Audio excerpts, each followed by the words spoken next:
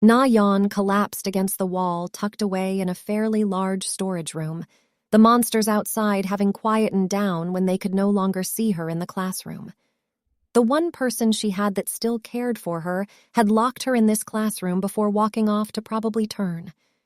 Just thinking of Mrs. Park was causing her tears to shed as she put her hands back over her mouth to muffle her cries. The last thing she needed was those monsters hearing her and Mrs. Park's sacrifice being in vain. So she laid on the cold floor, silently sobbing into the night, till only exhaustion took her. Cheong-san was still mad as he thought back to Jung-soo. Out of all the things, the last thing he expected, the last was for people to start killing each other, especially for something so stupid. But Mrs. Park had followed that traitor out there to go save her, and he didn't know what to do. A part of him wanted to follow and save Mrs. Park because they all promised each other that they were all going to get out of here. Losing 3 people this fast, though, was a morale killer. That much he could see with how everyone looked so hopeless. Even Namra had tried to lift his spirits, but he just needed some time to himself. The numbers looked bad. If they kept losing people like this, they wouldn't make it to the end of the week. But deep in his hatred and anxiety, a face kept on appearing as vivid images jumping in and out. Na-Yeon. He hated her, and not too long ago wanted to kill her for what she had done, but now, an hour or more after she and Mrs. Park disappeared, he can only see her sobbing face as she cursed them out before she opened the door and ran, preferring the monsters than to be with them. A small part of him had screamed stop her, but to save her after what she had done, he did his best to silence that voice. She was a murderer, and she should die out there. But the more he told himself that, the weaker his will got. When had he become this person who just wishes people died? He understood that the situation changed him, but he still wanted to save everyone. He stood up, weapon in hand, as his eyes locked on the blocked door, drawing everyone's attention. "Cheong-san?" Anjo asked, looking at him in concern. She moved closer, holding his hand, and he just looked at their hands together. He had always liked her, but the small glance she gave at Soo-hyuk, one of many he had seen, had been enough to tell him she doesn't see him quite the same. He broke off her hold, knowing she sometimes used it to get what she wanted from him. But seeing her and Soo-hyuk still hurt him a bit more, and only making that quiet voice in the back of his head shouting at him to go get those 2 louder. A first hesitant step towards the door, then another quickly followed before everyone in the group quickly rushed to him, stepping forward to block him. "Wait, wait, wait," Junyoung said, holding him by the shoulders. "What's the big idea?" He looked around at the group before locking eyes on the door again. "I'm going to get them," he said resolutely, even though his voice was shaky. "What? Why?" Anjo asked. Mrs. Park knew what she was doing, and Na-Yeon murdered Gyeong-soo. I know, but I just need to. He couldn't explain it, but he tried to push through. Then Soo-hyuk held his arm. "Then I'll go with you." Cheong-san didn't know what to think of this. The last thing he needed was him tagging along and possibly getting killed. If he died doing something stupid, he would rather it be him alone. "No, I am going to do this alone. Plus, I can check around the building if there's anything else I can use to contact the outside world." Anjo started protesting. "No, we are not doing that. Guys, quiet." Everyone went silent as they listened out for any sound outside the door. Luckily, they heard nothing. "I'm just going to do a quick check and then come back. We were already planning to do that tomorrow." "Yes, we know, but," Anjo tried to argue. "But nothing doing it now is actually better. We saw that they can't see that well, so going at night is better, so I'm doing it now." Soo-hyuk was once again offering to go with him, and Cheong-san declined and moved closer to the door. "As soon as I leave, you close the door and don't open it unless you hear me ask you to. Even then, don't rush it." "Are you sure about this?" Junyoung asked, and he just replied back with a nod. Anjo rushed forward to hug him, and he returned it because despite everything else, she was still his childhood friend. With one last quiet look at the group and silent nods around, they quietly opened the door as he looked out and around first, and seeing nothing down the halls. He gave them a thumbs up, before walking across the staff room to a door for the maintenance hatch on the side and slightly opening it in case he needed to hide quickly. Then, slowly backing away, he started walking down the hall, turning once more to see his friends closing and barricading the door. He took a deep breath, strengthening his resolve, and turned around weapon in hand, proceeding down the hall. I don't know why I am doing this, but I will save you. Chapter 2. Peas in a Pot. Cheong-san had been surveying the building for a while. He had searched up and down the halls, always making sure to keep out of sight when he heard a lot of the zombies. But something that started to become evident to him was how the building seemed more scarce than it should have been. He could guess that some had gone outside or were in other parts of the building, but there should have been more. He stepped into a hall descending from the steps and was met with the sight of what almost looked like the back of Mrs. Park. She wasn't moving and was just standing in the hallway with some others in the distance. He could see a large group behind her, and she was just looking that way. There must be someone in there, he thought as he looked at the group gathered outside a classroom. He knew he had to find a way to get in there. He knew that it was probably too late, but he wanted to check anyway. He choked out a mutter. "Mrs. Park?" he asked. Her body shivered visibly as her neck twisted at an ungodly angle. His blood froze as she let out a snarl, then a roar that seemed to freeze him to his core. Seeing her like this for him was just painful. Out of all of them, she had been the one that wanted to get all of them out of there alive. Even Na-Yeon, who he thought didn't deserve that mercy. Again, he shook that thought he didn't want to think like that. He knew he had to push past this to save as many as he could. Within moments, he was already turned around, running full speed up the stairs again as the zombies behind him gave chase. Mrs. Park was leading the pack as he ran up the stairs to the upper floor hallway, and the monsters continued to give chase. He hoped he had attracted more of them as he bolted straight past the floor his friends were hiding. He saw the opposite stairway coming into view as he shouldered past a monster that tried to get the drop on him in the staircase. He thought his plan was working well as he returned to the floor he had led them from, but could hear them on his tail. He knew he needed one more run around. He ran towards the classroom where the monsters had been gathered, before then ducked and dived past the stragglers that had stayed behind. He banged on the windows of the classroom as he ran past. "Na-Yeon! Are you here? Na-Yeon! Na-Yeon!" he shouted in measured breaths as he ran past the classroom. Na-Yeon had been trying to fall into a restless slumber when she heard her name being called out. She perked up as she thought someone had finally come to save her from this nightmare, but that thought stopped as she remembered who this voice belonged to. No please anyone but him. She could hear the voice fade into the distance as it went past, ran past, she could assume, and that was confirmed when she heard those monsters running past, snarling and screaming in tow. She slowly got up and walked to the door as she opened it slowly. It was quiet once again, but she knew peace like that didn't last as she got low and headed towards the door. She heard the footsteps before any noise and peeked through the window. Then she heard her name being called again. "Na-Yeon! Are you here? Na-Yeon! Na-Yeon!"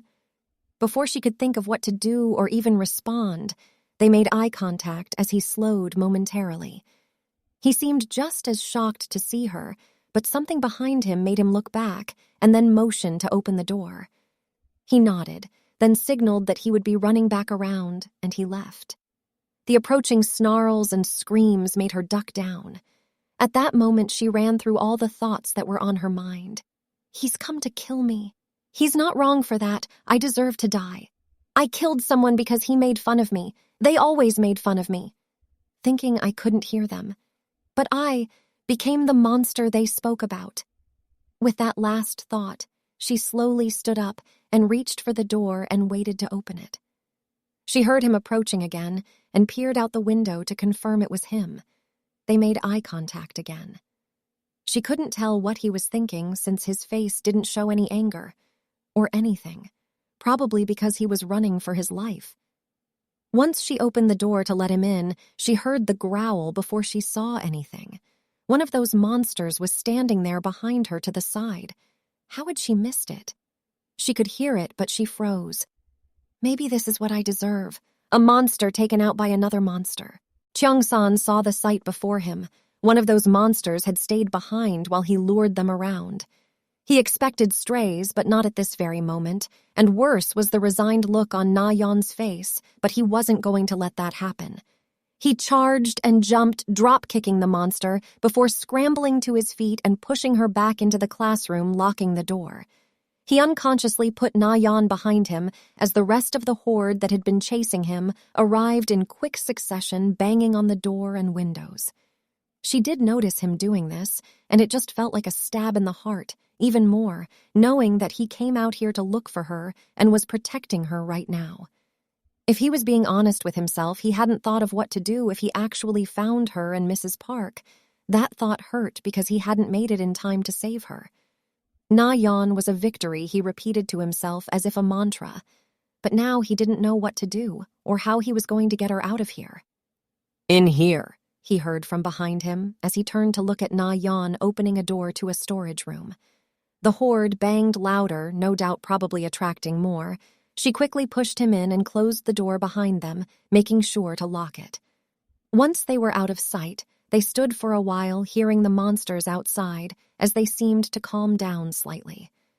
They waited a while and the noise died down even more. Cheong-san turned around and was met with the sight of Na-Yeon's tear-streaked face standing in the moonlight of the window. His grip on his weapon tightened, and he could see her eyes seem to be looking at it. Then she looked at his. She let out a shaky breath as if steadying herself before choking on unspoken words and then shaking her head. "So I'm guessing you came to do it yourself?" she said with a pained smile that broke him to his core, loosening the grip on his weapon slightly. "I don't mind," she said, wrapping her arms around herself, trying her best to look at him in the eyes to make sure he could tell she wasn't lying. "I deserve it." He didn't know what to say. So he didn't. He looked around the room that was filled with supplies that the group could use, but he knew they probably couldn't get these to them. That was a problem for tomorrow, but he could still feel her eyes on him as if waiting on an answer, an action. "Get some sleep. I'll keep the first watch," he said as he sat down opposite her in the room. Chapter 3: Exposure. Cheong-san woke up with a groan as he took in the room around him. The shelves were packed, and he could still feel his weapon held in his hand. As his vision cleared, he remembered where he was and the chaotic experience of getting here. He gave the room another once-over as his eyes finally settled on the sleeping form of the girl he had come all this way to save. In his mind, there was still a struggle on whether what he was doing was right or not, but that was a struggle for later. His eyes looked over at the supplies lining the shelves. He knew the rest of his friends upstairs could use them, but given the low snarls and growls coming from beyond the door, he knew risking it would be stupid, especially carrying stuff. He also doubted he could make it all the way back there with food and protecting Na-Yeon at the same time. That thought stopped his train of thought. "I am actually thinking about her in my plan." He let out a humorless chuckle before putting his head against the wall and looking up at the ceiling. Na-Yeon was just watching Cheong-san take in the room. She had seen his initial panic when he woke up and the calm that followed as he took stock of where he was. She was still surprised he had fallen asleep with her in the room, even if she remembered how hard he fought to stay awake last night whilst looking over at her. She was glad at least one of them had been able to get some sleep because it had been next to impossible for her. Every time that she had closed her eyes, she saw him, saw them looking at her. She tried every time to raise her hands to show she didn't do anything, but every time the small bloodied cloth always dropped from her hand. Even when she threw it, somehow always appeared back in her hand. She woke up screaming a bit earlier that night before her mouth had been quickly muffled by Cheong-san. He had waited with his hand covering her mouth till he was sure that the snarls and bangs outside had died down, and she had calmed down before he retreated to his side to keep watch again. Her hair was covering her face as she observed him, even when he had gone to sleep. There was a curiosity there, but even in his slumber when he tightened his grip on his weapon, it was enough for her to keep her distance. I'm sorry. Cheong-san was momentarily startled before his eyes settled on Na-Yeon's sleeping form. He thought that she had been sleeping, but clearly he was wrong. His face scrunched up a bit before he faced away. Sorry won't fix anything. She knew he was right, but it still stung to hear it. I didn't what? Didn't mean for it to happen. The snarls and bangs grew louder outside, and he could see the look of fear on Na-Yeon's face as she sat up when the noises outside grew louder. Unconsciously, he started calming himself.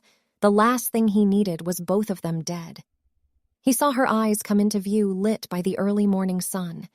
He knew the situation they were in wasn't ideal, but her face looked as if the life had been sucked out of her, and the bags under her eyes didn't help. So calmly, he took a deep breath and kept reminding himself that he had come back to save her. He's gone all because of what? You couldn't handle someone showing you up, or because you thought he was beneath you. He seethed out the last part of the sentence, trying to tame the venom that was coming from his mouth. I just... She couldn't answer because she knew he was right, and the way his hand tightened on the baseball bat in his hand, and the way those eyes narrowed, she could tell he was fighting it. But which one was going to win? She wanted to die because she knew her reasons for taking a life were so insecure, because all she wanted was to get back at some person she considered below her. A small part, however, wanted to do something at least to show that she wasn't only a murderer. It would have taken a long time for it to grow on its own, but the talk with Cheong-san seemed to make it shrink and grow. I know what I did can never be forgiven, she spoke, and she could see he was about to interrupt her again, but she still continued choosing to look away from his scrunched face. I did it for stupid reasons, and because I just wanted to put him down, make him feel where I thought he belonged. She could see the rage build on his face, but still soldiered on. I still want you to kill me, she said, before looking down, and that unsettled him. He had planned on killing her back then, but he had never really thought about what happens after you had killed someone. I see him every time I close my eyes, she said, as the grip Cheong-san had on his baseball bat loosened and his hate flattered. Before this, I used to have dreams of everyone at school. A small laugh escaped her. They would all be calling me things, or just looking at me with those eyes. He scoffed. The reason for his friend's death was because she was insecure. She heard him but continued because she felt if she didn't say it now, she could never say it again. Then when this started, it was those monsters. Then after, she flattered when it came to the event. Then I now see him. Sometimes you. That surprised him as he looked at her face, trying to lock eyes with her, but she wouldn't face him. No matter how much I wash my hands, they're never clean, and whenever I try to throw it away, it always reappears in my hands. She raised and looked at her right hand, as if she could see whatever was haunting her. It took him a moment before he remembered that rag with blood that she had used, but then she locked eyes with him, and he could see that look on her face. What about me? He hesitantly asked, remembering she mentioned him appearing when she closed her eyes, even though now she doubted it was to sleep. Sometimes you're just shouting at me. Other times you're chasing me with the monsters and other people helping you, and somehow I know you're going to get me. She let out a chuckle that unsettled him. The worst one is when you do nothing. The smile that was on her face almost seemed broken, and it tugged at him so much so that he had to keep himself from trying to offer some sort of comfort, even though he wasn't good at any of that. I ask you to judge me, be mad at me, to kill me, but you never do anything, but just stare at me with that look of hate and pity. He could see the tears flowing down her face, even as he tried not to believe it. I know I deserve to get whatever is coming to me because I even managed to get someone who cared about me to die out there. He knew she was talking about Mrs. Park as she continued her tearful confession, the snarls of the monsters outside all but forgotten.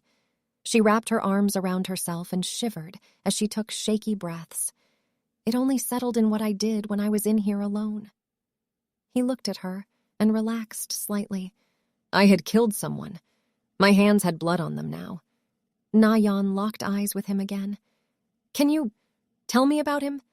That seemed to skyrocket his rage as he surged up. The grip on his weapon tightened as he seethed. He didn't know what reaction he had hoped to get, but once more there was no fear, only a weak meekness that threatened to swallow him whole. She's a monster. You know that. You know what she did. She killed him. Just because she was insecure, she ended him. No monster like that deserves to live. He chanted it to himself, but could already feel his momentum waning. His mother wouldn't want this. Anjo wouldn't want this. Even he didn't want this. Cheong-san wanted to scream, but the monsters outside would hear, so he sat back down and finally let go of his weapon. He knew that he didn't have it in him to kill a person. Not her, at least. So after some hesitation, he started. He really liked my mom's fried chicken. Chapter 4, Dreamcatcher. A day or two had passed, and Cheong-san couldn't tell the difference, but what had been constant was the screams and whimpers Na-Yeon was releasing when they were sleeping. She always proceeded to apologize profusely, but he knew this couldn't continue for long. Na-Yeon had also not been eating as much. Even considering their situation, he knew she had to eat. Anytime she had let out a scream that he tried to be quick to muffle, there were always groans and bangs outside from the monsters. He remembered their talk a while ago as he looked over the bags under her eyes and her disheveled face. She had asked him to talk about Gyeong-su. It had made him mad at the time, but after starting he found that he couldn't stop as he recounted all the memories and adventures he got up to with him. It had felt odd even as he laughed at some of the stupid stories. Most of the time, he hadn't even realized he was crying as he told them to her. She had just quietly listened, nodding to show that she was listening and paying attention when he told her about something. Looking back on it, the whole experience had felt as if he finally had a moment to mourn his best friend, because with everything, he hadn't had the time. He had silently cried after as Na-Yeon looked on till she laid down and faced away for him. Even he knew that she felt tormented. They had quietly fallen asleep after that, which was then interrupted by her nightmares, the first of many. Cheong-san. It was barely above a whisper, but he heard it and raised his head, expecting to meet her eyes. She was looking downwards, her arms wrapped around herself as if to protect her from everything. What? Na-Yeon was more surprised at his reply. She had expected him to just ignore her, but he didn't. Well, he might after what she was about to ask for. I know you hate me, but could you please hold me tonight? She didn't look up, not wanting to see the disgust that she expected to be painted on his face or hear the truthful, venomous words that he would throw at her. So she waited and waited, but nothing came. She guessed he was just going to ignore her. That would be fine, too.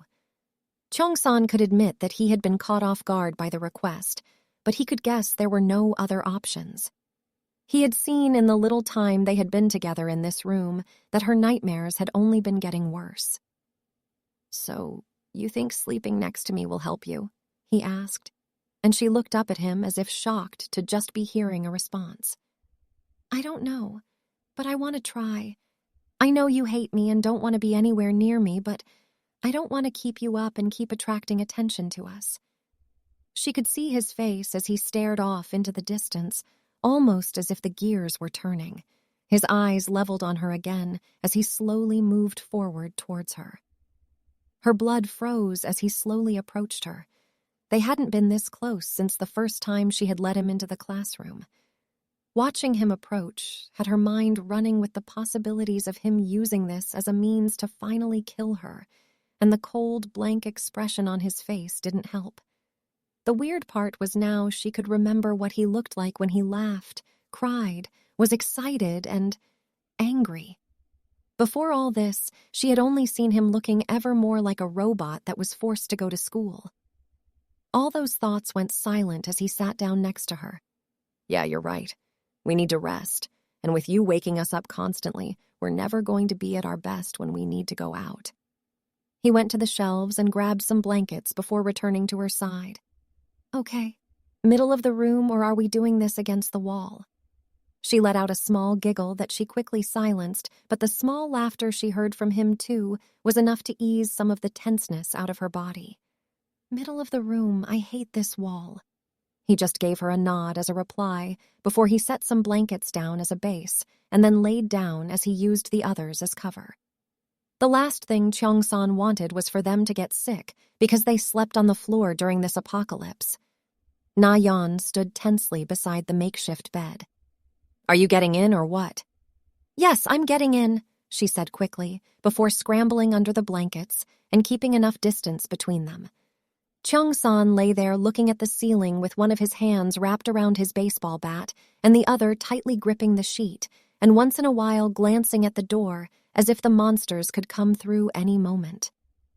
When he turned back to Na-Yeon, she had fallen asleep rather quickly, which was easy to see as she had been dead tired. With a sigh, he closed his eyes. He knew even he had to sleep, otherwise he was going to become another burden. After a while, as he was starting to fall asleep, he heard a whimper, then hard, fast breathing. He quickly opened his eyes to see Na-Yeon twisting and turning in the bed. He didn't know what to do. If he woke her up, she would scream. If he left her, she would scream. There was no good option, so she made one. Almost as if looking for something to ground her, Na-Yeon reached out desperately in all directions, and Cheong-san, having gotten closer to take a look that she was okay, fell into her grasp, which immediately tightened around him. He froze for a while, trying to think of how he could dislodge himself from her, but that only seemed to make her tighten her grip more. As she pressed the side of her head against his chest and listened to his heartbeat and felt his warmth, Na-Yeon stopped her sudden flailing. Cheong-san just laid there as he heard her breathing even out as she went back to a hopefully more peaceful sleep that guaranteed their safety.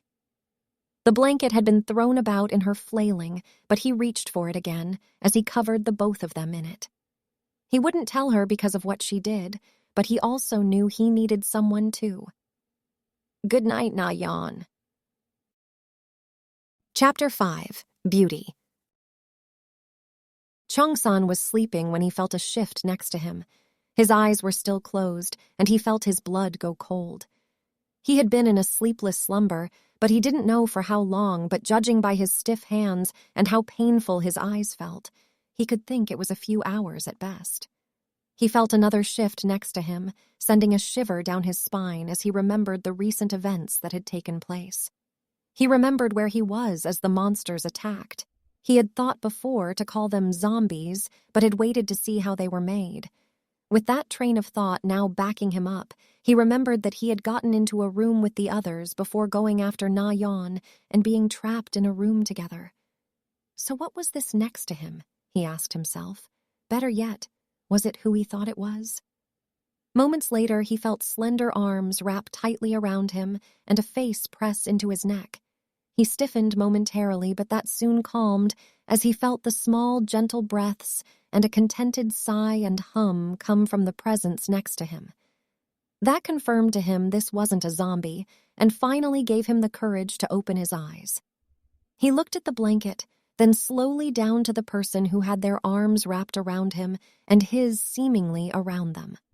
The person's face was buried in his neck, but enough of it was out as he slowly went to remove the hair covering their face. He saw the peaceful face of Na-Yeon sleeping as she started to grumble, seeking his warmth again after he had moved away to get a better look. He didn't want to wake her as he slowly settled back down, and she pressed her face back into his neck.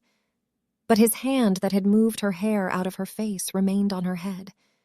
She shifted closer, throwing her leg over him, seemingly trying to get ever closer to the comfort she was getting, even if there was no distance between them, and he unconsciously tightened his hold on her waist.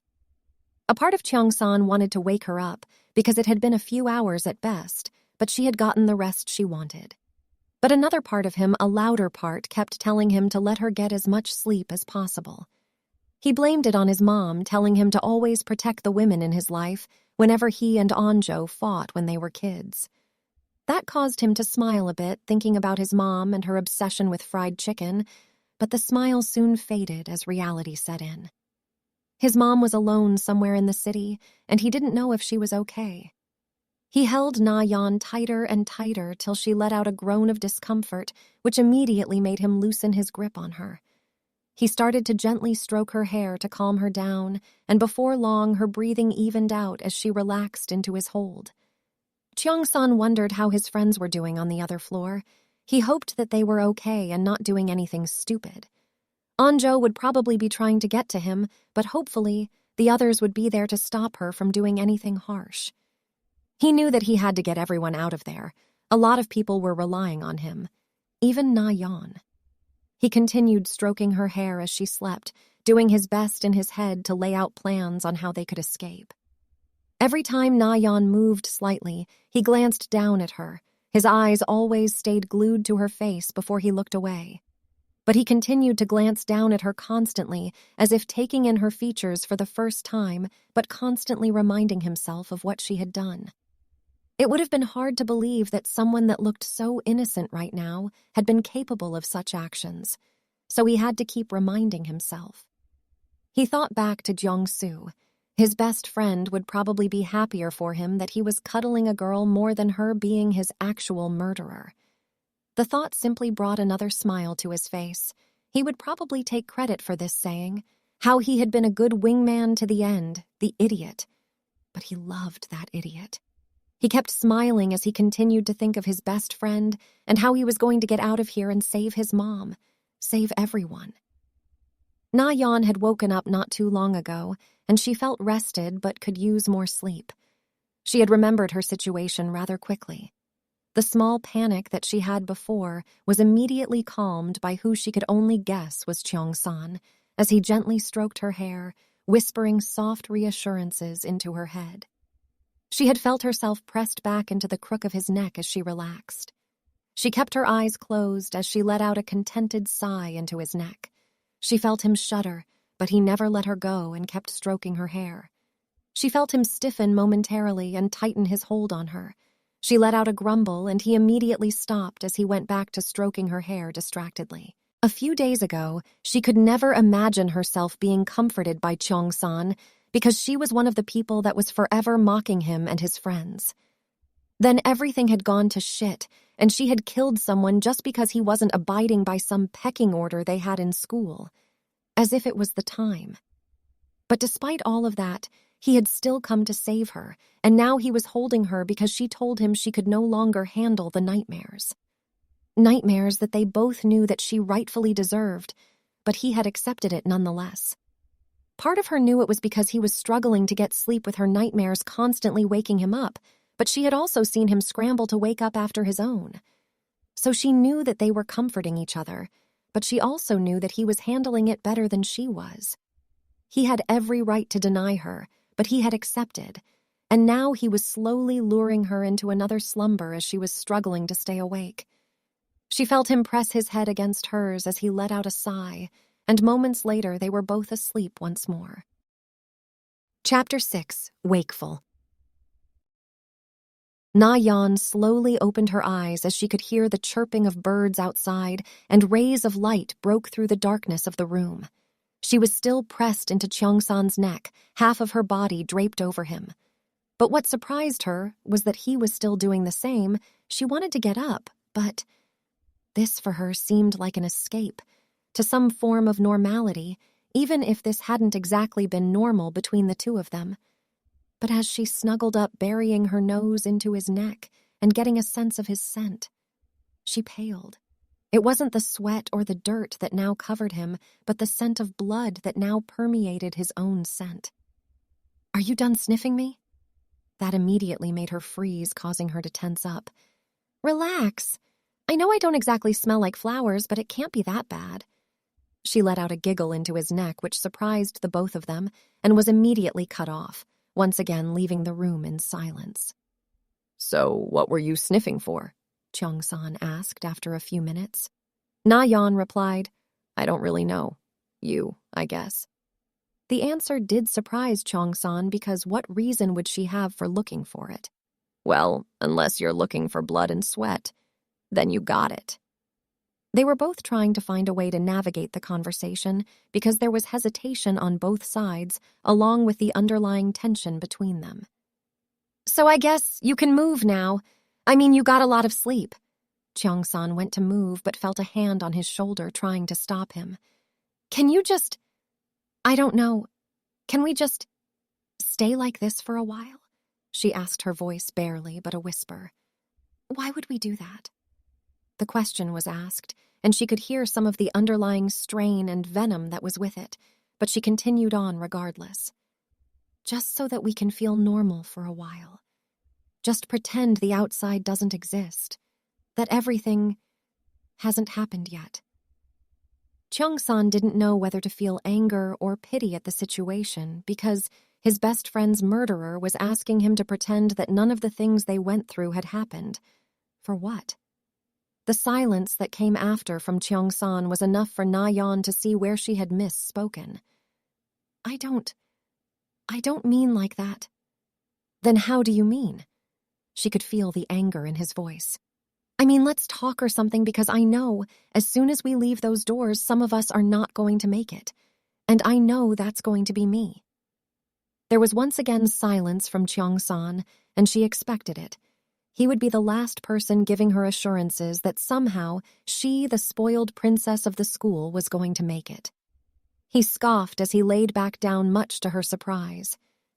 Don't take this the wrong way. I'm still tired and I would rather rest here right now. That wasn't the answer she would have liked to hear, but it was good enough in her books that he didn't immediately shift to the other side of the room or push her away. She cautiously went back to laying on his chest, making sure to always maintain eye contact with him the whole time. The scowl and disinterested look on his face were still very much different from what she normally expected of him during school, and it was all aimed toward her. She only let out a sigh of relief when she was back on his chest with her face buried in his neck. Thank you.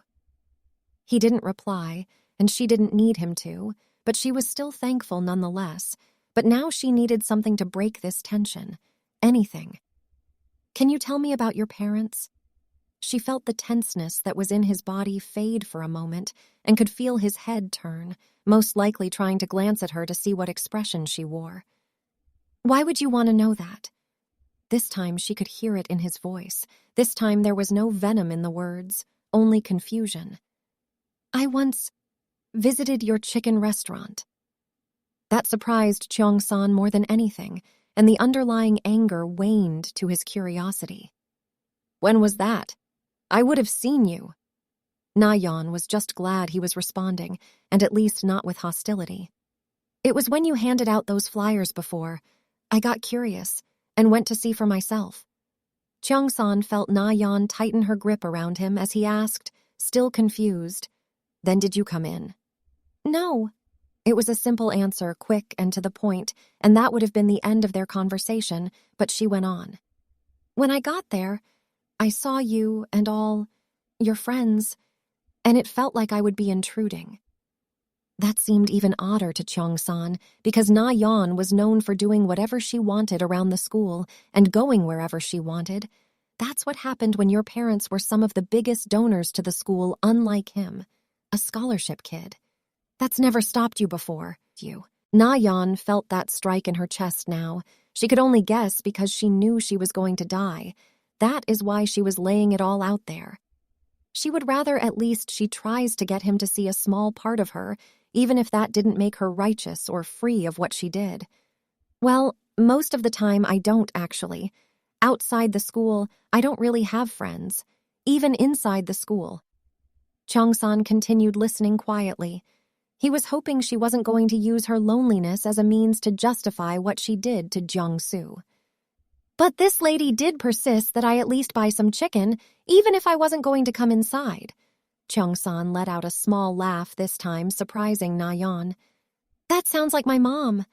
But that was really good chicken. At that statement, the both of them started laughing for a bit before they settled down. It's a family recipe. My dad left us. She could feel there was something more about that statement, but she didn't know if she had a right to ask. She must have been thinking about it for a while because Cheong-san noticed. He was a fireman. He went out one day and there was a blaze. He and his friends didn't come out. Na-Yeon propped herself up to look into his eyes, and she was about to apologize, but he held up his hand. No need for condolences, unless it's to my mom because I was too young. I find it hard to remember his face for myself without the pictures. But somehow, I miss him. My mom was working at the store when all of this happened, so I hope that she's okay. I'm going to find her.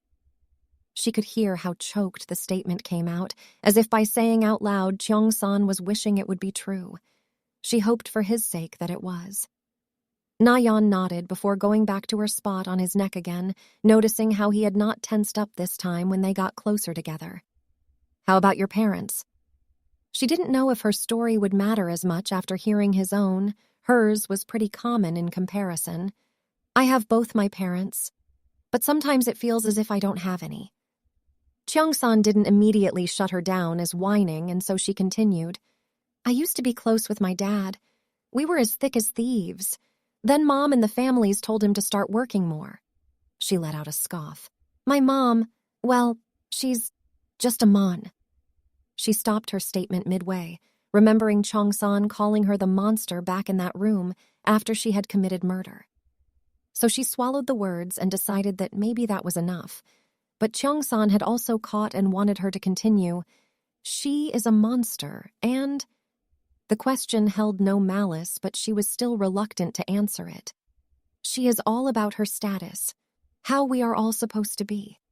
She destroyed my relationship with my dad, I don't know why.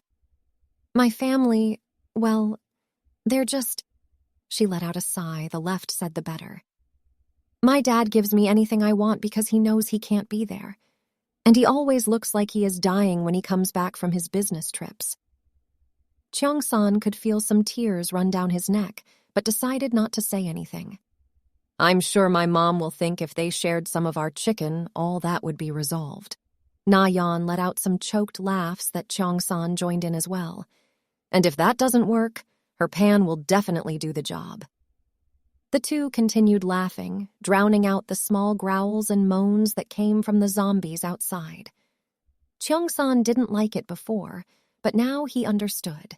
Just how having a day that seemed normal amongst all this would be a good break. The last thing he wanted was for the both of them to lose their minds. Chapter 7. Venture. Another day dawned as Cheong-san opened his eyes. He knew he was getting restless. They had food and warmth in this room, but he knew that the friends he left had none of that upstairs. What's on your mind? Na-Yeon's voice stopped his train of thought as he glanced down at her resting on his chest. He had resisted it for a while, but he knew that he wanted to sleep, and the constant nightmares would interrupt that and possibly attract unwanted attention. Plus, she didn't seem to be causing problems right now. I was thinking that we should try get the food to the others. He immediately felt her tense up and unconsciously wrapped an arm around her waist. It took him a second to realize what he had done and went to pull away. But Na-Yeon quickly grasped his arm, pressing it back against her waist. How would we even get to the others? That was just the thing Cheong-san was thinking. Well, it's more like, how do I get it to them? She shot up, breaking his hold on her as she propped herself up and looked at him with what he could only describe as raw fear. You're going to leave me, aren't you? He saw the telltale sign of unshed tears in her eyes and quickly went to reassure her. No, I'm not. I am just going to scout it out first, then see if we can move together and check if there aren't too many of them. Don't want to risk you getting hurt. That surprised her. The whole reason was so she could be safe. But what's to stop you from not coming back? Well, the food, the classroom, and my promise.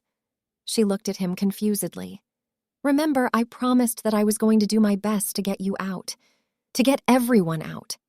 She could see the resolve in his eyes and the steely gaze that he had on his face. Okay, I trust you. She didn't know why those words felt heavier than they should have, but it was most likely all of the reasons that he had not to trust her that weighed them down. But he just replied to her with a firm nod, not breaking his gaze as he slowly got up. Na-Yeon sat down on the floor, on what had sort of become their bed in the past few days as she saw him preparing himself. He wrapped gauntlets around his wrist and makeshift shin guards and grabbed the bat. Cheong-san looked at her, and he could still see the doubt on her features. "I promise, I will be back." He reached out his hand in an act that seemed so much more than the simple action as she slowly got up and walked towards him. Their eyes met each other as she replied with her own firm nod and reached out to grab his hand. She saw him hesitate, most likely about to pull it back, but he didn't, as they held their hands together briefly, looking at each other. Cheong-san could feel her soft, delicate fingers, the grooves in her hands, the softness and their warmth. But he quickly reminded himself that those hands carried the blood of Gyeong-su and quickly broke their hold. They broke eye contact with each other, having known the reason why he did it. "I will get going." Moments later, they stood by the door as they both glanced out of the classroom. They could see one or two of them on the far left side, but on the other side, they could only hear a groan or two, but had no way to see what was going on, and making noise was out of the question. Whilst they were looking outside, Cheong-san kept throwing small glances at Na-Yeon. She could feel his glances, but decided to ignore them. They were probably hostile and making sure she wasn't doing anything. But the glances were anything but. As Cheong-san looked her up and down, he could still feel the warmth of her hands, her breath on his neck as she slept, and how small and fragile she felt in his arms. He quickly shook those thoughts. This wasn't the time to be having them, especially for her, anyone else but her. He glanced down at her arms, then looked at his. "Come here." She looked at him nervously, but slowly approached. He grabbed her hands, looking them over curiously. Na-Yeon was doing her best to maintain her composure because she didn't know why he was doing it. "We need to get you some arm and shin guards," he said, grabbing her hand and leading her back into the room. He told himself that he was doing it to help her out, but another voice in the back of his head that sounded too much like Gyeong-su told him otherwise, and he didn't know whether it was in spite, teasing, or taunting. They got back into the room, and he went about putting makeshift arm guards on her arms, whilst Na-Yeon just watched him as he did it in silence. He finished up rather quickly and had the other shin guards ready. As he was about to crouch down, he stopped himself. Cheong-san looked up at her. "Can you do it?" She just looked away, not knowing how to answer. Can you do it for me?" They both knew she could probably do it herself, even if Na-Yeon thought she might do it somewhat badly. He gave her a soft nod with care in his eyes that wasn't meant for her. Cheong-san hesitated a moment, and then went to touch her legs to attach the makeshift shin guards. They both saw him hesitate and linger a moment on her legs before he shook some sense into himself and got to work. After he was done, he rose up, and they just made awkward eye contact. "I should get going now." They both nodded and went to the door again. He opened the door with Na-Yeon waiting behind him as she slowly closed it. He looked back at her for a moment, and they gave a nod to each other before he bolted down the hall. The trek back to the floor with his friends was fairly uneventful as he soon reached the door. He didn't want to know why most of the zombies were not here, but the answer was simply obvious. Someone hadn't been so lucky. After a small knock on the door and silently shouting, "It's Cheong-san," the door swung open and he was dragged inside. The first thing he received was a slap from Anjo before receiving a hug. "You idiot," she said between silent sobs. He stood there momentarily stunned before he hugged her back and looked around the room. "Are you guys okay?" Everyone just nodded as he pulled out of the hug from Anjo. Soo-hyuk walked up to him, giving him a slap on his shoulder. "Damn, you're still alive." He nodded at him. "It's going to take a lot more than that to kill me." Cheong-san took in the room before he thought of his plan. "We need to find a way to talk to anyone outside and call anyone for help." Anjo chimed in after finally composing herself. "So, did you find her?" she asked, breaking the talks that were about to happen on a plan to get out. Everyone had wanted to ask that when he came back in, but the room went silent as everyone waited for the answer. "I found her." Their reactions weren't anything to go by either. They didn't seem happy or angry, just reserved. "So where is she now?" Namra asked, walking towards him. She's down a floor on the far side in a classroom. I think we should move there when we can because there's food and more space." One of the boys, who he still didn't remember the name of, wanted to ask a question, but he simply blocked it off. "We don't have the time. We need to figure out how to get out of here soon." Namra still seemed hesitant, though. Why should we trust her? The question was asked to seemingly nobody, but they knew who they were talking about and why. "We will deal with that later. Now I'm going to go look for a phone to call outside. We will see if we can get out of here." He turned to leave and felt his hand chuckled by Anjo. "We can just wait here." He was scared too, just as much as everybody, but he knew there was no time right now. "We need to do this. I'll be back."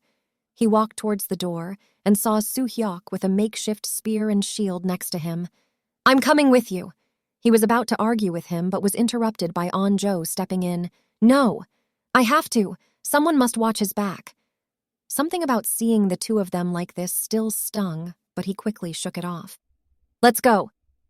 Cheong-san and Soo-hyuk left the room, soon after making sure to search any open rooms they found, trying to find a phone. They searched for a while, dodging and killing some zombies that they found, even if most of them were strays. After descending a lot of floors and searching in a classroom, the inevitable finally happened as they reached the ground floor. One moment they were searching a room, the next they were separated by a massive horde. "Go, Soo-hyuk! I'll come find you. I'm at classroom 251. They split up, each running in a different direction as the zombies gave chase. Cheong-san was so glad he had gotten some sleep with Na-Yeon as he ducked into the library and locked the door behind him. He turned around and was met by the sight of Guinam smiling sadistically. "You piece of shit!" he shouted before he charged at Cheong-san. The two chased each other around the room, ending with Cheong-san being tackled into a wall and then beaten down by Guinam. "You know I was looking for someone in this place. So glad I found you. It means with the world like this, I can finally end you for good," he said as he pulled out a knife. At those words, Cheong-san threw his knee up, catching Guinam in the balls, as the bully dropped to his knees, grunting in pain as he dropped the knife in his grip. He looked up to a slowly standing Cheong-san, who swiftly kicked him in the face, sending him sprawling on the floors. "I'm going to kill you." As Guinam slowly started to recover, a loud crashing came from the other side of the library. They both turned and saw the waves of zombies rushing into the library. Guinam was too far from his knife as he tried to reach for it. A zombie charged at him, and he grabbed a chair, breaking it over its head. The bully turned around and saw Cheong-san climbing to the top of the bookshelves and proceeded to do the same, narrowly avoiding a horde of zombies after him. Cheong-san and Guinam engaged in another game of cat and mouse before Guinam, with his more athletic build, hopped over to Cheong-san's side of the shelf. They started fighting again, Cheong-san still losing, but not having as bad a time because Guinam was holding back in order to not risk falling into the mass of zombies that had gathered around the shelf they fought on. Guinam kicked away the other shelf, almost tipping the one they stood on, but the domino effect it had on taking out all the other shelves caused both of their hearts to drop. "You're going to kill us both!" But Cheong-san could see the smile on Guinam's face, and he didn't seem to care. "As long as you're dead!" Guinam overpowered Cheong-san as he got on top of him and started to choke him out. Cheong-san couldn't breathe as his nails were weakly scratching at Guinam's face. He could feel his strength fading and black spots appearing in his vision as he looked at a smiling Guinam. Visions and images started appearing in his mind. His mom, Anjo, the pictures of his father, everyone trusting him in the broadcast room, and the final vision. It was Na-Yeon crying alone in the storage room, waiting for him, and the final words she had uttered to him. "I trust you."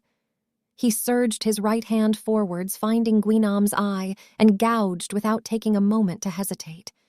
He felt the squelch of the eye as he pulled it out, eliciting a cry of pain from the bully. That gave him a surge of strength as he saw how Guinam was mounting himself on top of him. With a burst of unknown strength, he brought himself down and pushed up his hips, making Guinam lose his balance, and with one final push in succession, he flipped Guinam off the top of him as he fell towards the waiting horde below. He could hear the screams Guinam was giving out, begging Cheong-san to save him. Cheong-san finally righted himself, and their eyes met as Guinam stopped screaming, but he was still crying, and the look on his face as their eyes met was pure hatred. He continued to look at Cheong-san as he disappeared under the massive horde of zombies, with a lone hand reaching out as if trying to reach out to Cheong-san. He took a moment to breathe before he stood up slowly and looked around with one thought on his mind. I have to get back. Chapter 8. Connection. It took him the rest of the day to maneuver through the building trying to make his way back to Na-Yeon. It seemed as if all the activity that they had drawn before had made it even harder to move around the school as the zombies were more actively searching for them. Cheong-san couldn't make it before sundown and resorted to waiting then moving overnight, and so that he could also get some rest. The fight with Guinam had been draining, and he could still feel the pains all over his body and the bruises left around his neck. He rested for a short while, he thought, but by the time he woke up, the sun had gone down and it was darker. When he had snuck around at night, he had seen that the zombies had worse vision, well, sometimes, so he got out of his hiding spot slowly. The area around here was a little bit clear. Most likely the zombies had gone off to chase down another poor soul. He shook the thought off. He knew he couldn't save everyone, but somehow whenever he thought about it, it still stung. Cheong-san ducked and dodged all the way to the classroom where he knew Na-Yeon was hiding. He had made sure not to run around, but was moving slowly and cautiously crouched, turning around at the slightest noise. Na-Yeon! Na-Yeon!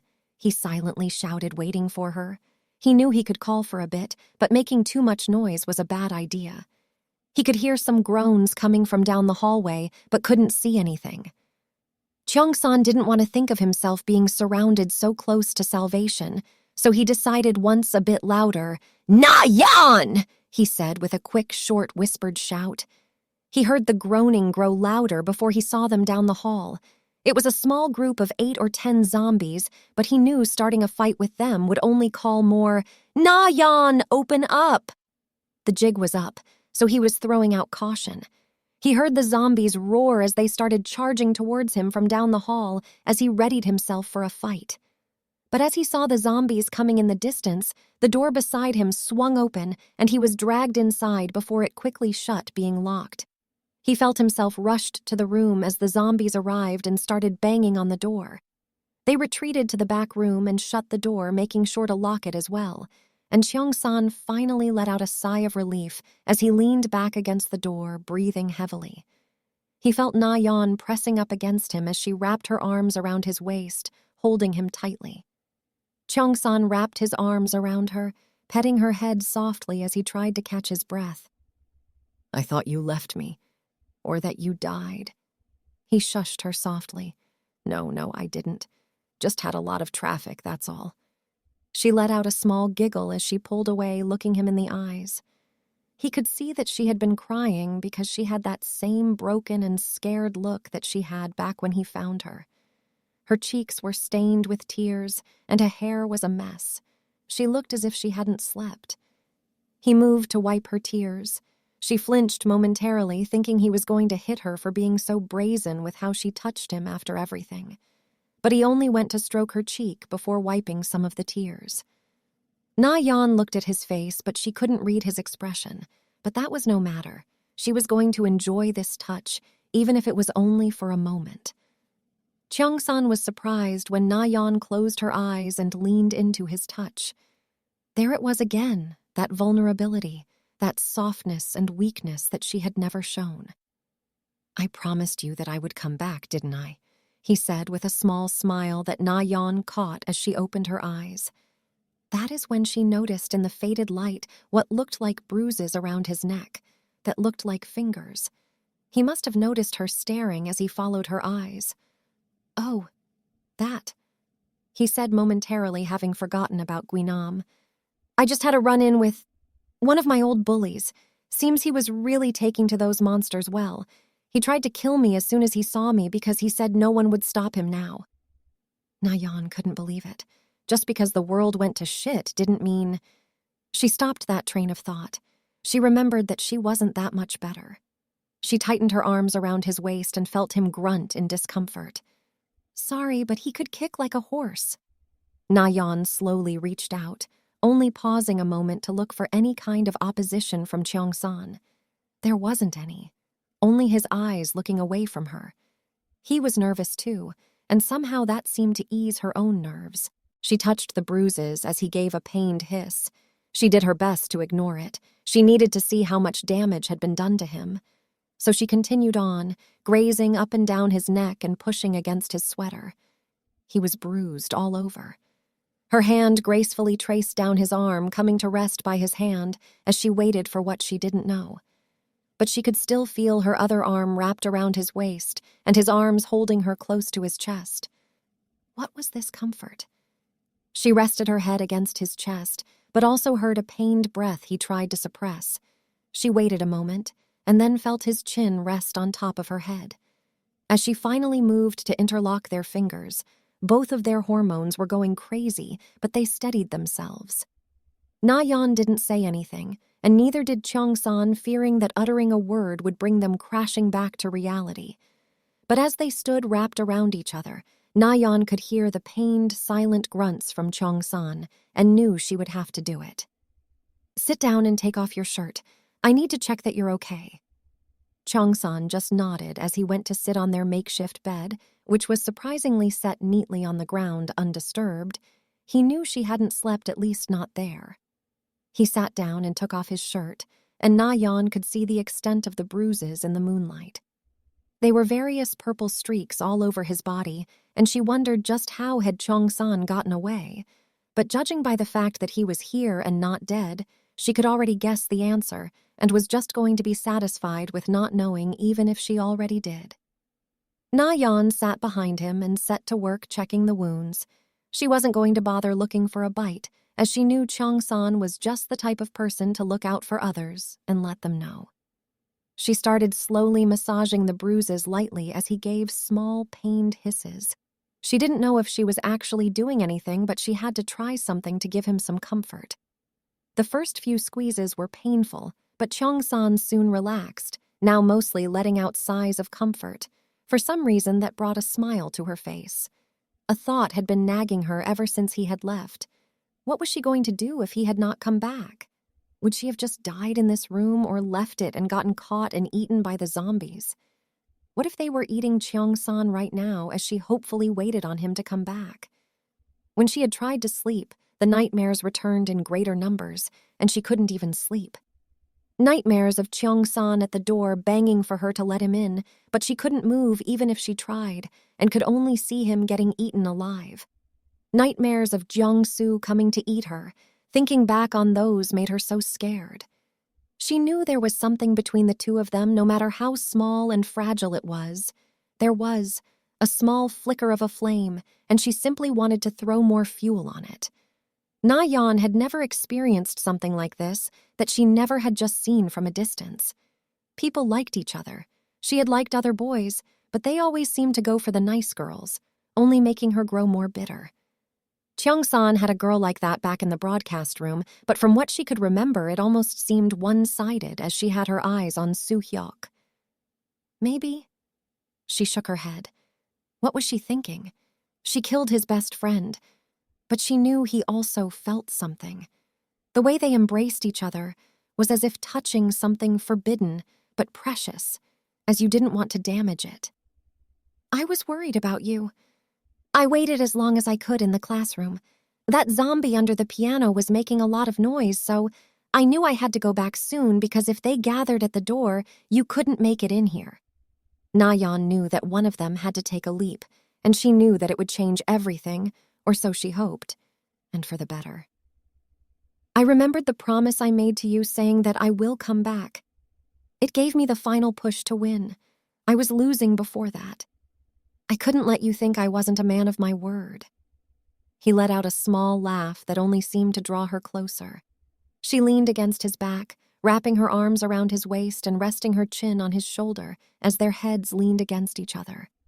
She had been with him only a few days, but he made her nightmares go away and was still trying to be there. Na-Yeon had doubted before that Cheong-san felt something similar, riding off him, stroking her hair as she slept, and holding her, whispering reassuring words to help her back to sleep as nothing more than him being friendly. But after they had held each other close and interlocked their fingers, she had felt it fully. That he was sharing those conflicting emotions just as she had, because there was an impossible hurdle to climb for whatever this was. It took only a moment, but Na-Yeon had decided she wanted to experience it fully, even if it seemed irrational for only these small feelings. But that was quelled by the thought that the rest of the world might now be like their school. So what if she never got another chance? What if she died the next time they opened those doors? She knew very well that the only reason she had made it this far was by other people protecting her, and that likely as soon as she stepped out on her own, she would die. The first kiss that came to Cheong-san's neck made him tense up. He wanted to pull away, but she held him firmly. "Cheong-san, I want you." She only needed to whisper the words as she was already by his ear. "I know. No, I don't deserve you. I never will. But I feel something, and I know you do too." "Na-Yeon," she heard him say. "We can't." "I know, but even if this spark is small, I want to feel all of it. I know you can make it. But me," she said the last word with a small sob, "just let me know what love is like before we run back into hell." "All of it." She kissed his neck again, and this time he didn't tense up as she continued up to his cheek. Na-Yeon ran her hands up and down his torso. She froze when she saw him grab her hands, fearing he wanted to stop. But those fears were soon dispelled as he brought the hand up to his mouth before giving it a kiss.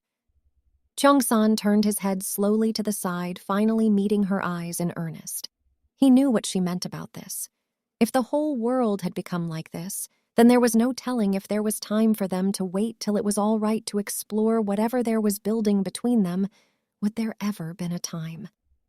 With their eyes locked, they slowly started to close in toward each other, and Cheong-san saw her hesitate for a moment before he closed the distance, giving her a gentle yet passionate kiss that only seemed to make her grip on him tighten.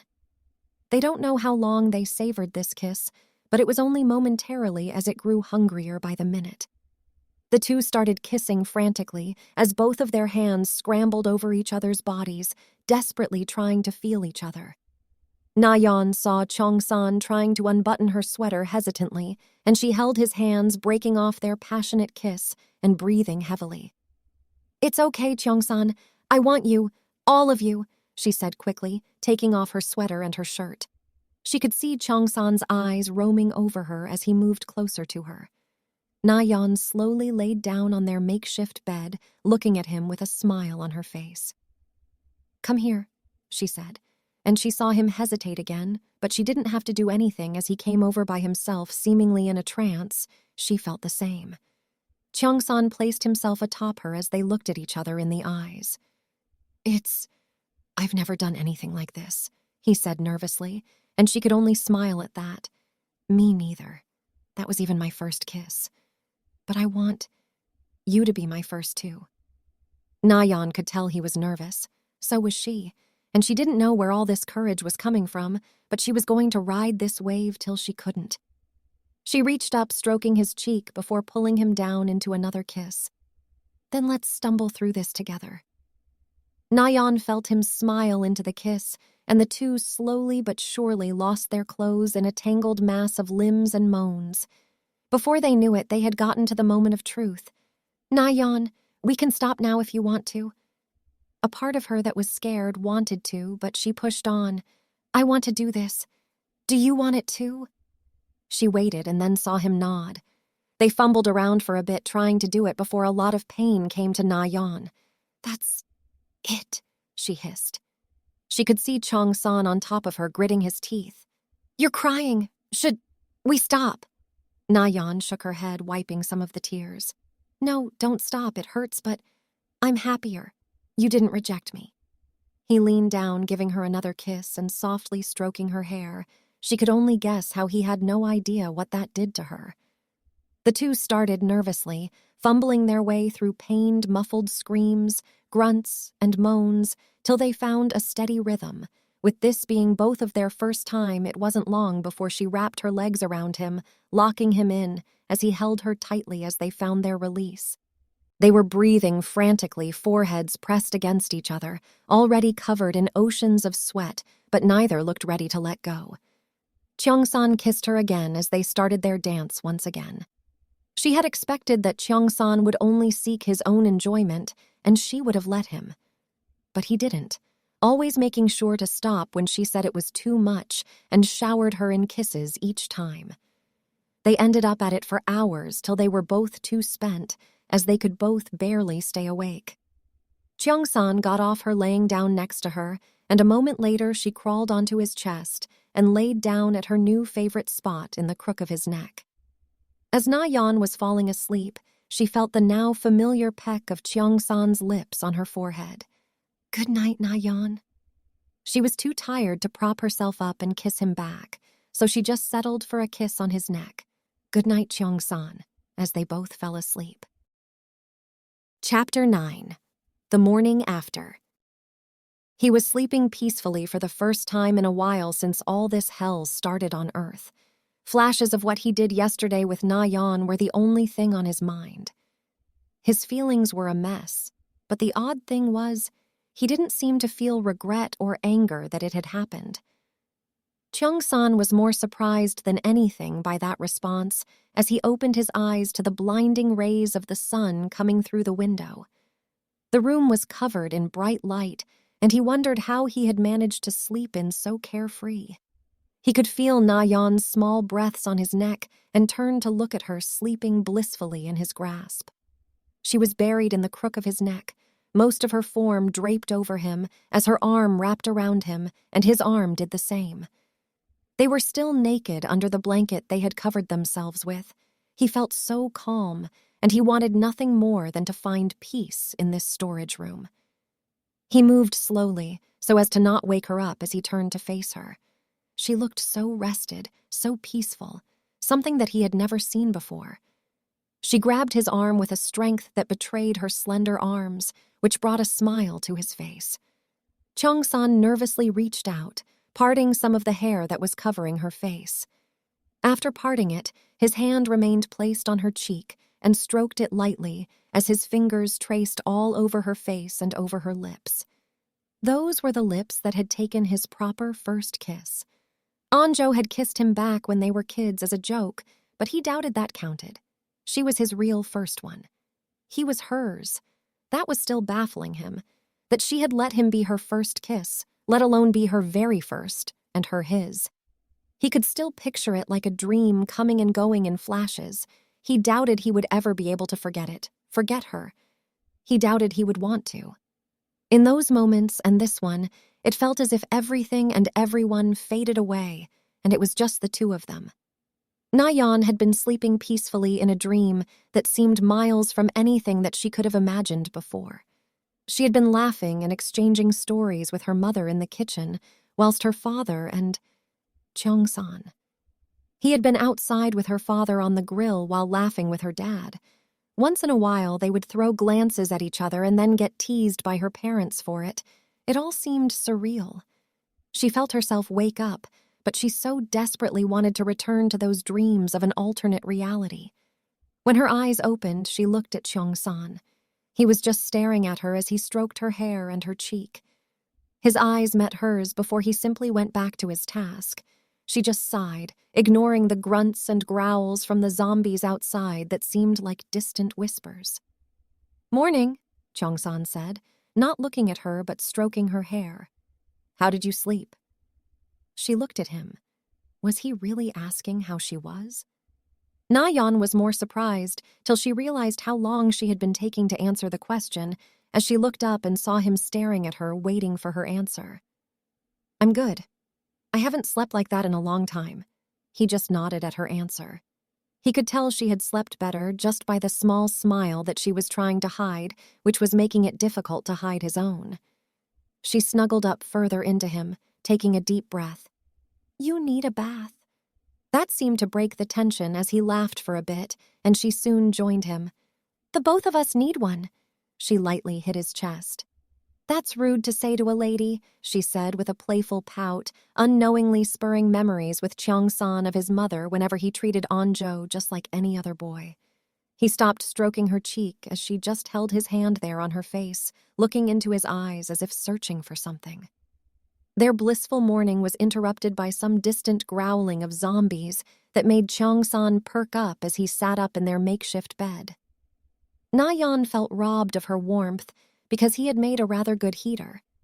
She sat up next to him, hiding her exposed chest underneath the blanket. She knew she didn't need to. After all, he had already seen her. Her hand met his shoulder, and there was no flinch at all as she ran her hand up and down his back, still shocked at the bruising that was on him now, accompanied by some much lighter marks of her own on his body. Last night had just been an avalanche of emotions for the both of them, and they hadn't known when they had settled. She stood up, leaving Cheong-san to just look up at her as she let the blanket fall from her form. Among these donations, she knew they had to be something. It didn't take her long to find something close to it. Medical supplies. She sat herself back down on the blanket, crawling back in it next to Cheong-san. She opened the packets and found some ice pads. The pictures on the box of athletes running and using this for pain were enough instruction. She took out the first recovery ice pad and pastured it on Cheong-san's back as he let out an uncomfortable grunt but didn't make a move to stop her. They were a bunch of them, and she proceeded to place them all over his back. As she moved to the front, their eyes met each other, and they continued to just stare at each other as she worked on him. But it wasn't long before she was done applying all of the recovery pads and ointment and could already see some form of relief on Cheong-san's face. At least she had been useful, even if she knew he could have done it easily himself. He had let her do it. There was no malice in those eyes, no anger or disgust. Maybe confusion, but that wasn't that bad as she felt the same. Listen, as much as I would like to stay in here all day, we have to go. The others need us. She knew that this was true. She had escaped to her own personal heaven for a while, but she needed to remind herself that she was currently walking in hell and others needed their salvation, but mostly his. She wondered how Cheong-san would act once they were all back together. Would he simply get some distance between the two of them and pretend as if this never happened? She didn't like that idea. That much she could tell by how it made her stomach drop. Cheong-san? She asked, garnering his attention. What happens now? She asked, and he looked away for a moment, and she felt her heart drop. She knew that it had only been a spur-of-the-moment thing acted on by feelings that were still nothing but a spark, but she hoped it had meant something. Anything. Before she could delve deeper into a rabbit hole of her emotions, she felt the press of lips on hers. It stunned her for a moment, but she soon relaxed into the kiss, hooking her arms around his neck. They pulled each other close in their frenzied kissing before quickly breaking apart and resting their foreheads against each other. A small smile formed on her face as she closed her eyes. She knew now that even with all that was going to happen, something had definitely changed between the two of them. She felt a gentle kiss on her forehead before he pulled her closer, resting his chin atop her head. Cheong-san knew that now he had another person to protect, which didn't ease his worries. He knew he could control things in here, but out there, everything was the roll of a dice. His feelings for Na-Yeon were still murky. He still hated her and what she had done to his best friend. But now a part of him wanted to protect her and never see her cry as she had before. It was odd and confusing. He knew if he focused on it, he would just get stuck in a loop thinking about what was right and wrong. He didn't want to let what had happened to stop him from experiencing something new. After all, with how the world was going, these might very well be his last days. They could only fight and dodge for so long before they made a mistake that cost them their lives. He held Na-Yeon tighter. He wanted to get everyone out of here, even if it was the last thing that he did. Let's go. He felt her nod in his chest as he promised himself in his head, I will protect you. Chapter 10. Moving House. The two had prepared for what was to come today. They would attempt to bring the others here because after thinking about it, Cheong-san had seen that it was the better option. He had told her that he couldn't risk them trying to take the food with them. It would be inefficient and dangerous. Plus, the others could use more space. He doubted the small, cramped broadcast room was easing any tensions. They got out of the back room, crouching on the ground with Na-Yeon behind Cheong-san. He looked at the zombie that was at the piano. It wasn't making noise, mostly because it couldn't see them. "Can you get me an extra blanket?" She didn't know why he was asking, but she went and got one.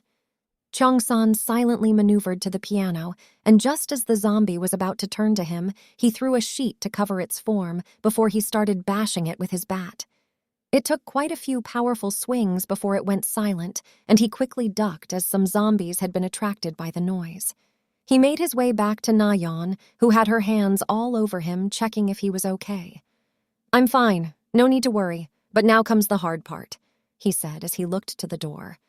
The plan was simple. He would go to the others and help them prepare to come down to the classroom. Na-Yeon would be waiting to open the door for them. There were so many parts of this plan that could go wrong, and it made him nervous. "Are you ready?" he heard Na-Yeon ask in front of him. Cheong-san gave her a tight nod as they made their way to the door.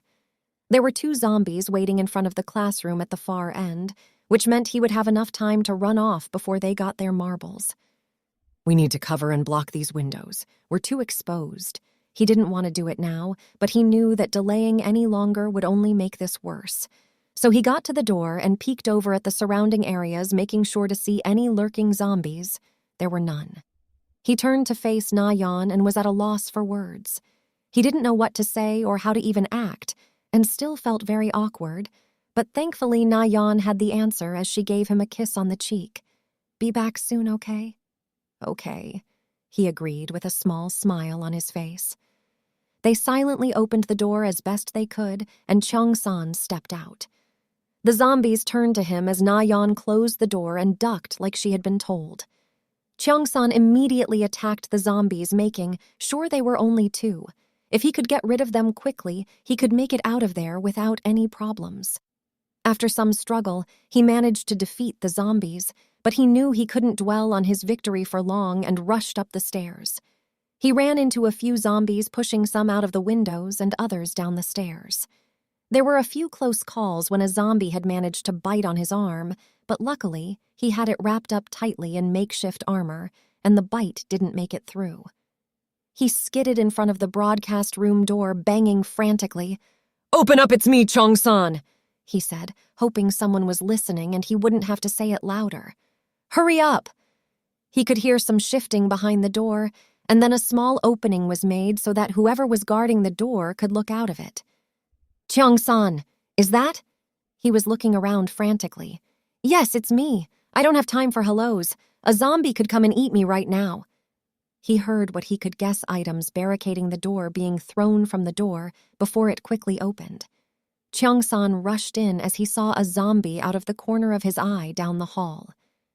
"Cheong-san, it's good to see you," he heard Soo-hyuk say, and he felt a hug from Onjo. "Nice to see you guys too, but we don't have time to talk. We have to find a way to move you guys from here." He looks around at the shocked faces. "To where? There's no better place than here right now," he heard Woo-jin say from the back. "No, there is. You guys haven't eaten or drunk anything in a couple of days. We found a place with supplies where we can plan our next move." They knew what he was talking about when he meant that statement, but were surprised by how relaxed he was about it. "Okay, that sounds good, and all, but we can't all make it. We barely made it here. Trying to move again would be suicide," said Jun-young.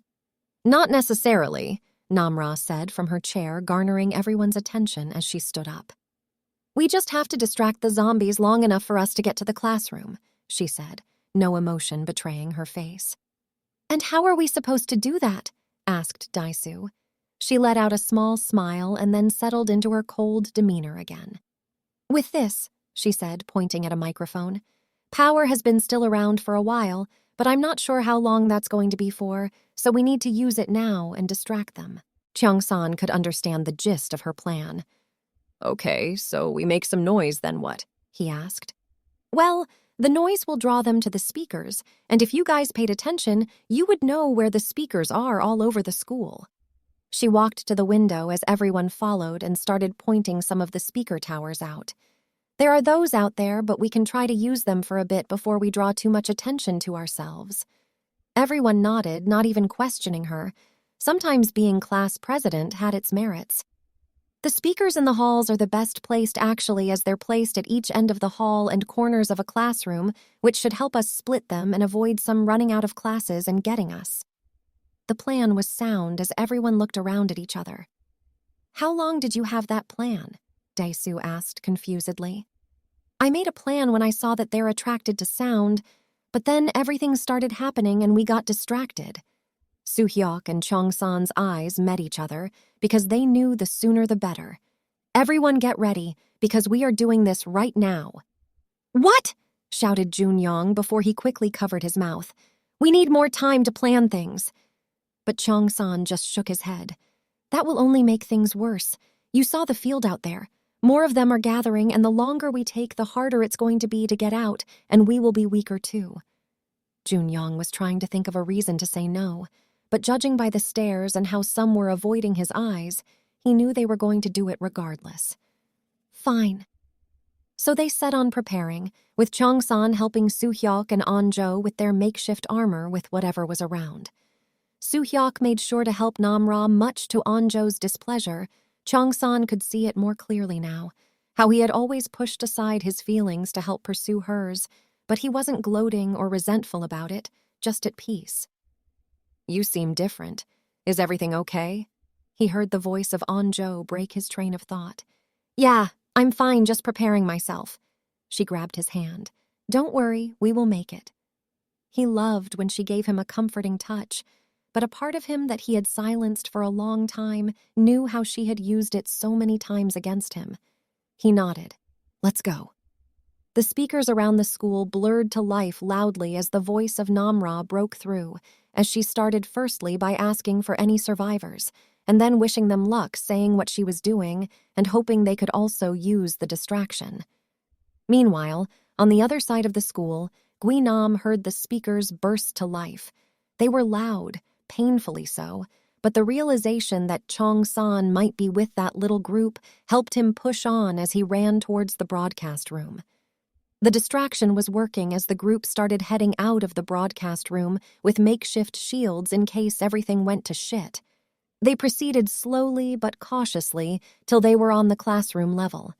Soo-hyuk was waiting to guard Namra as she broadcasted the signal and put something to keep making noise.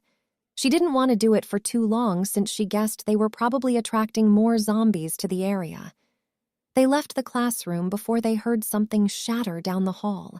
It was one of the speakers. But how had it broke? They were high up on the wall, far from any zombie's reach. They didn't have time to answer as they were forced to change directions from where their classmates were in order to avoid the now much more alert and agitated horde. Soo-hyuk just grabbed Namra's hand and burst into a sprint. Meanwhile, Cheong-san and the other students had made it to the classroom and were now waiting outside. At the same time, Gui-nam had gotten to the broadcast room and saw there was no one there. In his rage, he decided to start destroying all the equipment that was causing him all this pain before he ran in pursuit of whoever was closest. Na-Yeon, it's Cheong-san, he said, and waited as they had their shields raised, awaiting an attack. He saw her peek her head from the bottom of the window and moments later heard the distinct click of the door being unlocked. Everyone quickly rushed in. Okay, everyone, we don't know how long the distraction will last, so let's barricade this up. Na-Yeon could feel the stares from the other students before they headed to barricading the door, and she just stood there nervously shifting. Where are Soo-hyuk and Namra? Cheong-san seemingly asked himself, pacing in front of the door before he felt a hand grab his sweater, stopping him. It was Na-Yeon, and she seemingly realized what she had done and quickly let go. He just stared at her. She looked so small again, nervously looking around, and he was about to go comfort her, but then the speakers let out a couple of crackles and then died. It went quiet for a moment before the banging of zombies against the classroom windows sounded. That seemed to push everyone into gear as they started rushing to put up any kind of barrier between themselves and the zombies. Na-Yeon even rushed in, doing her best to help Cheong-san put up the barrier. All An-jo could think about was where was Soo-hyuk? Was he okay? She really wished he was okay, but now the entrance was blocked. "Where are Soo-hyuk and Namra?" An-jo asked, looking at the others worriedly, and they all just looked at each other as they didn't have the answers. "We have to go back for them," she said, as if she were about to break down the barrier to go get them, as she struck a look at Cheong-san. Everyone else in the room seemed to not notice the look, but someone that had been paying a lot of attention to Cheong-san did. "She's really trying to guilt-trip him into going," Na-Yeon thought, as her hand once again grabbed his sweater this time. When he looked at her, she didn't pull away.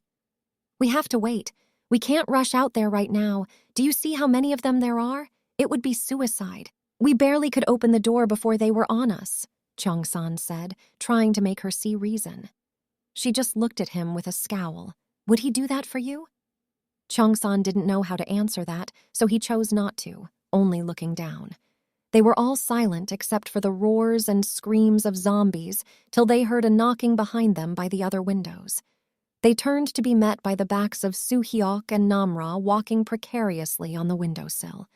Some of the group rushed to open the windows as the two finally stepped in, taking large gulps of air. "Holy shit! We almost didn't make it," Soo-hyuk said, trying to catch his breath. Namra was behind him, trying to do the same while still maintaining her cold demeanor. "If it wasn't for," Soo-hyuk started, but stopped as he saw something he hadn't expected.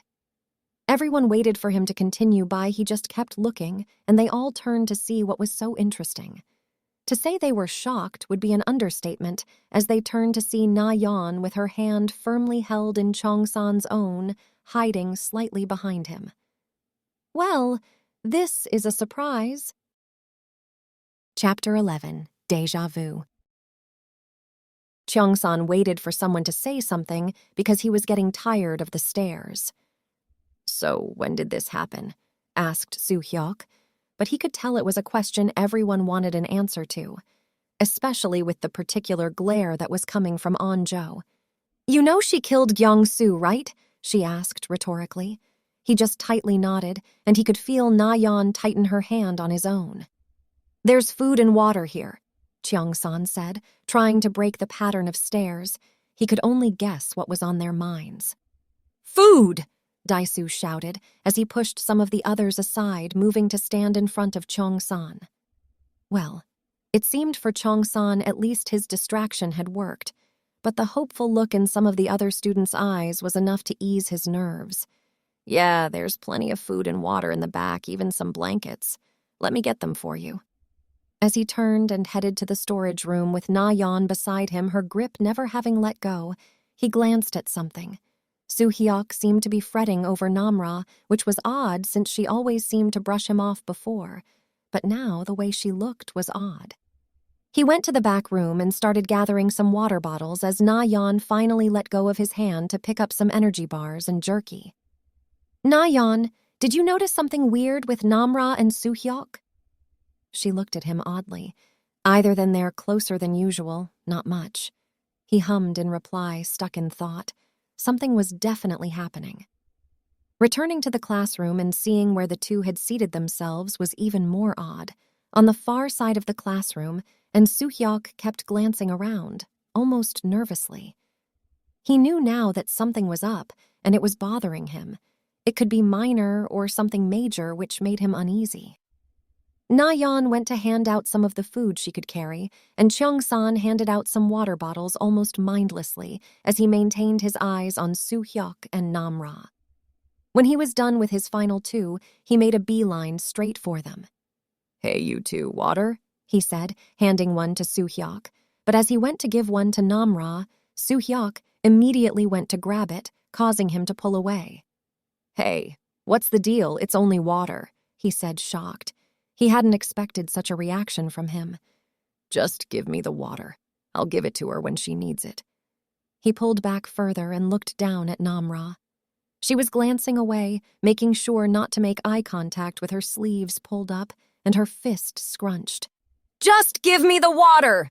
Soo-hyuk shouted more loudly than he wanted, drawing the attention of the others. Cheong-san didn't know what to do, but he had seen enough zombie movies to know something was up. "What's going on?" he asked, backing away toward the rest of the group. "I'm thirsty," Namra said, barely under a whisper, but they both heard her. Soo-hyuk moved to take the water as Cheong-san backed up further. All his alarms were blaring at him. He saw Namra stand up and walk beside Soo-hyuk to him. "My water?" she asked in that same cold tone. He didn't know why his body was telling him to run, but there was nothing there. He let out a huff as he reached out to hand her the bottle. That's when a lone drop of blood came down from her nose. Cheong-san froze, and Soo-hyuk followed his eyes as he saw Namra. "Are you okay?" he shakily asked her as she stood still. It took a moment for the gears to turn as Cheong-san quickly started turning around, fully intending to get his bat. But his shoulder was held by Soo-hyuk, who asked him coldly, "What do you think you're doing?" He broke off the hold, rushing for his weapon, but as he grabbed it, he was tackled onto the floor as Soo-hyuk started fighting for it. "She's bit. We need to get rid of her now," he said the statement as he punched Soo-hyuk in the face, trying to break him off. Soo-hyuk retaliated with his own wave of punches as the two fought on the ground. Cheong-san knew he would not win this fight, especially against someone like Soo-hyuk, the school's star athlete, and him. A nobody that works at a chicken restaurant and reads comics with his best friend all the time. So he knew he had to make him see reason. "We don't have much time. She's going to turn and bite everyone in here." But Soo-hyuk just shook his head. "You're not listening. She was bit by Guinam when we were escaping the broadcast room." Cheong-san was shocked. Was he really going to use that? "Guinam is dead. I saw the zombies eat him back at the library. Now I know you're lying." Na-Yeon couldn't believe how Cheong-san was acting. He was acting like her back in the broadcast room, paranoid and scared. She knew the dangers that could come with that, so she had to intervene. "Cheong-san, stop!" she shouted, but it seemed to fall on deaf ears. Namra was just watching the two fight, angry with herself that she was the cause of it. "I can leave," she said, which seemed to make the two stop fighting as Soo-hyuk turned to face her. "You're not leaving." Cheong-san took the moment of distraction to sucker punch Soo-hyuk and kick him off, much to the shock of everyone. But he was quick to recover as he scrambled to stand up, grabbing a metal pole of his own, and stood in front of Namra. "If you want to get to her, you have to go through me." Anjo rushed to Soo-hyuk to check up on him, much to the surprise of Cheong-san, who thought she would at least help him or try to reason with him about why they should get rid of her before she turned. But as his eyes glanced over the group, they finally stopped on Na-Yeon. She looked at him with almost fear and disgust. Cheong-san didn't know why she was looking at him like that, but it didn't make the sting that it caused hurt any less. Na-Yeon knew why, though, because this situation was giving her a massive sense of deja vu, as this was what had led up to the death of Gyeong-soo. She could see herself in his place, and it almost made her sick and scared. "I believe him," Anjo said, breaking their eye contact as his eyes settled back on Soo-hyuk and Namra, now with Anjo by his side. "I don't think they would lie about this," she said, sure of herself. These two had proven themselves more than selfish bastards. At least Soo-hyuk had, and if he vouches for her, then I believe him. He wanted to shout out that she was being clouded by her feelings for him, but as he rushed to make a declaration, Soo-hyuk interrupted him. "Give her an hour, and I promise she won't turn," he said, moving away from Anjo and going to stand beside Namra. "And just to prove to you that I don't think she's a zombie, I'm going to do this," he said, before he started to tie himself to Namra. She tried to pull herself away. "What are you doing? You already proved your point. You can just wait there for me." But he just ignored her, pulling her hand back as he continued to tie the two of them together, whilst Anjo just looked on. "That's for if they try to throw you out, then I'm coming with you," he said to her, looking at her with his resolve set. Cheong-san was about to dispute this, but felt a hand on his shoulder and turned to see Na-Yeon. She had her head hung as she began to speak, giving his shoulder a small squeeze. "Give them their hour." Cheong-san could hear the hurt in the statement, and then it all finally connected. The way he reacted, immediately rushing to try to hurt Namra, the paranoia, fear, and anger, the broadcast room. He didn't even think about what he was doing as his body moved on its own to wrap his arms tightly around Na-Yeon. "I'm sorry," he said, and he didn't know what he was even apologizing for, but he wasn't going to let that stop him. She hugged him back tightly, clutching him with a fierce grip onto his clothes as he planted a kiss on her temple that left the room silent. The shudders that were going through her body began to fade as he rubbed her back. He turned with her still in his grasp as he looked at Soo-hyuk, who had an arm wrapped around Namra's shoulder. How could he have let his fear lead to this, to fighting his own friends because of what he thought things should be like? The only person that had hidden their bite was the coach and Anjo's best friend. But she had done that mostly because she wanted to keep Anjo calm, and he finally understood how important that had been. As he felt the now familiar breath of Na-Yeon on his neck as she snuggled in deeper, he glanced over at Namra. "So you say it was Guinam, and he wasn't a zombie?" She nodded her head. "Yes, he was talking to us like normal, laughing mostly but looking for you. About what you did to his eye, I could see some bite marks on his sleeves." Cheong-san took a moment to process this information as he stroked Na-Yeon's hair. "If what you're saying is true, then we have a big problem." Soo-hyuk looked at him confused. "What do you mean?" "Because a day ago, me and Guinam fought and I kicked him into a horde of those things, and I watched them taking bites out of him." He held Na-Yeon a little tighter. "That's impossible because he looked fine when he was talking to us. He did try to get Namra. He kept saying he was hungry." Namra had been listening closely. "Do you think that means he's immune?" she asked, and Cheong-san and Soo-hyuk locked eyes. "Maybe, but he still did bite you," Cheong-san answered. Only then did the other part of the sentence settle in. "What do you mean he was looking for me?" "He just seemed obsessed with you, but I dealt with him," Soo-hyuk said with some somberness to his voice. "Don't feel," Cheong-san stopped. He didn't want to start thinking like that, especially now with how something had happened with Na-Yeon. If he hadn't felt anything, then he would have never came looking for her. What would have happened then? Would she have just hidden in the storage closet forever, or gone out to meet a worse fate? He didn't want to think about it as he placed another kiss on her temple. "Let's hope he's not a problem anymore. Okay, you can start your hour," Cheong-san said as the group proceeded to sit around and wait. It was fairly eventless for everyone, and before they knew it, an hour had passed, and Namra was still human. However, she was now looking at Cheong-san and Na-Yeon oddly. "You okay?" Soo-hyuk asked, snapping her from her thoughts about the two. "I wanted to bite you," she said, which brought a look of fear to his face that he quickly masked as he held her cheek. "But you didn't, and that's what matters," he said, turning to announce to the group that she was fine. The rest of the group was quick to apologize for throwing accusations and being panicked about the situation. After receiving a small push to the back from Na-Yeon, Cheong-san came last, as he apologized first to her and then to Soo-hyuk. They needed each other, and he would rather they be on good terms. Namra had proceeded to tell them about the want to bite Soo-hyuk, how he smelt like the most wonderful thing in the world, and how she had managed to fight it. Which led to the conclusion that Anjo made. That must mean you're a Hamby." She looked confused till Anjo rushed to explain, "Half human, half zombie." Chapter 12. Monster. There was an odd silence as night came. Everyone was tired and worn out, but they had stuffed themselves with as much food as they could after so long without it. Anjo had been against it till Cheong-san had said that it was better to have everyone's strength up in case they had to leave. He wanted everyone to rest because he knew that sooner rather than later they would need to leave the school, especially with Guinam now hunting them. Cheong-san and Soo-hyuk had voted on who was going to take first watch, because with just the zombies, maybe they could sleep. But now the possibility of Guinam letting them in was high. Namra was still getting used to her new overpowered senses. She could already tell who people were just by their scent.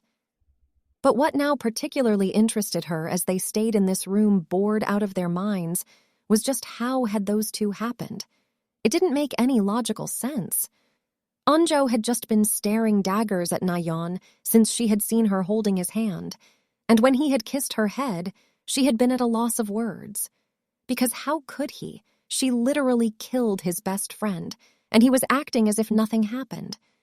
Na-Yeon had kept herself out of sight, mostly staying in the back room and sitting with Cheong-san when she came out. But she had been with him most of the time, just holding his hand. He looked to be in deep thought, and she could only guess he was thinking of a plan on how to get them all out of here. She was glad that the situation with Nam-ra had ended without trouble, as she didn't think she would want Cheong-san wallowing in the guilt she still felt for Gyeong-su's death.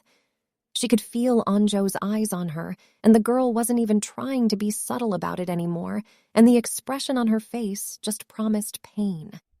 Anjo got up and headed for the two. Enough was enough. People had pretended that there was nothing wrong with this, just because they got some food and a new place to stay. But she wasn't that easily deceived. "What's going on?" she asked, momentarily glancing at their grasped hands. Na-Yeon wanted to let go as soon as she saw where the girl's eyes had focused, but Cheong-san held firm, which surprised her. "Nothing is going on. I'm just thinking of a plan on how to get us out of here," he said, not meeting her eyes, but they both knew she wouldn't be as easily satisfied with that answer. "You know damn well that's not what I meant," she said, raising her voice slightly, causing some groans and roars to come from the zombies in the hallway. "Can you at least be quiet with your couple's chorale?" Woojin said dismissively, receiving cold glares from both of them as he quickly went to look back out the window. Anjo looked back at Cheong-san. "You know you can't do whatever this is with her, especially after everything she did." How was he supposed to reply to that? He knew he had no answer for it, especially for someone that had known him so long and known Gyeong-su, too. She's a murderer, she killed Gyeong-su, but here you are kissing on her. Did he mean nothing to you? That line seemed to strike him hard. He hadn't really thought about what to do about the whole thing of her and Gyeong-su. She had, of course, asked him to forget it for a moment to explore whatever the two of them were feeling, because they would never be a time it would be okay. He could feel Na-Yeon still trying to break her hand away from his hold, and he held her firm still, but he didn't know why. She was looking down and away from him, not wanting to meet his eyes. He could only guess that she could probably morph back into the shell she was when he found her, but part of him didn't want to see that. Maybe he was letting his hormones do the talking more than anything, but it's what he wanted. They both slowly stood up, with Na-Yeon still trying to make an escape and Cheong-san holding her steady. "It just happened," he said, and the audible scoff she gave was enough of an answer on how she took the reply. "Just happened. But you know what else just happened? Gyeong-su's murder just happened. Maybe you didn't care about him as much as you said you did." A loud slap echoed around the room as everyone turned to face the three. Anjo was holding her cheek, facing away, shocked by what had just happened, as Na-Yeon stood there holding out her hand. The silence was deafening. "You're right. I am a murderer, and if this ever ends, I will give myself up for it. But you don't get to put all of that on Cheong-san," Na-Yeon said with her head still hung low as she placed her hands on her sides. "I get it. I know who I am. I know what you think of me, all of you," she said, as she looked around the room at all the others that started looking away as her gaze met them, except Nam-ra. "You probably think I'm taking advantage of Cheong-san, but that's not it." She could feel the trail of tears on her face, but she pushed through. "I know that Cheong-san came for me even if I didn't deserve it. That much was obvious when no one else came with him to help me. If I were you, I wouldn't help me either, but don't ever put any of this on Cheong-san. Most of you wouldn't be alive if it wasn't for him."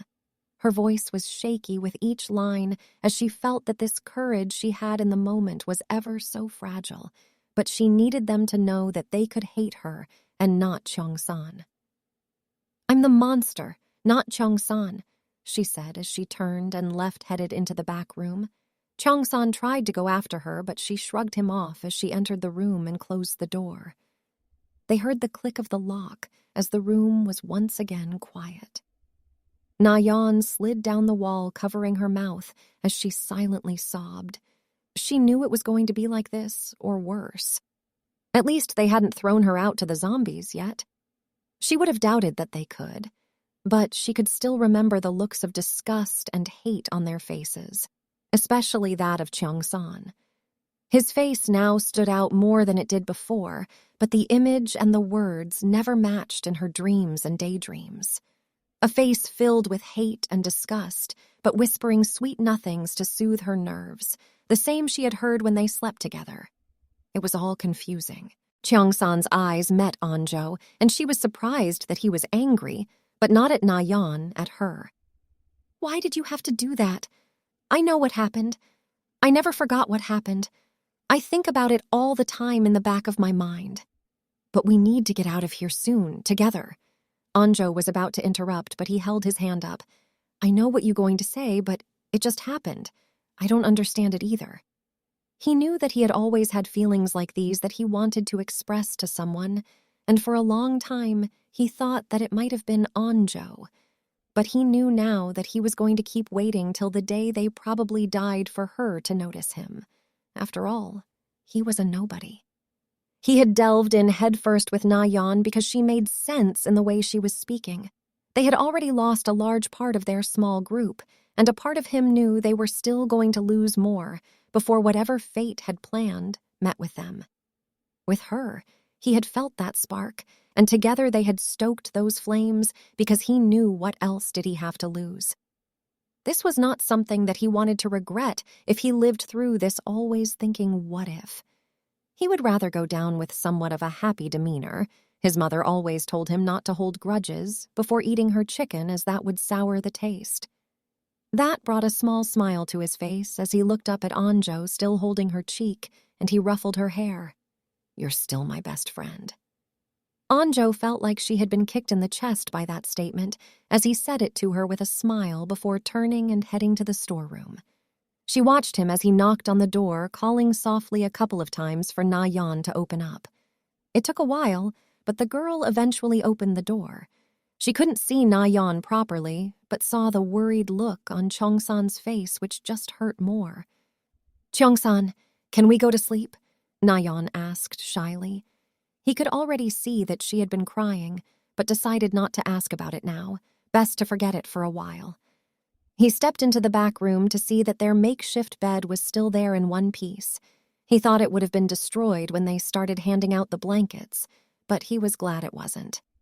He felt the door shut behind him, and then Na-Yeon's small and fragile arms wrap around his waist from behind as she buried her face into his back. He held her hands in his own as he finally relaxed for the first time today. "Cheong-san, shush," he said, stopping her. "It's okay," he said, trying his best to ease her nerves. "Let's just get some sleep, okay?" He felt her nod into his back before she let go and went to lie down on their bed.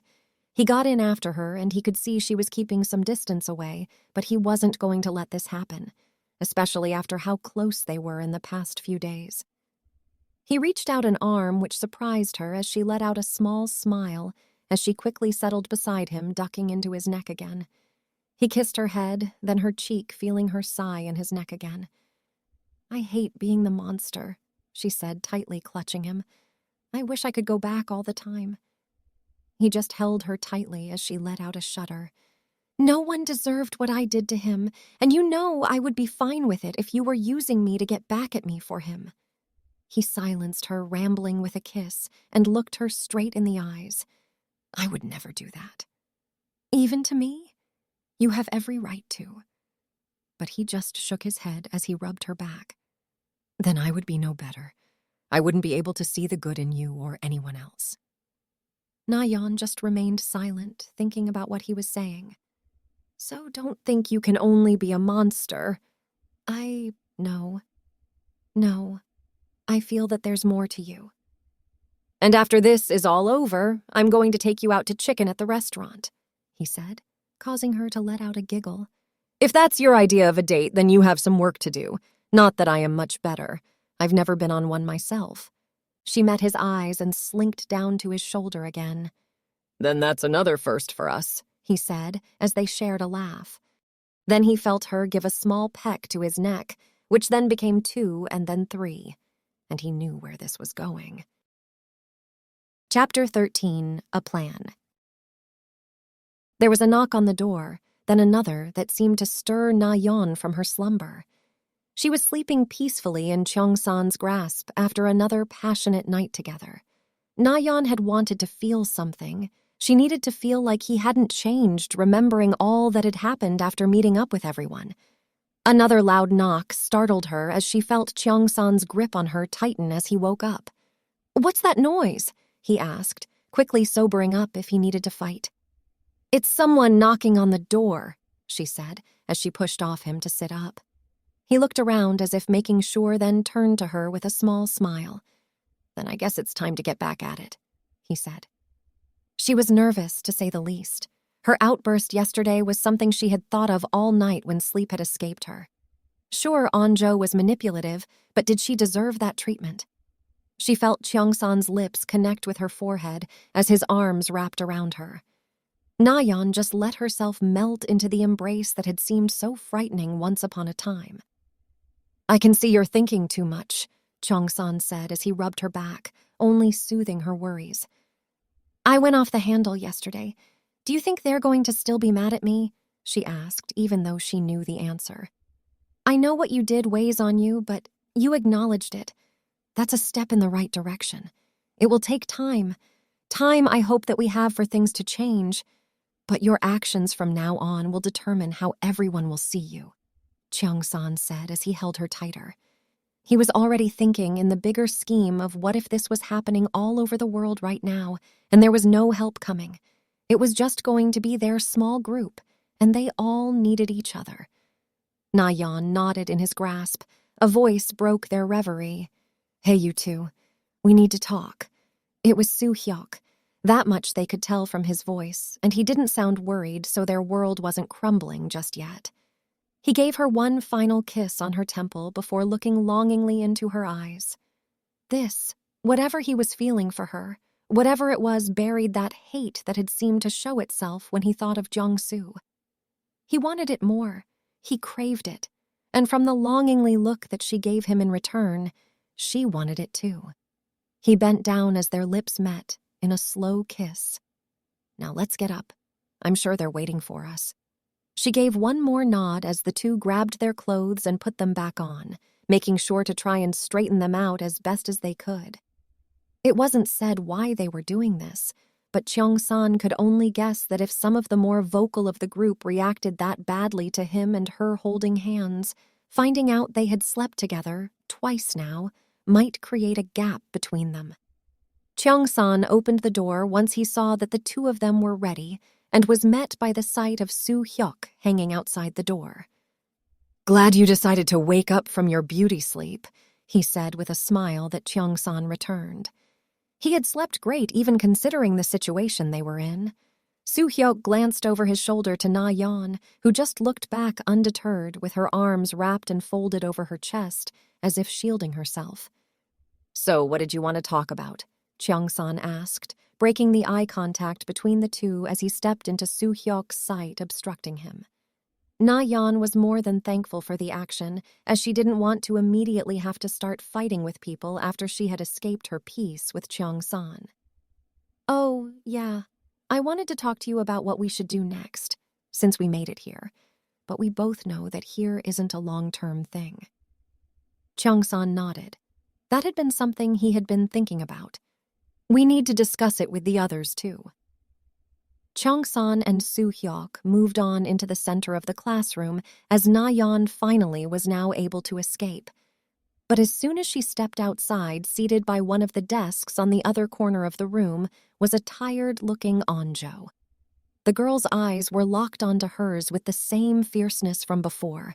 She could only hazard a guess even more. She broke their eye contact, hoping to see at least one indifferent face, but she couldn't find one. Only disgust and lingering hatred. Except for the class president, Namra, who just regarded her with no particular glare, it was more curious, if anything.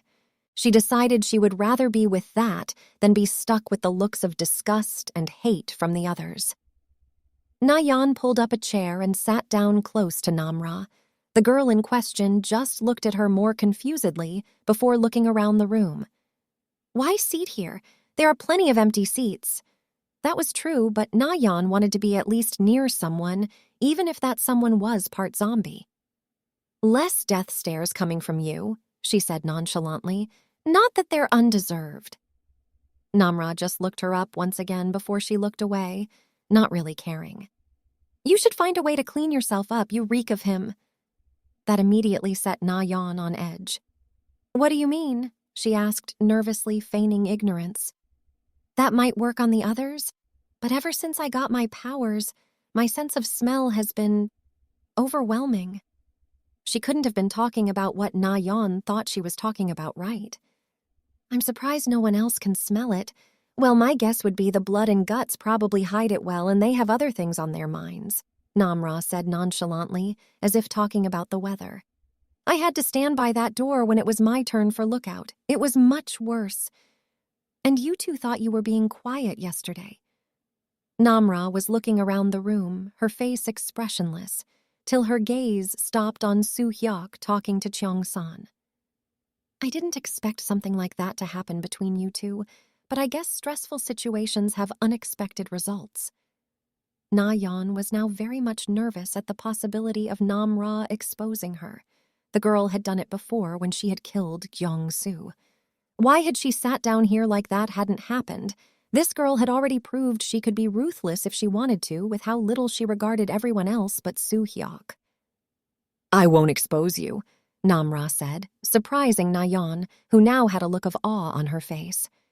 Whatever you two do alone is not my problem, as long as you're not endangering the group. She said those lines as she turned back to lock her eyes with Na-Yeon. Are you endangering the group?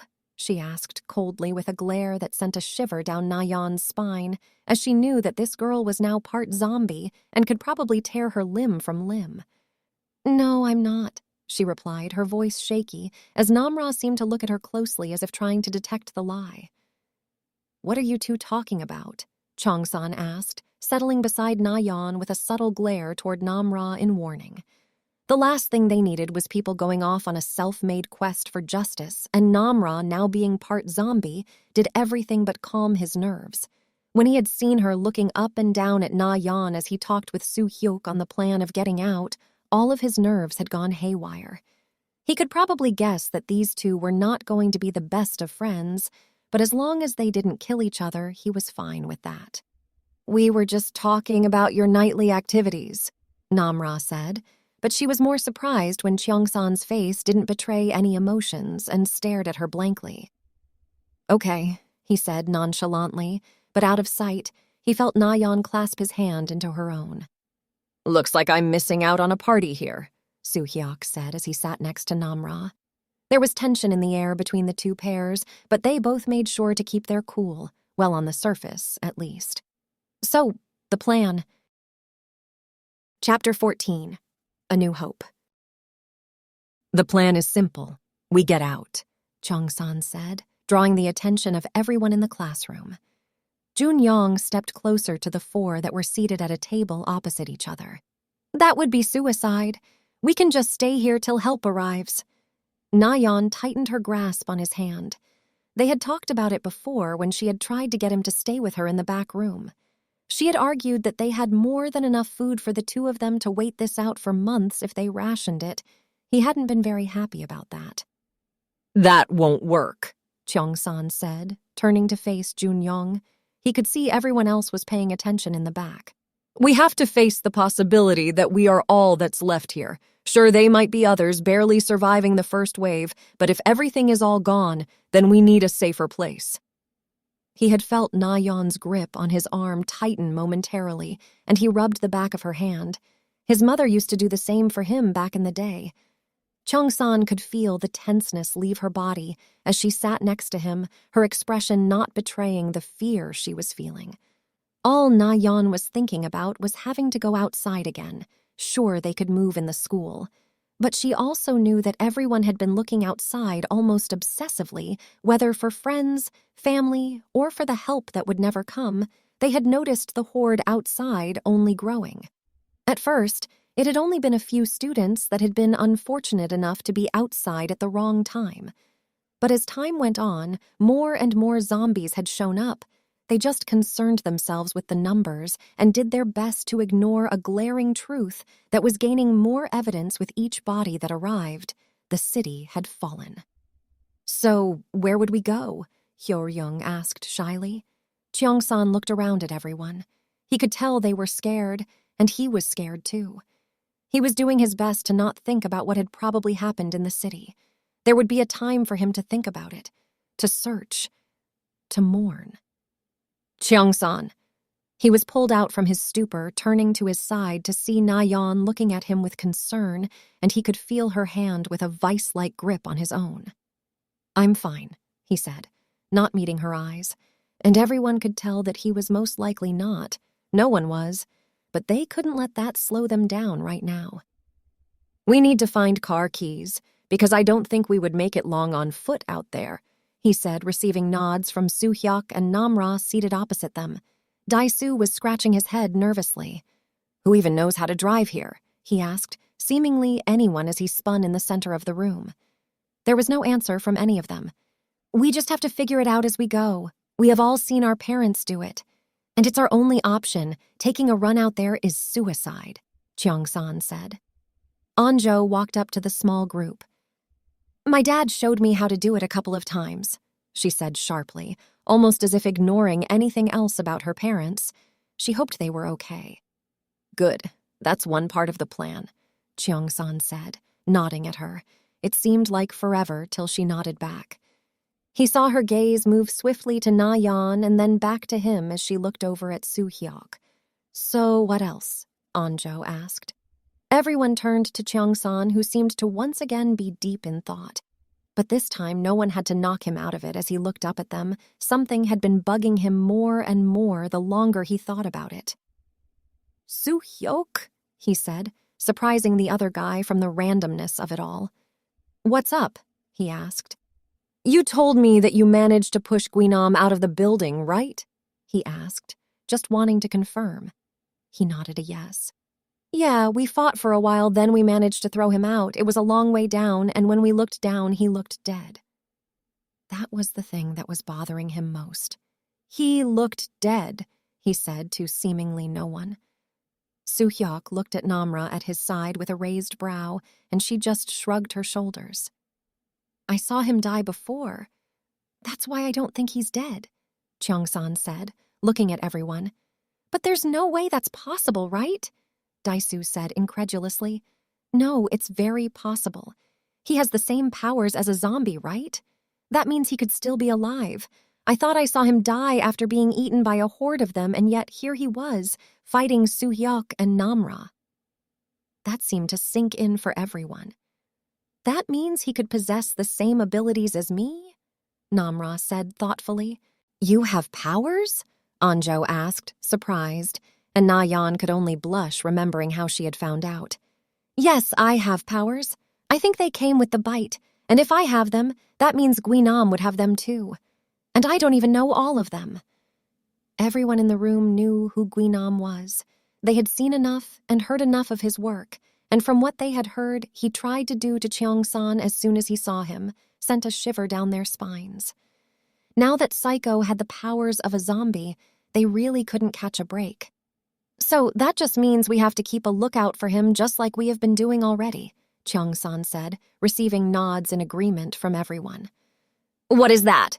Namra said as she got up, moving from Soo-hyuk. He quickly got up and followed her as she went to stand in front of the windows. She quickly opened the window and leaned out, and Soo-hyuk, along with the others, could only watch her as she stood there silently. Namra closed her eyes and listened. She could hear it cutting through the wind, moving fast. "Helicopter!" she said with surprise on her face, as she turned around to face the others with a look of surprise on her face. "Helicopter!" She shouted it with a small smile on her face. Everyone was shocked and surprised. Help was coming, or at least it was there. There were cheers as some of the group that was not guarding the door rushed to the window, trying to see if they could catch a glimpse of the helicopter. They waited and waited and waited till the sound of rotors started reverberating in their ears. It was in the distance, and it was moving slowly as if looking for something or someone, anyone that was still alive in this hell. "Hey, we are over here. Come over here. Please help us. Why are you not helping us?"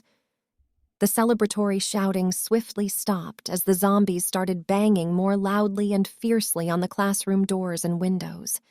Those who could rushed back to block and hold back what they could in case any of the zombies tried to break through. The silver lining of the helicopter had momentarily made them forget the hell they were trapped in, and that had almost led to their ends. They could also hear from how fierce the growling was getting outside that the helicopter hadn't done them any favors, only sending more zombies their way. "Why didn't they see us?" Hyo-ryung asked, the helplessness thick in her voice as she slid down against the wall to the floor. The room went quiet, as they didn't want to think that they didn't see them. "Maybe they thought we were zombies," Soo-hyuk said, trying to encourage the girl. But the hopeless look she gave him and the punch to the shoulder from Nam-ra told him that he wasn't helping. "He's right," Cheong-san said, drawing everyone's attention as Soo-hyuk was rubbing his shoulder because how the hell could she punch that hard? The zombies outside started to settle, and some moved off, chasing in the direction of where the noise from the helicopter was coming, giving the group a break to ease their hearts.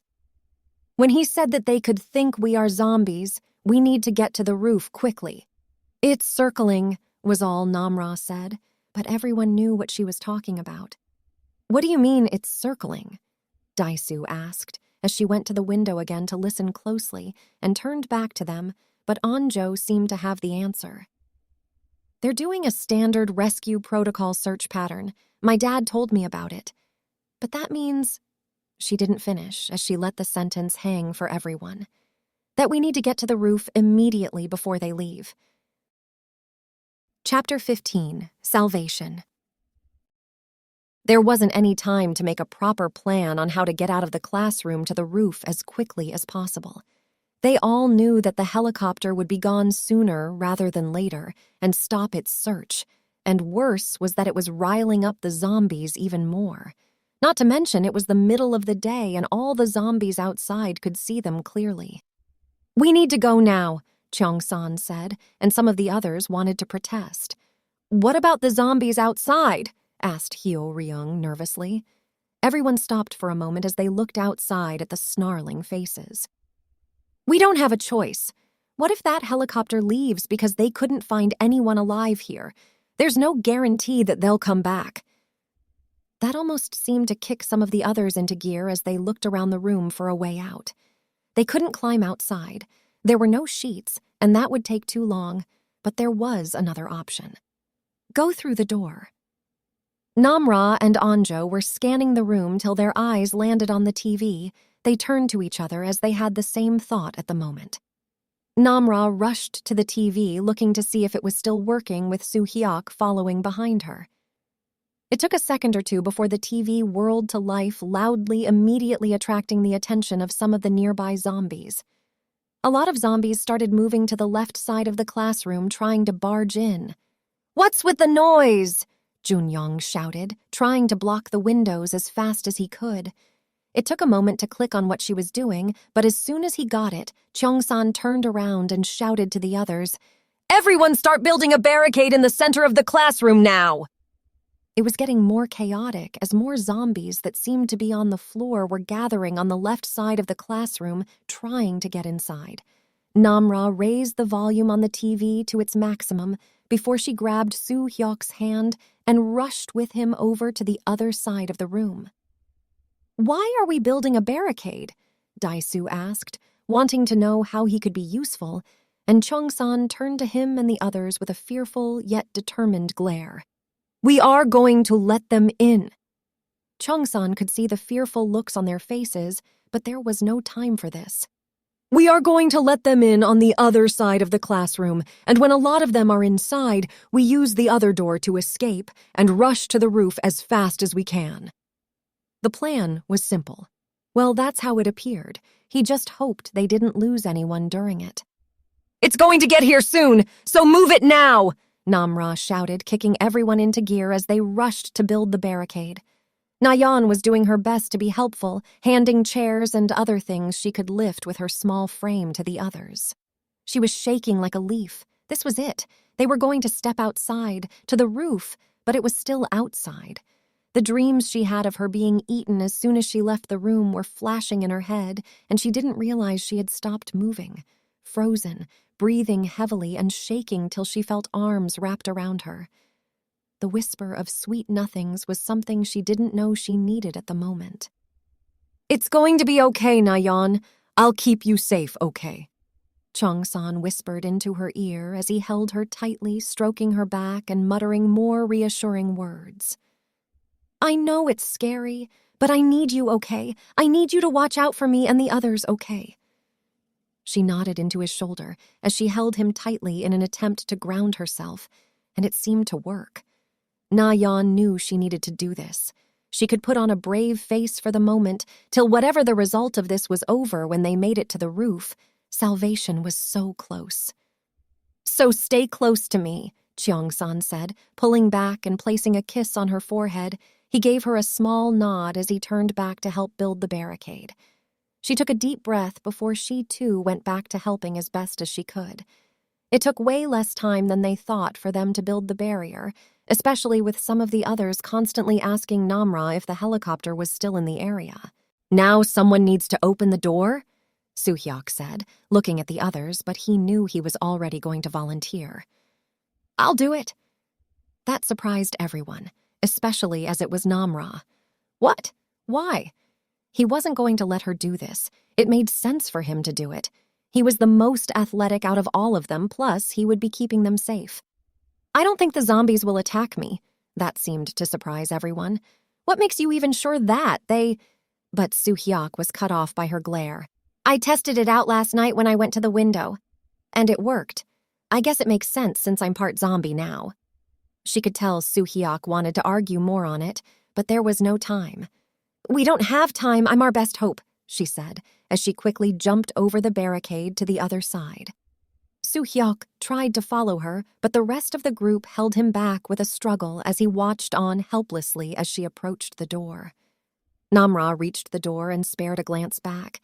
She hoped her theory was right, because if she was wrong, she didn't want to think about that. She unlocked the door and swung it open, and the zombies brushed past her with terrifying speed to the corner with the TV, and some of them noticed the humans and rushed towards them. Namra could see some faces of students she recognized rushing past her, and some teachers. Now they were all disfigured and bloody. The others held the barricade as the zombies pushed on it with some of the group climbing on top and hitting down the strays that tried to climb over. Namra looked outside to make sure they had as many as they could, even attracting strays by making noise, and within moments, the room was packed. She could hear the groaning of her friends and the furniture as they held back the horde. "That's it now!" she shouted as she got outside and closed the door on the left side of the classroom, rushing to the other side. Anjo opened the door, and before long, the rest of the group was rushing out with their makeshift armor worn and even more makeshift shields. It was a quick dash to the top of the roof, mostly unobstructed with them knocking any zombies they saw down the stairs. Through it all, Cheong-san held Na-Yeon's hand firmly to make sure that she kept up with the others. They got to the roof door. "It's approaching!" Namra shouted to the group, and they could hear the helicopter hovering around the school. It seemed like it was looking or waiting. But the door was locked as Anjo tried to open it. "I can't open it!" she shouted to the others, and Namra rushed up. "I think it needs a code," she said as she rushed to type it in. Meanwhile, on the other side of the school, Guinam had been walking around the school feeling hungry, but whatever food he found didn't seem to sate his hunger. Until he saw the zombies running around and then the loud sound of static in his ears, the sound of the helicopter had not been a bother. They were people, was Cheong-san, and his little group of posers still alive, he thought with a snarl as he rushed to the floor. Reaching the floor, he was led by the sound of static to a classroom that was packed with zombies, mindlessly beating on a barrier, and some distracted by the TV. He knew that those little pests were still alive, and now he also wanted to kill the one that had thrown him out of the building. He grabbed a chair and flung it at the TV, destroying it, as the zombies seemed confused for a moment.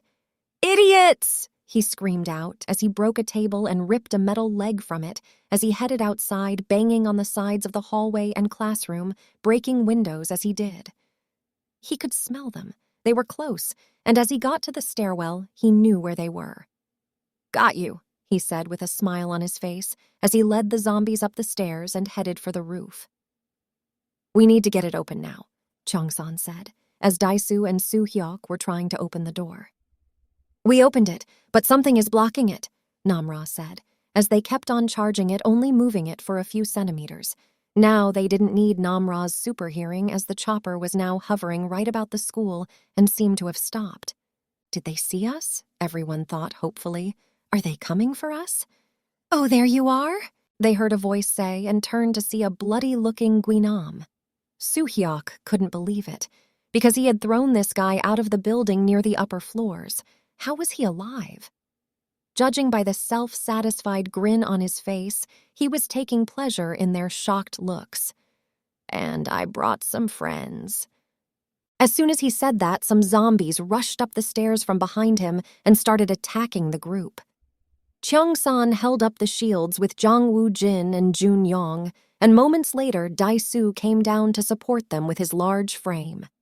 "I am going to let them eat all your little friends, but you are mine," Guinam shouted, and deep down he could feel that hunger growing inside him the closer he got to the group.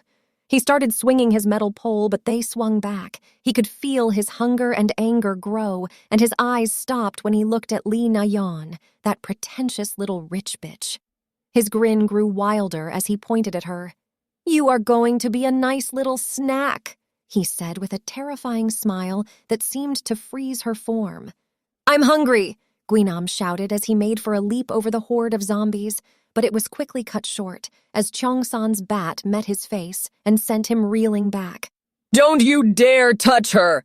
Cheong-san shouted. Guinam knew it took a lot to kill him now, but he could still feel pain. "Cheong-san, you bastard! I'll kill you and your little girlfriend, too!" They started swinging at each other, with Guinam being knocked back every time, till he felt himself get more and more frustrated. How long was Cheong-san going to keep getting away with it? He was a nobody. How could he disrespect him like this and look down on him? He let out a roar as he made for another lunge, and Cheong-san was ready to intercept him again. But this time, Guinam grabbed the bat with his hand. They both looked at each other, Cheong-san with a shocked look on his face, and Guinam with that terrifying smile, before he shattered the bat in his grasp. Namra had been watching closely. Her friends were losing. Were they really going to die here, after all they had done to get here and all that they had lost? She wasn't going to accept that, and after seeing Guinam's display of strength, she reached deep down for her own and jumped.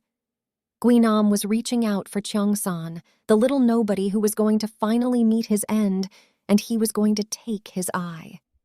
He felt it more than heard it, as his head was slammed into the wall, creating a visible crater and a sickening crunch from his skull.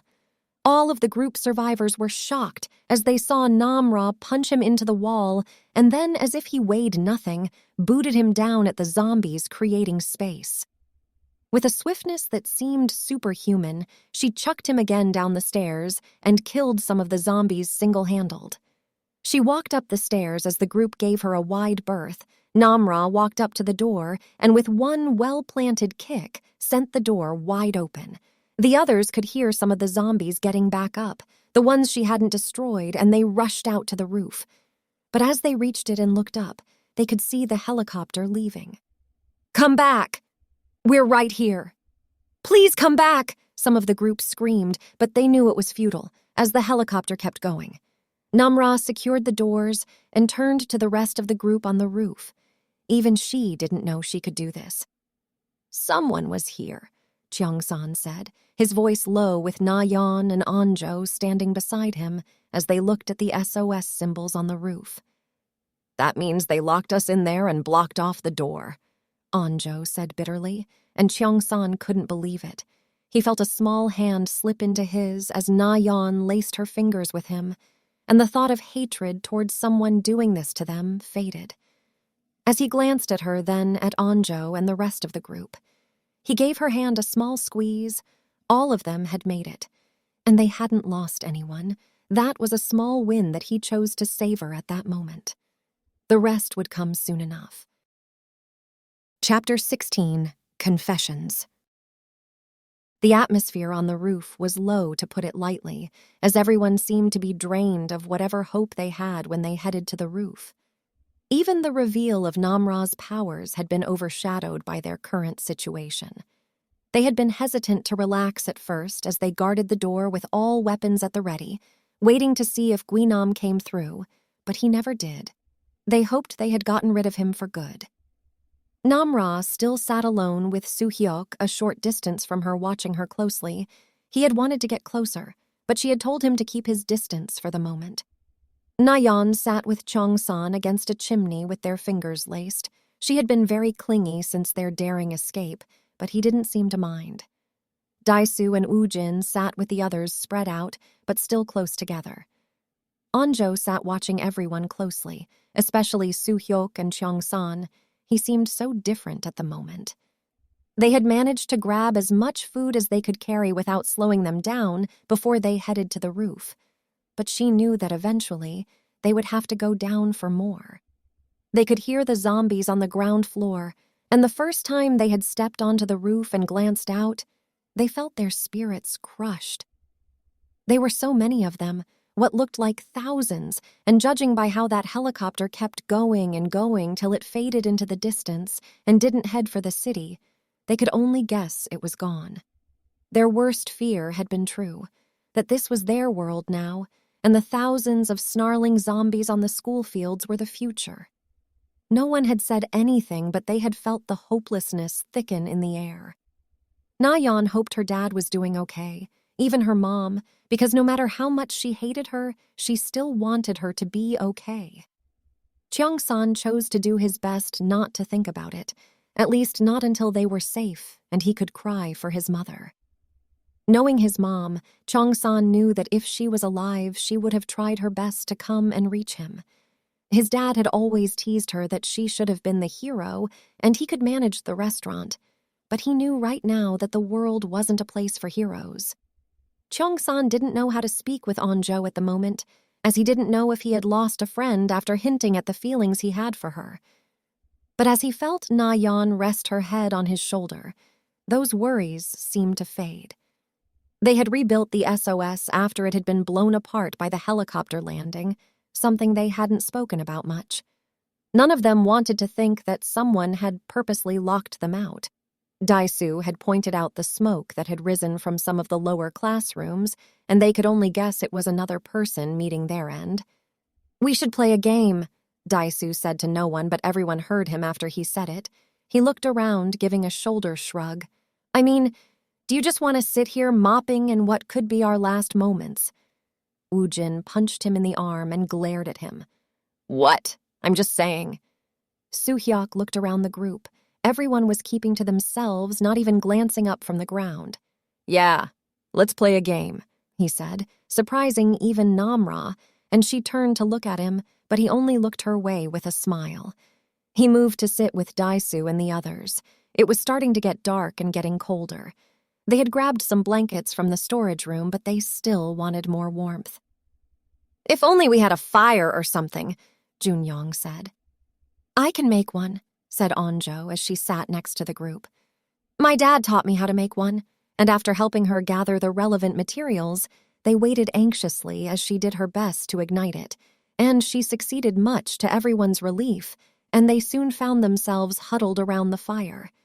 Even Na-Yeon and Cheong-san had moved closer to the fire, especially after some convincing from Cheong-san.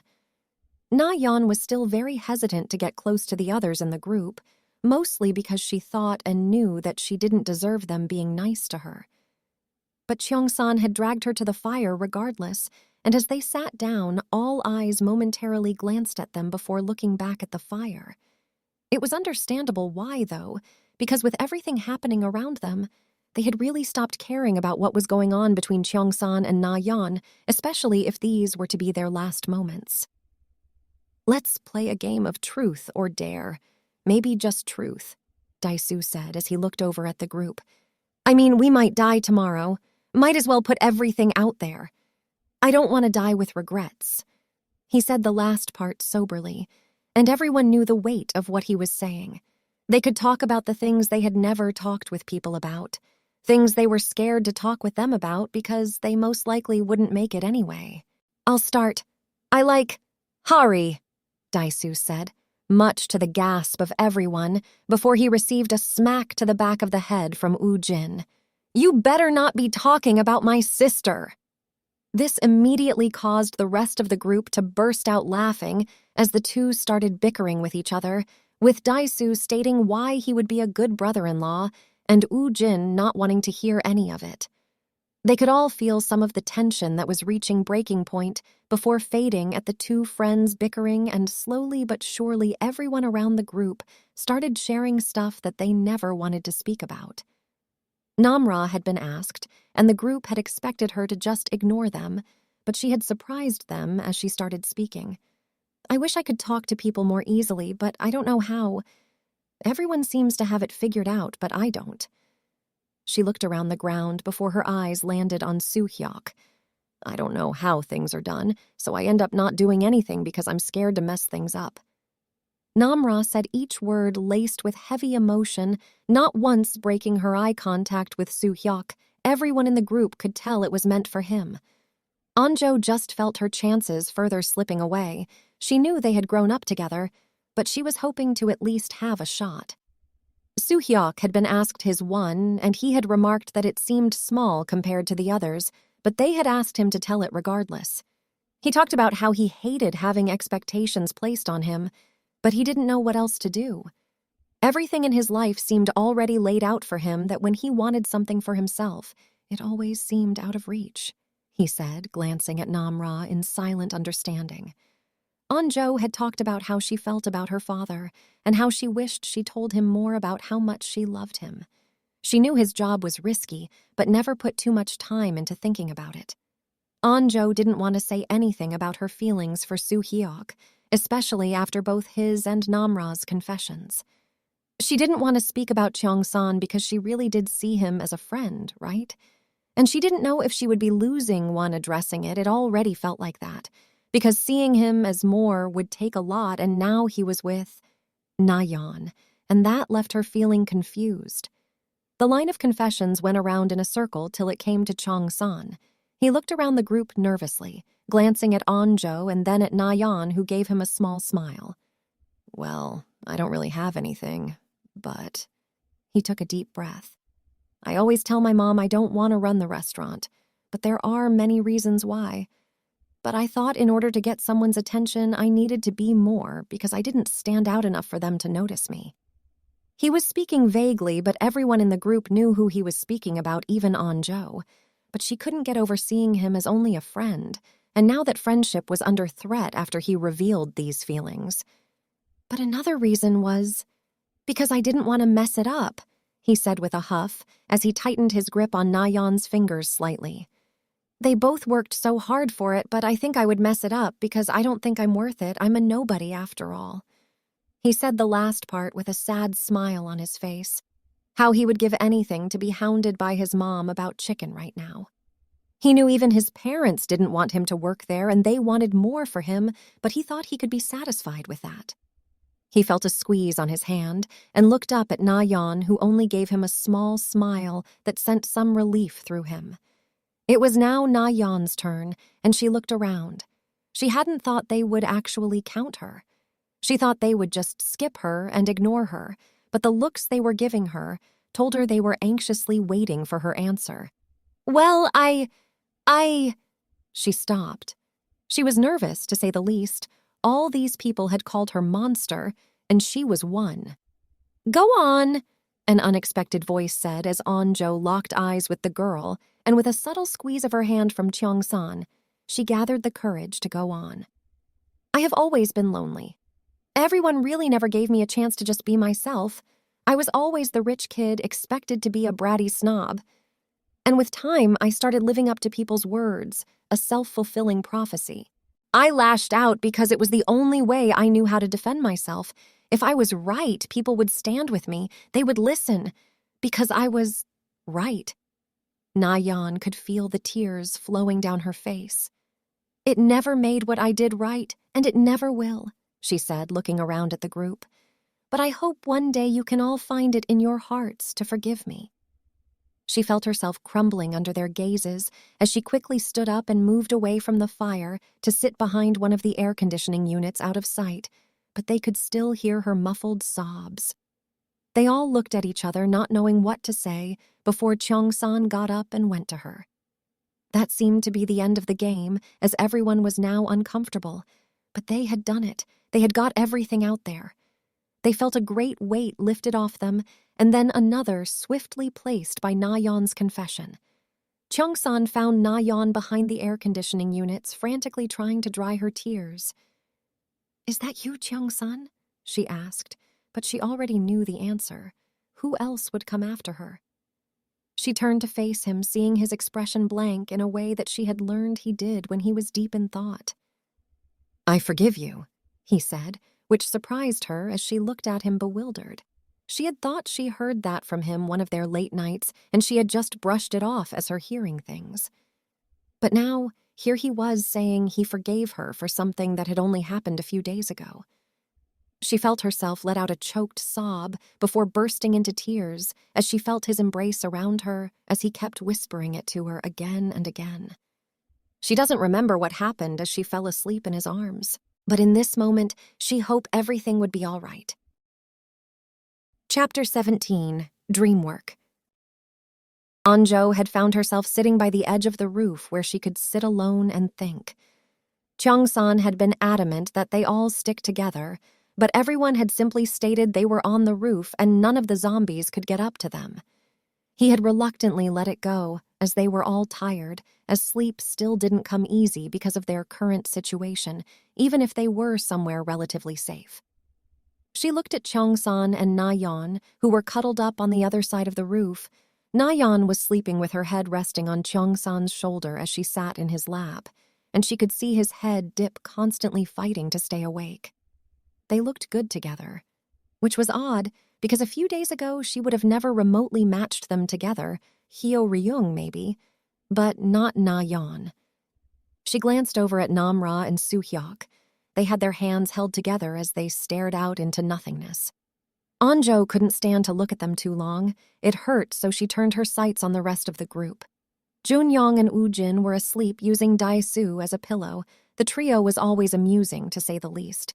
Hyo-ryung and Ji-min were huddled up not too far from the trio of boys and the fire as they slept. She heard something, a subtle yet definite sound, and then moments later felt a presence beside her that made her heart freeze. The zombies couldn't climb up here, right? There was no way they could, she asked herself as she slowly turned to face the figure. She let out an ear-piercing scream as she scrambled away, awakening everyone. Because right beside her, after having climbed up to the roof, was none other than Guinam. His face had bruises and tears from their previous encounter, but seemed fine, as if he healed. But the smile that was on his face as he saw the rest of the group sent shivers up all their spines.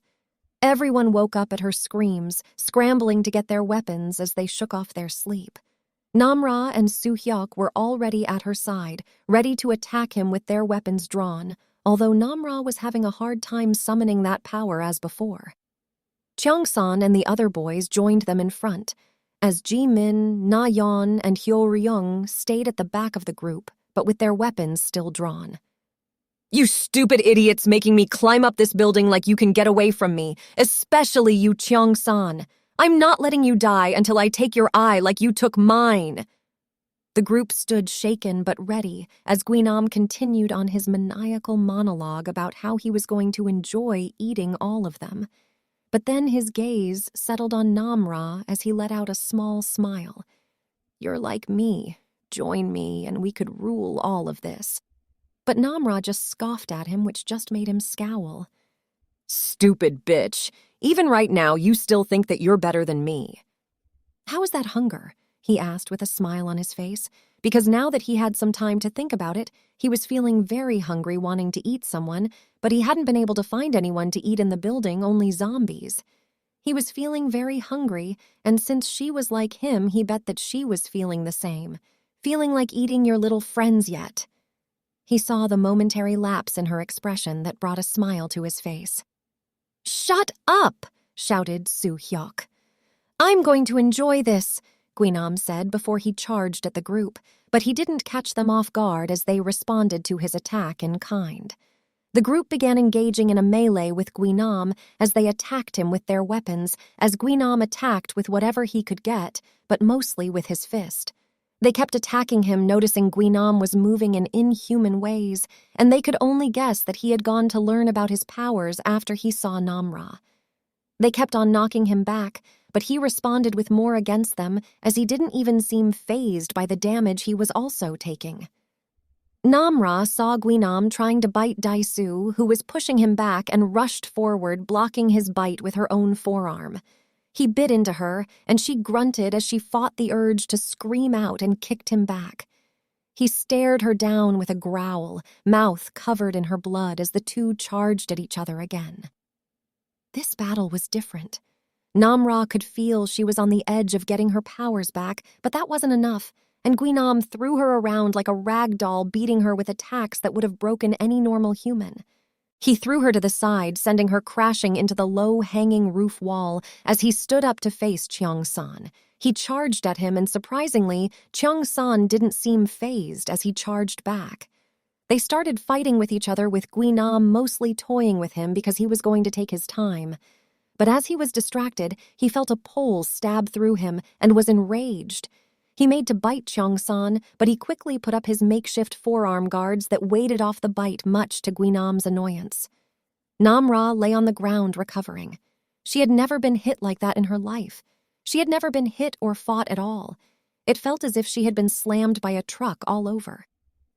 But as she lay on the ground watching as her friends kept on fighting Guinam, even if they were outmatched, she felt that push in her again. She staggered up to her feet shakily. She could still feel the beating she had taken, but could also feel some of it. Healing? Her sights locked onto Guinam as her eyes shifted before she charged with a roar. Guinam turned to see her charging him as the two quickly met in a test of strength, pushing against each other, but this time they were closer to being equal.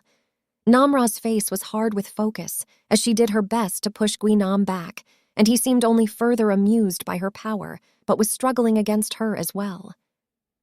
Look at this. Look at what you can do. Pretty impressive, right? There's still a choice to join me, princess. Maybe I won't punish you too harshly. That made Namra spit in his face, further enraging him. Guinam snarled as he started pushing against her angrily, and she knew he would win, but she had something he didn't: people on her side. Soo-hyuk bashed the side of Guinam's head with his bat, eliciting a sickening crunch as his strength faltered, giving Namra the upper hand.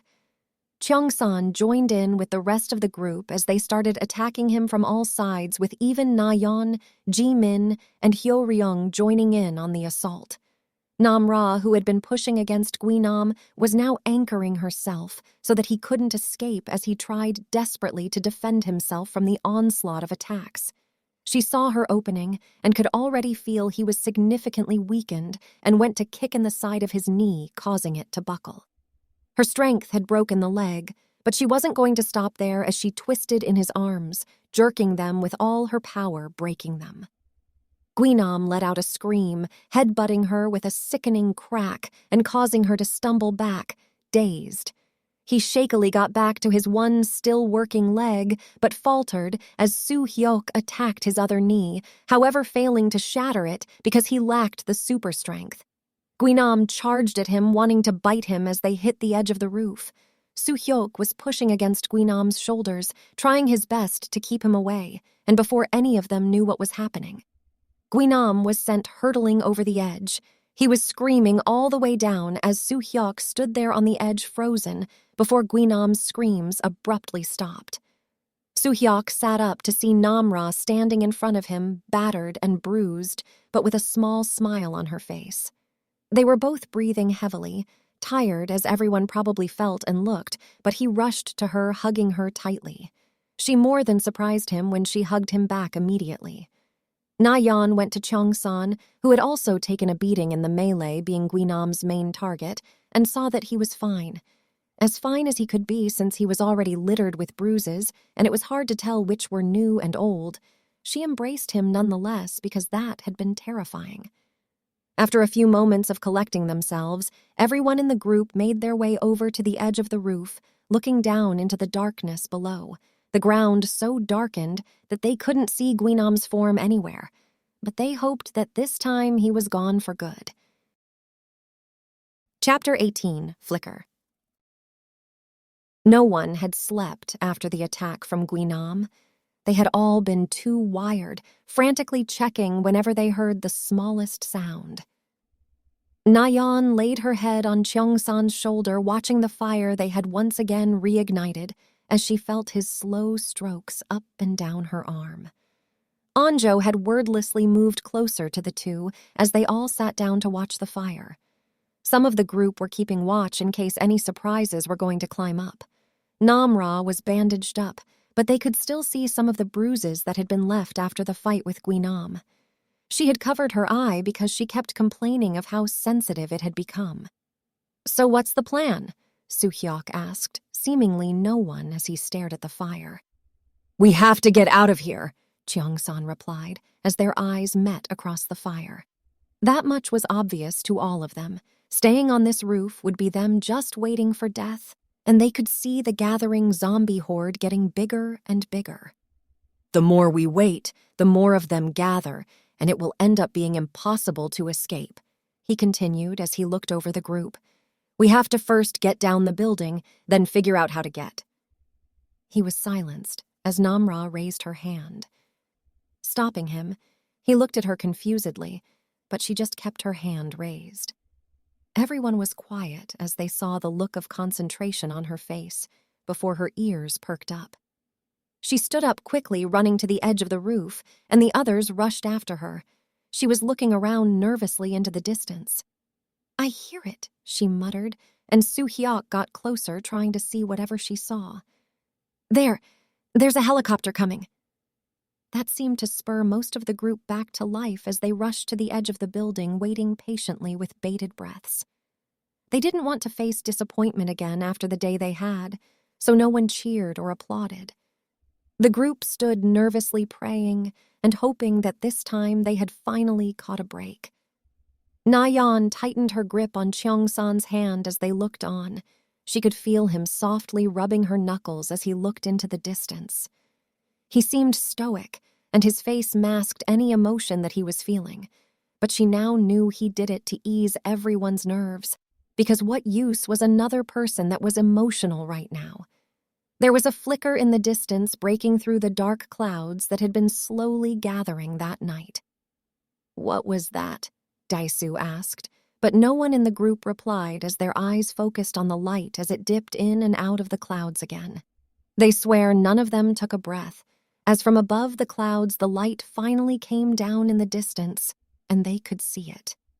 In all its glory as it moved in the distance with a massive searchlight, it was a helicopter. "It's them! Oh my God, it's them!" Woo-jin screamed out as he jumped to hug Dae-soo. Cheong-san was watching what the helicopter was doing closely, but it was Anjo that spoke next to him. "They're running a search pattern again. Do they think people are still alive?" That made her so happy to know that they hadn't given up on them. "Everyone get everything ready! We must let them know we're here!" Cheong-san shouted, knocking everyone out of their cheering as they all bolted into action. They lit more fires around the roof and made a bigger SOS sign on the floor that they then lit on fire. All of them stood anxious as they watched the helicopter searchlight move around the terrain quickly. Then it turned facing directly at them. The helicopter moved fast towards them, and it almost seemed surreal that they had finally found their escape now. Some of the group were crying tears of joy when they saw the searchlight shining on them. Even though they knew whoever was in the plane could see them now, they didn't stop shouting for help, jumping up and down. Their signs and some of the fire were blown away as the helicopter hovered above the roof. Cheong-san hugged Na-Yeon and then, with some hesitation, on Jo, because he was just so happy that this was all over. They heard the speaker blur out, "Clear out below," and they moved away as thick ropes fell from the plane onto the roof before a group of men rappelled down. The men had guns pointed at them, but they didn't care as they raised their hands with smiles on their faces. The men seemed to be talking amongst themselves, and they couldn't hear what they were saying. Didn't Team 6 already extract someone from this roof? Seems they missed a few. One of the men approached them and took out what seemed to be a thermometer and started measuring each and every one of them. He got to Namra and saw her temperature was low, but she looked human. Must have been getting hypothermia up on the roof. He took out an emergency blanket, wrapping it around her, and then shouted towards the others, "Clear!" That seemed to be what they were waiting for as the others put hooks on the side of the roof before they rappelled down. "You're safe now," the soldier said to the group. "Now let's get you out of here." Jimin stepped forward first with Hyo-ryung behind her, as the man gave her another once-over before signaling at the helicopter, dropping a harness of sorts. She stepped into it, and before she knew what was happening, Jimin was lifted up towards the helicopter. The others in the group waited for their turn eagerly. Everyone was now wondering what the others that went down were doing. Were they looking for other survivors? It wasn't moments later that they started hearing gunshots sound in the building. The group didn't want to know what was going on down there. They had experienced enough of that as is. Jun-young was now waiting for his turn on the harness as it came down. Jimin and Hyo-ryung had already gone up safely, but as he made for the harness, the soldier suddenly stopped him. He was about to ask what was the reason, but as he turned to face him, he found the barrel of the gun pointed at his head. "Step away from the harness." He quickly stepped away back toward the group as the soldier pointed his gun at the group. "What's going on?" Cheong-san asked himself. They could see that the soldier was talking to someone on his comms they could guess, even shouting before he gave a defeated sigh. The soldier was fighting with his commander because his superior was telling him that some of the infected didn't show symptoms and masked as humans. There had already been an outbreak in one of the safe zones they had set up. His commander was now asking that he shoot these kids, these school kids, because there was a risk they could be infected, but he didn't think he could bring himself to do such a thing. "Bring them down," he shouted up at the helicopter. All this happened whilst the echoing of gunfire continued from inside the school.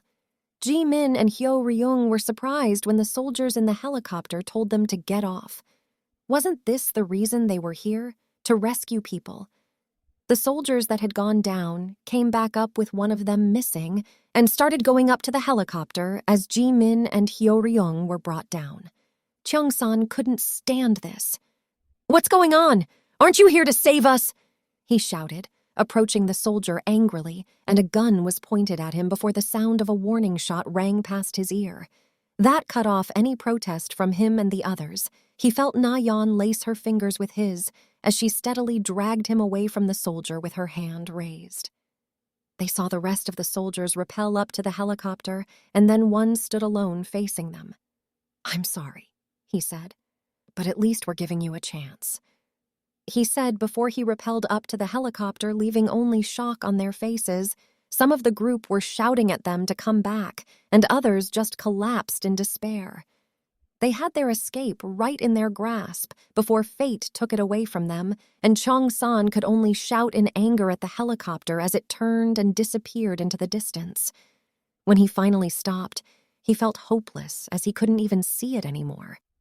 He felt the steady, unsure circles that were being rubbed on his back, and as he glanced over his shoulder, he locked his eyes with Na-Yeon. She had a small smile on her face, but whatever mask of happiness that was supposed to bring was overshadowed by the tears that were running down her face. He turned to her, hugging her, and he could feel the presence of someone next to them. It was Jo, who stood next to the two watching the sky where the helicopter had disappeared. Cheong-san knew he had to be strong for them. He had to find a way to get them out of there. Chapter 19. Shattered. Everyone was once again quiet. The hope they had gathered cheering moments before had faded, and so had the anger and rage. The only sound that was present was the gathering storm that had been growing stronger by the hour. No one knew how much time had passed since they had fought Guinam and the helicopter had left, but no one seemed to care. Somehow they had managed to light the fire again to keep themselves warm. The whole group was huddling much closer than before, one would think, to keep them warm, but that wasn't the only reason. Another crack of thunder sounded, and Namra let out a pained grunt. She had been doing it for a while now. Soo-hyuk had asked her if she was okay, and she had simply brushed him off by saying everything was fine. But with the storm growing, she was looking more and more pained. "Namra?" Soo-hyuk asked, trying to look at her in the eyes to ask what was wrong. "Too much," she said as another louder, much closer crackle of thunder sounded, causing her to drop to the floor, covering her ears as she let out a scream. Soo-hyuk rushed to her side as the first drops of rain began to fall, and it only seemed to make her worse. "The rain," Cheong-san said as he looked over at her on the ground, squirming, trying to cover herself. "It's the sound." Everyone looked at him confusedly.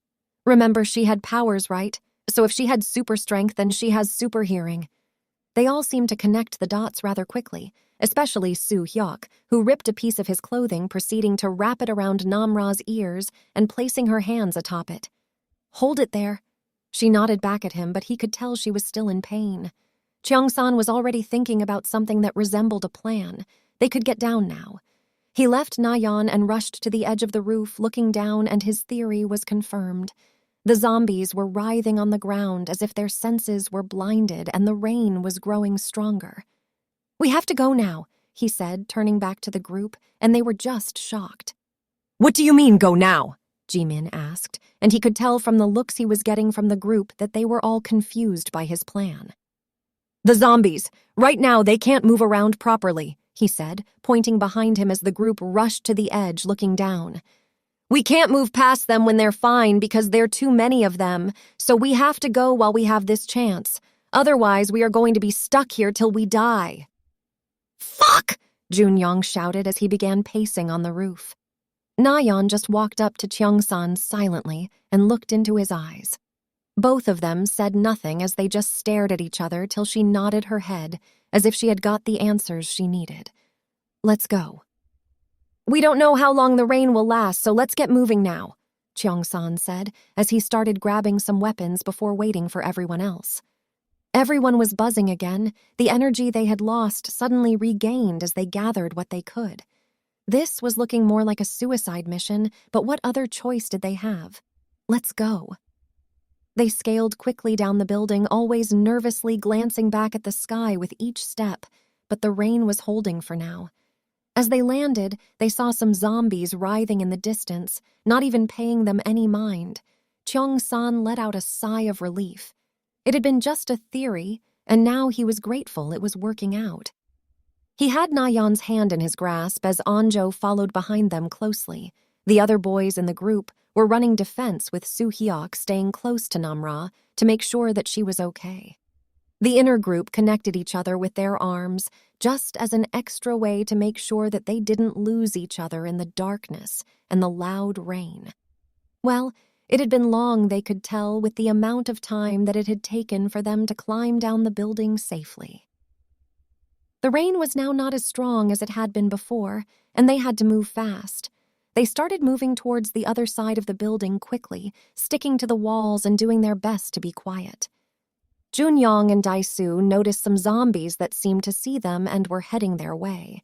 The two broke off from the group with their bats in hand and started attacking the small group of zombies that were easy pickings since they were disoriented by the still pouring rain. Cheong-san was glad the plan was going smoothly as he looked at where the duo had gone to intercept some zombies. Na-Yeon felt herself run into Cheong-san's back. "Cheong-san?" she asked, confused as to why he had stopped. "Mom," was the only word he said. She felt the grip he had on her hand tighten to the point of pain before he broke off in a run toward Junyoung and Dae-soo, screaming, Don't hurt my mom! Get away from her! He screamed as he pushed away Dae-soo and punched Jun-young, who was fighting the zombie. Everyone was stunned by his actions before some of them started rushing in, pushing him off Jun-young. The zombie was trying to attack Dae-soo, who hit it with his bat again, causing it to shrug back. Cheong-san just screamed more now, crying loudly for them not to attack his mother. The rain was starting to clear and everyone was getting worried as some zombies were now starting to look in their direction. Everyone was trying to stop him to see why he was acting like that. He screamed, "Mom!" And that caught everyone off guard. Dae-soo pushed off the zombie, now hesitant to attack it, as he looked back at the group for an answer on what to do now. Soo-hyuk knew they had no time for this and rushed forward, knocking him down with a punch, and with the help of Dae-soo, held him down while the group fought the zombies that were coming. Na-Yeon could only try and help calm Cheong-san, who was crying loudly for them to stop attacking his mother, but they had no other choice. Jun-young and Dae-soo beat down the zombie till it stopped moving, but as they took deep breaths to calm themselves, the rain began to fade. Anjo and Na-Yeon were holding onto a crying Cheong-san as he continued to wail for his mother. Their eyes met, and they knew they had to get him out of here. "We need to go, Cheong-san," Anjo said to him, but he looked broken. Na-Yeon could see it clearly too. She could see herself in how he was right now. He looked as if everything that had happened was now coming to him all at once. Na-Yeon remembered how he spoke of his mother, his parents. She knew he tried to maintain hope that his mother was okay even with all of this happening, and to have all that hope dashed so harshly, she knew it would be too much to handle. "We need to move now," Dae-soo shouted back at them as the gathering zombies started growling in their direction. Na-Yeon and Anjo struggled to help Cheong-san to stand as the rest of the guys made a shield between them. It was instantaneous, as if the zombies had suddenly got their senses as the rain came to a weaker, heavy drizzle, and they charged. Dae-soo, Jun-young, Woo-jin, and Soo-hyuk fought off the first few before they had to start running. They ran ahead of the group, trying to clear a path for the rest of the group. It was loud, the rain had slowed, but the thunder was still going strong, causing Namra to let out her own pained screams each time. They saw the gymnasium coming into view, and they could see some people waving at them to come. As they ran in, the group immediately blocked the door, but they could only catch their breaths for a moment because there were zombies in there too. "Come on, in here!" one of the new girls screamed at them. Their group fought off some of the zombies as they retreated into a back room. The irony was not lost on Na-Yeon as they rushed into the back room, blocking the door and rushing to barricade it. They kept on stacking more and more stuff till they were sure that there was no way the zombies could get in. Well, they hoped. Cheong-san had just been in the corner trying to suppress his cries. He knew he hadn't been any help, and he had probably caused someone to die. Na-Yeon looked around, and she already knew that someone was missing. One of those quiet girls was not there. She looked at Hyo-ryung, and the girl was just staring at the wall as if she could see through it. It didn't take a genius to figure out what had happened. She didn't know how to deal with this, so she retreated to Cheong-san and sat down next to him. She sat there quietly as she could hear him still trying to suppress his cries. "It's okay to cry, you know," she said, trying to find the right words, but she didn't think she had them. Anjo was standing awkwardly, and she didn't know what to do or say either. With nothing coming to mind, Na-Yeon wrapped her slim arm around his shoulders and started pulling at him to come closer to her. She could feel him resisting as he didn't want to let go, but she was determined and he wasn't putting that much resistance into his denial. With one final pull, she pulled him into her embrace. Na-Yeon held him tightly, rocking them side to side as she stroked his back. Cheong-san tried to hold strong for a little longer before he started to wail. His cries were muffled by her shoulder, and he finally wrapped his arms around her, squeezing tightly as if she was the only thing that could ground him. It's okay. Everything is going to be okay," she said, even if she didn't believe her own words, but she had to have him believe. They only made it this far because of him, and they needed him to get out of here. She could feel her neck wet with tears as he continued to cry into the night, in their tight embrace. Chapter 20. Siren's Song. Dawn broke as some of the students lazily murmured, while those who had been able to sleep with the sounds of zombies outside keeping them awake.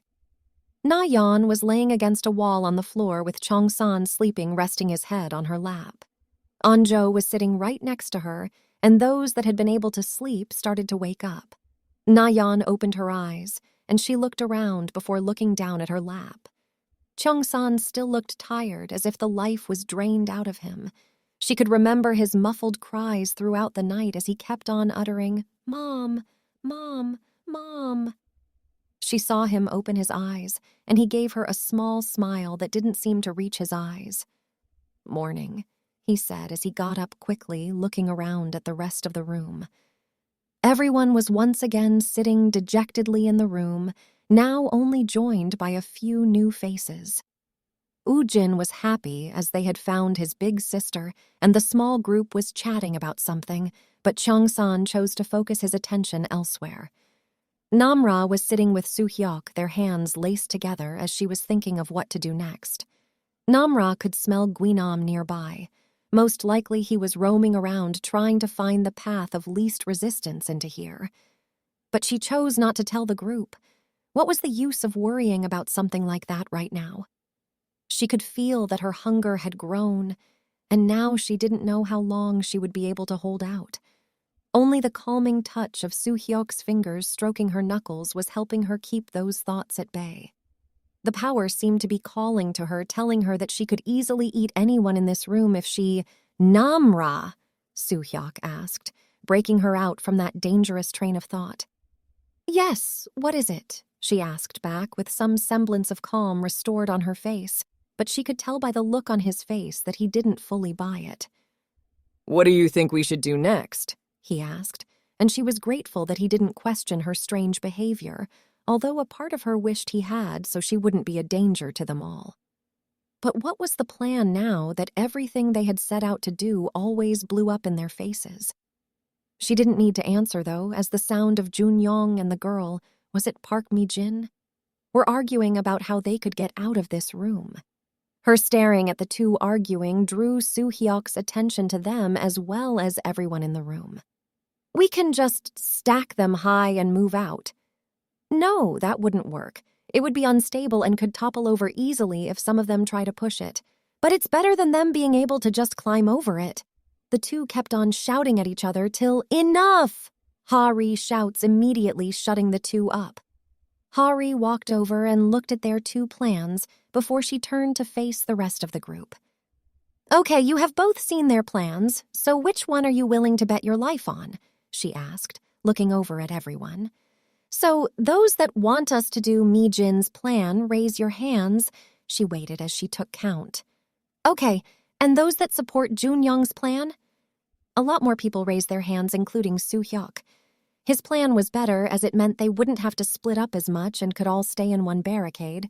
Mi-jin just smirked. "Let's hope that your plan doesn't get us killed," she said angrily, moving past him. So the plan to build a mobile shield that they could all fit inside began, with everyone helping as fast as they could. They wanted to make sure that they got this done during the day, because if they messed it up, then doing it at night from their previous experience, they knew they would lose more people. It was just approaching the afternoon when they heard some siren in the distance that quickly faded, which was odd, but what was more important was they had done it. They nodded at each other as if they silently were hoping to communicate their hope and prayers to survive. When the door opened, the zombies immediately rushed toward them but clashed into the barricade. Daisoo and Woojin were at the front and helped push the first wave back, allowing for the moving barricade to come out of the room. They had immediately closed off the barricade and all started pushing with the others, fighting off any zombies that held the moving barricade too long and slowed them down. Namra was doing her best with her super strength to push the barrier along with the others, but she could see just how the zombies didn't even pay attention to her. But they looked past her and roared behind her at her friends as if she was one of them, as if she was playing human. They kept on pushing the barricade till too many zombies surrounded them, bringing them to a halt, no matter how much effort they put into pushing it. That's when something Mi-jin had brought up started happening as some of the zombies started making attempts to climb the barricade. Some in the group broke off to try and fight the zombies that were climbing and push them back. You see, I fucking told you, Mi-jin screamed as she pushed back the zombies against the barricade. Jun-young knew that this had been his plan and he was going to take responsibility to make sure everyone made it out. So while everyone was defending each of their sides, he fought hard, doing his best to protect his fellow survivors who started making some progress as most of the zombies were trying to climb up and in. They each fought hard till one zombie rushed up the barricade and climbed up with frightening speed and was now ready to leap on the first person it caught sight of, Mi-jin. Jun-young caught sight of it and rushed to defend her as she was trying to hold off the barricade and some zombies. Mi-jin saw the zombie and froze, and as it made to jump for her, Jun-young got in front of her and beat it back. He fought the zombie for a while trying to throw it out, and as they fought, it tried to make another leap at Mi-jin, but Jun-young caught it and used all his strength to push it out, but it bit into his hand during their struggle. The zombie was outside, and Mi-jin just stared at Jun-young as he looked at the bite and then stared at the group. No one knew what to do, but Jun-young was going to do his best to get them out of there. Jun-young headed for the barrier in a run, and Mi-jin screamed, "What are you doing, idiot?" as she tried to stop him but was held back by the others. Daisu wanted to stop him too, but when he tried to move, the zombies pushed at the barricade and he had to hold firm. taking responsibility, he shouted as he dove over the barricade and started pulling off and beating zombies as fast as he could. Jun-young batted some of them away and kicked away the others all, while Mi-jin screamed for him with tears running down her face to get back in the barricade. The zombies eventually noticed Jun-young and started charging at him, and although he still had fight in him, their numbers were too many, as they tackled him and he disappeared underneath a horde of zombies. Mi-jin screamed as she thought that he died because of her, but she was brought back to her current situation as other zombies knocked onto the barricade. They had pushed their way toward the exit and were now by the door, and as they worked to get closer, Mi-jin didn't know why she turned. But she looked, maybe with a little hope that he was okay. She couldn't help herself. She saw Jun-young, or what used to be Jun-young. His body had been mauled and was covered in bites and torn flesh. She saw his body twitching, cracking, and twisting unnaturally as it stood up eerily before charging at the barricade. The zombies attacked, and Mi-jin just stepped back as far as she could. She didn't want to see him like this, didn't want to see anyone like this. Cheong-san stepped forward, intending to beat the zombie away, but when he looked at it, he couldn't. He just kept looking back at the others, not knowing what to do. This was their friend. He felt so conflicted as he pushed away the zombie, not really wanting to harm it. They got to the door and set up the barricade around it as Anjo went to try the door. "It's locked!" she shouted as she started slamming her shoulder against it. "What do you mean, it's locked?" Mi-jin shouted as she batted back some zombies. Anjo kept on banging her shoulder against the door repeatedly, again and again, till she stepped back her shoulder in so much pain as she held it, but she pushed on ready to go again, and as she charged, the door opened. With the light shining from behind him stood a man. No, her father. "Dad! Anjo!" She rushed forward, wrapping her arms around him as she cried. He had come for her. She didn't believe he would actually be able to come. She felt him wrap his arms around her before she remembered her friends. "Come, let's go!" Anjo's father shouted at them as they rushed out of the door. Anjo's dad quickly shut the door as the last of the group came outside. The zombies were banging against the door, and some were already starting to gather in the area, most likely drawn by the noise. "Let's go!" Anjo's dad said as he started running away from the school, and they gladly followed as the zombies started giving chase. Cheong-san grabbed Na-Yeon's hand as they started running up the hill. She almost tripped with the pace they were going, but he made sure to help her up. The group kept on running till they saw the tennis court. "Quick inside," Anjo's dad said as they rushed into the tennis court, and he locked the door behind them. They ran to the other side, but to their horror, the door was locked with some zombies on the outside. They were trapped. "What do we do now?" Mi-jin asked as she pulled at her hair looking at their situation. The zombies they had left behind them started slamming against the door they had locked down, and they could only watch helplessly as the zombies broke through. Cheong-san, Soo-hyuk, and Mi-jin lured them to the tennis court nets as they started batting them away. But they were too many. Onjo's father saw this and glanced at his daughter. She looked scared and helpless as more zombies kept rushing into the court, and he knew what he had to do. Everyone was distracted, but Onjo turned to see her dad searching in his bag, and then he pulled out a flare. The light and sound of the flare drew the attention of the zombies. He threw the flare to the far corner of the tennis court. The zombies rushed toward it, crushing each other as they tried to reach out for it. "Go now!" Onjo's dad screamed at them as everyone immediately started running toward the door. Even the zombies on the outside had gone to the side where the flare had been dropped. But the flare was burning out quickly as some of the zombies started to look at them. Onjo's dad got in between the zombies and her as he started fighting some of them off. Onjo and the others rushed outside with her dad right behind them, but she was surprised as she heard the door shut behind her. She turned around and saw her dad holding the door shut as he tried to lock it. "Dad, what are you doing?" she screamed out as she rushed back to the door. He just stared at her before his eyes moved down to his hand, and she saw it.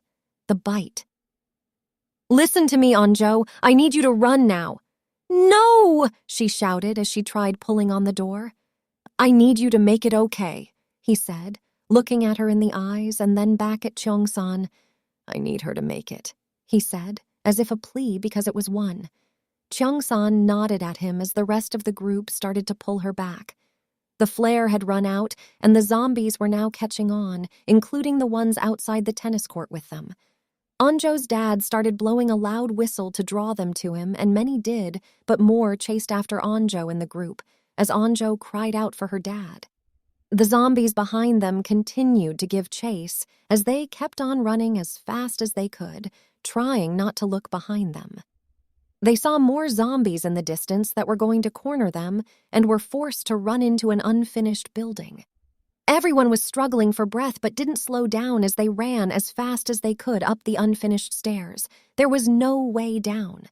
They looked around before Namra saw a platform outside the window close by, and before the zombies got up, they all rushed onto the outside platform outside the window. It was sketchy outside on the platform, but they saw that they had now ended up on some scaffolding. They moved away from the window as they heard the zombies reach the floor and room they were in before. Na-Yeon stood behind Cheong-san, her grip tight on his clothes. Their hands hadn't let go of each other since they had broken out of the tennis court. Everyone waited nervously to see if the zombies would rush out onto the platform, but nothing happened. They could hear them, but they weren't coming. "I think we can relax," Namra said as she sat down. It took a moment for everyone to take a few moments to calm down before each of them sat down. They were all still breathing heavily, but they were safe for now. Cheong-san saw Onjo, who sat down against the wall with her arms wrapped around her legs, looking out at nothing. He tried to approach her, but she brushed him off. "I just want to be alone for a moment," she said with no malice in her voice, just tiredness. He nodded in acceptance. He could guess she needed time to process, but even so, she was his childhood friend, so he sat down next to her, and not too long after Na-Yeon sat down next to him, he could guess by how she was acting that she still felt like she was intruding. He once again felt her slip her hand into his out of sight of anyone, and he gave her a small, reassuring squeeze before giving her a small glance. On the other side, Namra was struggling. Her hunger had grown even more as she had to use her super strength to help hold the barricade. "Namra," she heard, and looked to her side and saw the worried face of Soo-hyuk looking over her. He saw the shakiness in her hands and looked back at the others. No one else had noticed, so he grabbed her hands. "Hey, I need you to focus on me." She did just that. Breathing in and out slowly, she tried to focus on the blurry vision of his face, and slowly but surely it started to come back into focus. They all sat down in silence. What else could they do? They were surrounded now without most of their gear. It was the rooftop all over again. "Do you hear that?" Namra asked before she stood up again. "It's a message. I think it's the army." That surprised everyone as they were all spurred to attention. "Really, the army? What are they saying?" Namra proceeded to relay the message to everyone, and with each word their faces morphed with terror. "What the hell are we supposed to do now?" Mi-jin Whisper shouted to the others. There was nowhere for them to hide from the bombs that the army was planning to drop on the city. Cheong-san! A loud voice shouted, and Cheong-san didn't need to even see the face to know who it was. Guinam? That bastard just can't die, Daisu said as he got up and the others got ready. He kept on shouting out Cheong-san's name till he went quiet. They held their breath. It was quiet. Too quiet. Cheong-san! A voice rang out by the window as Guinam stuck his head through the opening with a twisted smile. Soo-hyuk swung at him, but Guinam smacked him back, pushing him toward the edge, where he now hung loosely with zombies and a long fall waiting for him down below.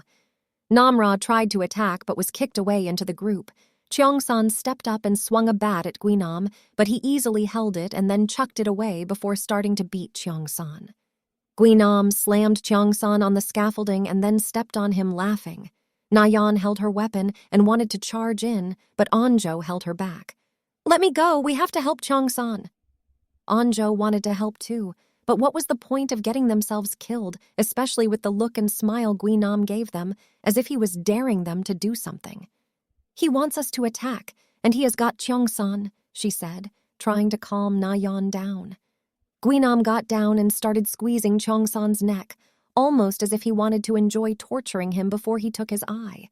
Namra pushed through and attacked Guinam with her power again, managing to push him off Cheong-san before she was kicked back easily. But the distraction had worked, as Cheong-san started fighting again with Guinam. The bully was mad as he grabbed Cheong-san's arm and bit down on his hand. Na-Yeon could hear herself scream as she saw Guinam land the bite and tried more to break away from the group and help him. Suddenly, Guinam let out a scream, and so did Namra. Cheong-san kicked him back as they fought again. No matter how much he tried, though, Guinam powered through, and it wasn't long before Cheong-san was overpowered again, with Guinam trying to choke him out over the edge of the scaffolding. He screamed again, grabbing his ears, and Cheong-san took the opportunity to flip Guinam over him, throwing him far down to the ground below. He stood up, breathing heavily as he looked over the edge of the scaffolding. He knew that Guinam was probably still alive, if he survived being thrown from the roof.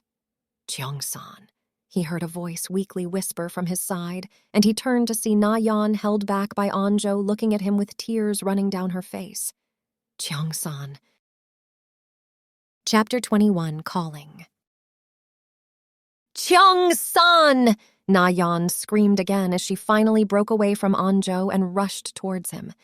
She lifted his hand, looking at the bite, but couldn't see it properly as her vision was blurred. She had no idea that she had tears running down her face, but she quickly wiped them off as she frantically ripped a part of her shirt off and started wrapping it around the bite as fast as she could. Cheong-san just stood there motionlessly as he watched Na-Yeon try to bandage the bite. He could see her hands shaking, her tears dropping onto his hand. He grabbed her hand as she finished wrapping his hand with the makeshift bandage, but still was looking frantically at the arm. Cheong-san could still feel her hand shaking as he held it, and slowly she looked up at him. He could see her tear-streaked face, eyes full of so much fear. He had seen her look scared and afraid before, but this was completely different. "Just keep it wrapped up, okay? We will get you some help soon, okay?" She kept on saying it as if chanting a mantra to herself, trying to tell herself that he was going to be okay. There had to be a way. They were staring at each other, eyes unwavering, as Cheong-san raised his hand and held her cheek. "Looks like you're going to make it." He knew he had to be quick, because he could already guess that he was going to turn. There was no other way. "No, we can make it together. We will be okay." He shook his head as he reached over to his chest and ripped off his name tag. She watched him ripping it off as he held it out to her, and she was confused for a moment before she remembered.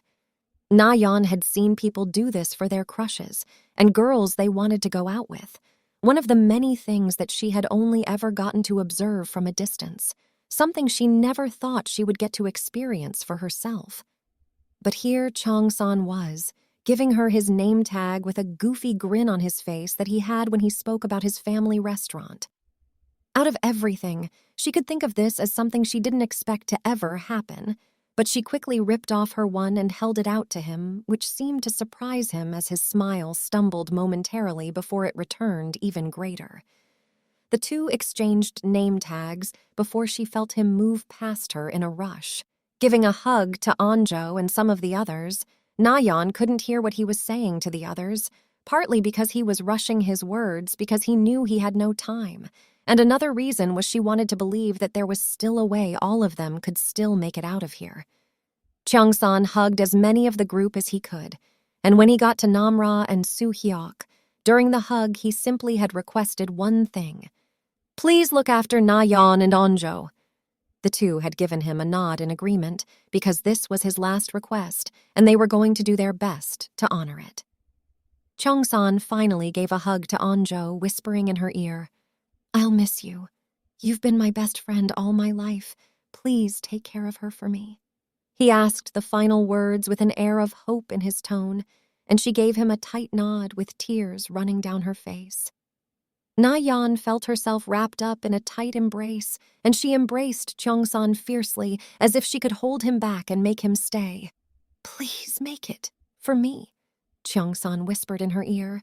She could feel some of his tears on her neck, and hers were already running. They pulled back, and he still wore that smile, eyes glistening with tears as he stepped closer, finally pressing their lips together in a fierce kiss that left her breathless and wanting more. He had that goofy smile as he stepped away from her and looked at the others behind her. She held his hand, trying to stop him from going, because she could already tell what he was about to do. Okay, guys, I will be the bait and lead them away. You run into the forest as far as you can before the bombs drop and don't look back. Soo-hyuk and Namra nodded at him, and he went to step out the window, but felt the hand gripping his tightly, not wanting to let go. He looked at Na-Yeon one last time and gave her a final kiss that seemed to shock her as he broke off his grip with a smile on his face and rushed into the building. Only moments later, they heard him screaming, I am the happiest man in the world, as he ran through the building with the zombies chasing after him. I like you, Na-Yeon. I wish I had known you before this. Come on! They heard him shouting out more declarations for Na-Yeon as his voice started to disappear into the distance. Anjo and the others had rushed to stop Na-Yeon when she had made an attempt to most likely chase after him. Let me go. I can help him, she had said weakly, even still fighting their grip. Do you want his sacrifice to be in vain? Anjo had asked, doing her best to hold the girl from chasing after her childhood friend. I want to chase after him too, but we can't, she said, with tears running down her face, still holding Na-Yeon. He would want us to make it, no matter how much we want to help him. Na-Yeon's fighting ceased, but Anjo stood there with her arms still wrapped around the girl to see if she still decided to try anything. But she didn't, and just hung her head defeated. We should go now, Namra had said immediately after, and they knew what that meant. They had to run as fast as they could for the forest. Guinam, who had been slowly recovering, heard screaming and turned to see what was causing all that noise. He was surprised and happy when he saw a screaming Cheong-san with hordes of zombies chasing after him. The bully got up and started joining the hordes in chasing him, because if anyone was going to kill Cheong-san, it was going to be him. Chapter 22. Memories. Anjo was running through the forest, holding Na-Yeon's hand, and every time she glanced back, the girl was always looking behind them. She knew she was probably hoping that Cheong-san would pop out behind them, without a scratch on him, without him being a monster, but as much as she wanted that, she knew it wasn't possible. Namra was struggling to stand as the sound was getting louder and louder till she couldn't run anymore, and Soo-hyuk had to pick her up and piggyback her as they kept running. The forest was barren. They had expected to see at least a zombie, but none of them were there. likely drawn by the sound. "Come on, guys. We're almost there," Soo-hyuk said as they kept pushing. They hadn't had a moment to rest in however long, and now they could almost see salvation. Cheong-san had been running for a while as he kept shouting to draw the zombies till he glanced behind him and saw Guinam's face drawn in a smile as he closed in behind him, pushing zombies aside. "Cheong-san!" He said the name with a smile as he started closing in behind him. Cheong-san was glad that he didn't at least go after the group. He couldn't imagine the group fighting him right now after they had already been weakened. They had barely escaped last time, and that was mostly due to luck. He didn't mind using himself as a sacrifice. He had to lead him further away. He headed into a building as Guinam fell to his knees because of the blaring sound, but soon got up after a while. The zombies that were with him had run off towards the school, but he didn't care as he could hear Cheong-san's frantic breathing as he ran up the stairs inside the unfinished building. Guinam got up and went in hot pursuit after him. Cheong-san was already running out of breath. He could feel his body starting to go numb and tiredness was falling upon him, but he knew he had to hold on. Cheong-san made it up the building as far up as he could and looked around and saw nowhere else to go. This was it. He turned around with a metal bar in hand as he waited for Guinam to arrive. He didn't have to wait long. Guinam burst into the last floor, looking around like a frantic animal, before his eyes landed on Cheong-san, and he smirked. "You really don't die, do you?" Cheong-san said, still out of breath. He was trying to psych himself up because he knew he was going to die here at this monster's hands. "I'm going to take your eyes. Then I'm going to break every bone in your body before I eat you and kill you," Guinam said, stalking closer and closer towards him. Cheong-san raised his metal bar, tightening it as much as he could, even in his tired state. Guinam feigned an attack, and Cheong-san swung at him, but he easily dodged it, laughing at him. But Cheong-san maintained his stance at the ready as the two circled each other. Guinam swung at him, and Cheong-san dodged as the two began their bout. Cheong-san swung a couple of times, managing to catch Guinam off guard a few times, which seemed to piss him off as he finally charged at Cheong-san. Guinam tackled him to the ground as they both threw punches, rolling on the floor, but it was already clear who was stronger. They rolled around a few times till Guinam finally got above him and held him down, laughing at him. Cheong-san didn't stop struggling, but it only seemed to amuse Guinam as he continued laughing in his face. "If only your little girlfriend could see you now," he said, before looking down at him, the laughter and smile fading into a cold expression. "I will take the eye you owe me now," he said, and Cheong-san realized what he meant and went to try and protect his eye. Guinam easily overpowered him as he held Cheong-san's head down, trying to gouge his eye out. Cheong-san fought as much as he could, but he could feel the difference in their strength. It wasn't him putting up a fight that was slowing Guinam down. It was almost as if the monster was savoring it. Guinam finally grew bored as he gouged at Cheong-san's eye. Cheong-san let out a scream so loud that he didn't believe it came from him, as his hands quickly went to cover his now bleeding eye socket. Guinam licked off the blood, smiling as he looked at Cheong-san writhing and screaming in pain on the ground as he played with the eye before he ate it with a smile on his face. In the distance now, getting further away from the school, Namra suddenly said, "Cheong-san," which brought the whole group to a stop. "What do you mean, Cheong-san?" Soo-hyuk asked her. Anjo was listening closely, and she could feel Na-Yeon tense in her grip. I heard him scream," she said the words with her head down, and before Anjo could really grasp what that meant, she felt Na-Yeon break her hold and turn to run back toward the school. "Na-Yeon!" Anjo shouted as she started to take off after her, but saw most of the group hesitating. She looked at them, and they looked away, not meeting her eyes. She knew why they didn't want to go, but she had made a promise to Cheong-san, and she was going to keep it.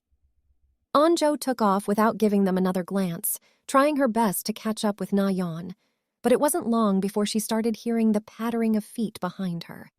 Namra got off Soo-hyuk's back and started running, knowing well that she was pushing herself beyond her limits, but she was faster than them, and she sped past the group.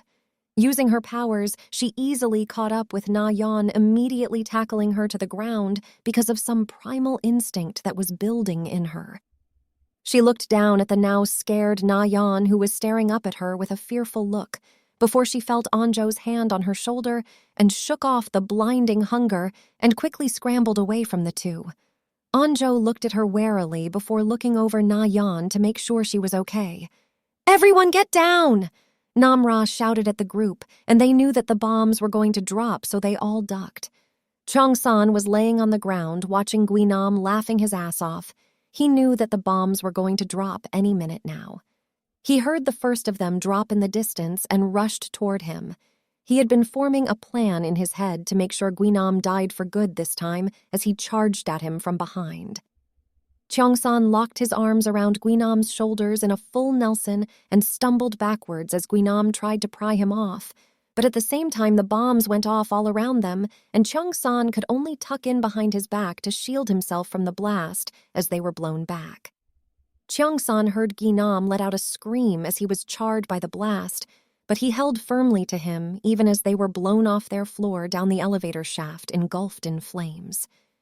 His life started flashing before his eyes. He remembered his dad, his mom, their store, and all the nights his mother tasted new recipes on him and his father. He thought back to when he met Onjo and how they ended up sticking to each other like glue. She was his only friend till they met Gyeong-soo. They both never expected to get along with someone like him, as he was loud and brash, very much the opposite of the two of them, but somehow they had made it and stuck together for years. His life went by in flashes, till it somehow stopped on his first meeting with Na-Yeon. The first time they had met, they hadn't even glanced in each other's direction, and he hadn't remembered it. The moment had been brief, and she was so far in the distance. But somehow, at this moment, the memory was so clear with her face highlighted among the crowd. More flashes came showing all the times they had crossed paths and they hadn't noticed each other, whether that was catching her glimpse in the window or somehow seeing her in the corner of his eye when he was on the bus home. They had met so many times, but he had never noticed, till the flashes arrived at their recent moments. Her killing Gyeong-soo, him rushing after her, finding her scared and alone, face streaked in tears, embracing her as she cried through the night, them holding each other, and their talk, their kiss. The last image that he saw was her smiling at him after they had kissed in the back room. He hadn't seen her smile a lot, but when he did, he wished he had seen it more. The group heard the blast and felt the heat come off it almost to the point they felt they were on fire in their own clothes. Everyone waited a while till the rumbling settled down. Everyone slowly looked up and around the area. Some of the places were already charred, but that didn't matter to Na-Yeon as she only had Cheong-san on her mind. She took off again, but this time Onjo was right next to her, which surprised her for a moment before she remembered how important Cheong-san was to her as well. The rest of the group followed, trying to keep up with the two, but also looking out for any stray zombies that were left behind. The group was only met with ash and smoke as they rushed and jumped over some charred bodies that were crumbling on arrival. Na-Yeon and Onjo were looking around frantically before Namra interrupted them. "This way," she said, as she took off in another direction. They followed her wordlessly, and as they got further in, they were only met with more carnage. They went up some stairs, and before long they were on a floor of a building. But no one was there. But Na-Yeon saw the metal pole Cheong-san had been using as a weapon when they parted ways on the ground and rushed toward it, picking it up. There was a lot of blood on it, and there was more on the floor. She was shocked and just looked over at Onjo, silently trying to utter something, anything. "What's that?" they heard Dae-soo say as he looked down the incomplete elevator shaft. The group rushed there, and all they could see were charred bodies stacked in piles, all of them trying to reach up. They saw a jacket. "Is that Guinam?" Na-Yeon asked weakly as she stepped back before collapsing to her knees and bursting into tears. She started crying out loudly, and she soon felt arms wrapped around her as Onjo settled next to her crying as well. She couldn't believe it. Namra just watched the two crying as they embraced each other. She knew she had to be quick. They couldn't wait any longer. She couldn't wait any longer. We need to go. Chapter 23, The Last of Us. The group was now running through the city as fast as they could. Everything was eerily quiet after the explosions, and the forest had given way to the clearing of the city. No one had said anything since they left the site where Cheong-san fell, and the group had to drag Anjo and Na-Yeon away from the site, mostly because they weren't sure if there would be more bombings or zombies around. It was odd, to say the least, that they hadn't seen one zombie at all because all of them couldn't have died in the blast, right? They weren't that lucky. As they ran through the city streets, ducking through alleyways and wide empty streets, Na-Yeon saw something that caused her to stop in her tracks. The rest of the group continued on for a while till they couldn't hear footsteps behind them and turned around. Anjo had come to a stop behind Na-Yeon after having chosen to run behind the girl to watch out for her. Some of the guys were watching the rear of the group stopped as well, trying to see why they had stopped running. Cheong-san's chicken, Na-Yeon said, looking at the store sadly. She could feel her tears running as she looked over the store. Na-Yeon and the small group flinched when a zombie banged up against the door from inside the store. They all stood there staring at it because it looked like someone from their school. The rest of the group realized that they hadn't come and stopped to double back. Everyone then took a moment to look at the store and the zombie inside. Anjo walked up behind Na-Yeon before slowly reaching for her arm. "Na-Yeon," she said, causing the girl to flinch for a moment before she turned around. "We need to go now. We don't know if there are still zombies here or if they are going to bomb the city again." Na-Yeon looked back over her shoulder at the store before quickly swiping at the tears on her face and looking back at Anjo with a nod. Everyone in the group took one last glancing nod at the store before they all engaged in their run again. They had a vague idea to head for the city limits or just to find a way out of the city. They were putting all their cards into this plan because they knew if they got caught out here, it would be hard to survive. "Stop!" Namra said, holding up her hand in a fist as the group came to a halt. They were now in some densely packed residential and commercial district. There was a lot of smoke covering most of the area, and they could barely see. And from the smell that they got, they knew what was burning. The smoke was so thick, obscuring the area, that they could barely see down the next street. Anjo held her weapon tightly in her hand and nodded for Na-Yeon to do the same. "They're coming," Namra said, after pausing for a moment, and the group immediately created a circle as they tried to cover any direction the zombies could be coming from. "There's too many, we have to go," Namra said, as she turned to the group before running down an alleyway. The group didn't waste any time as they ran after her. No one could see the zombies or even hear them, but they knew that they were coming, and they didn't want to be caught. They were ducking and diving through alleys as fast as they could, trying to create as much distance as they could. Namra ran ahead of the group. "Looks like we have to fight," she said, as a group of zombies burst through the alley, and she immediately attacked them, cracking their skulls and snapping their necks with frightening ease that made some of the group uneasy as they saw her. They quickly snapped out of it, jumping into the fray to attack the zombies that were coming from the smoke. Na-Yeon was standing, clutching her weapon nervously, her eyes frantically looking around as the group fought the zombies. One locked eyes with her and charged, and time seemed to slow down. She could swear she heard Cheong-san telling her to fight as she pulled back and gave a massive swing whilst ducking out of the way. Namra and Anjo had been ready to jump in when they saw a zombie charging at Na-Yeon and were ready to step in, but were surprised when the normally meek girl swung her weapon with as much ferocity as she could muster. The zombie fell to the ground, and before it could get back up, Na-Yeon was already taking another swing. The voices of Cheong-san encouraged her, but only further enraged her because she had lost him to these monsters. Many more zombies burst through the smoke as the group began to fight them. The number was still manageable, and with Namra on their side, it was slightly easier to fight. The rest of the group fought the other zombies, and she kept on beating one, her face a mask of anger and pain. Na-Yeon wasn't sure when the zombie stopped moving because she couldn't see clearly anymore, as she just kept swinging with her tears blurring her vision till she felt a touch on her shoulder that had her whirling around ready to fight. It was Anjo, looking at her worriedly. The two were brought out of their stare by more zombies that they started to fight immediately, teaming up to watch each other's back as they swung at the zombies that reached out. Na-Yeon and Anjo heard a scream and turned to see a zombie biting into Woo-jin's calf, causing him to lose his footing.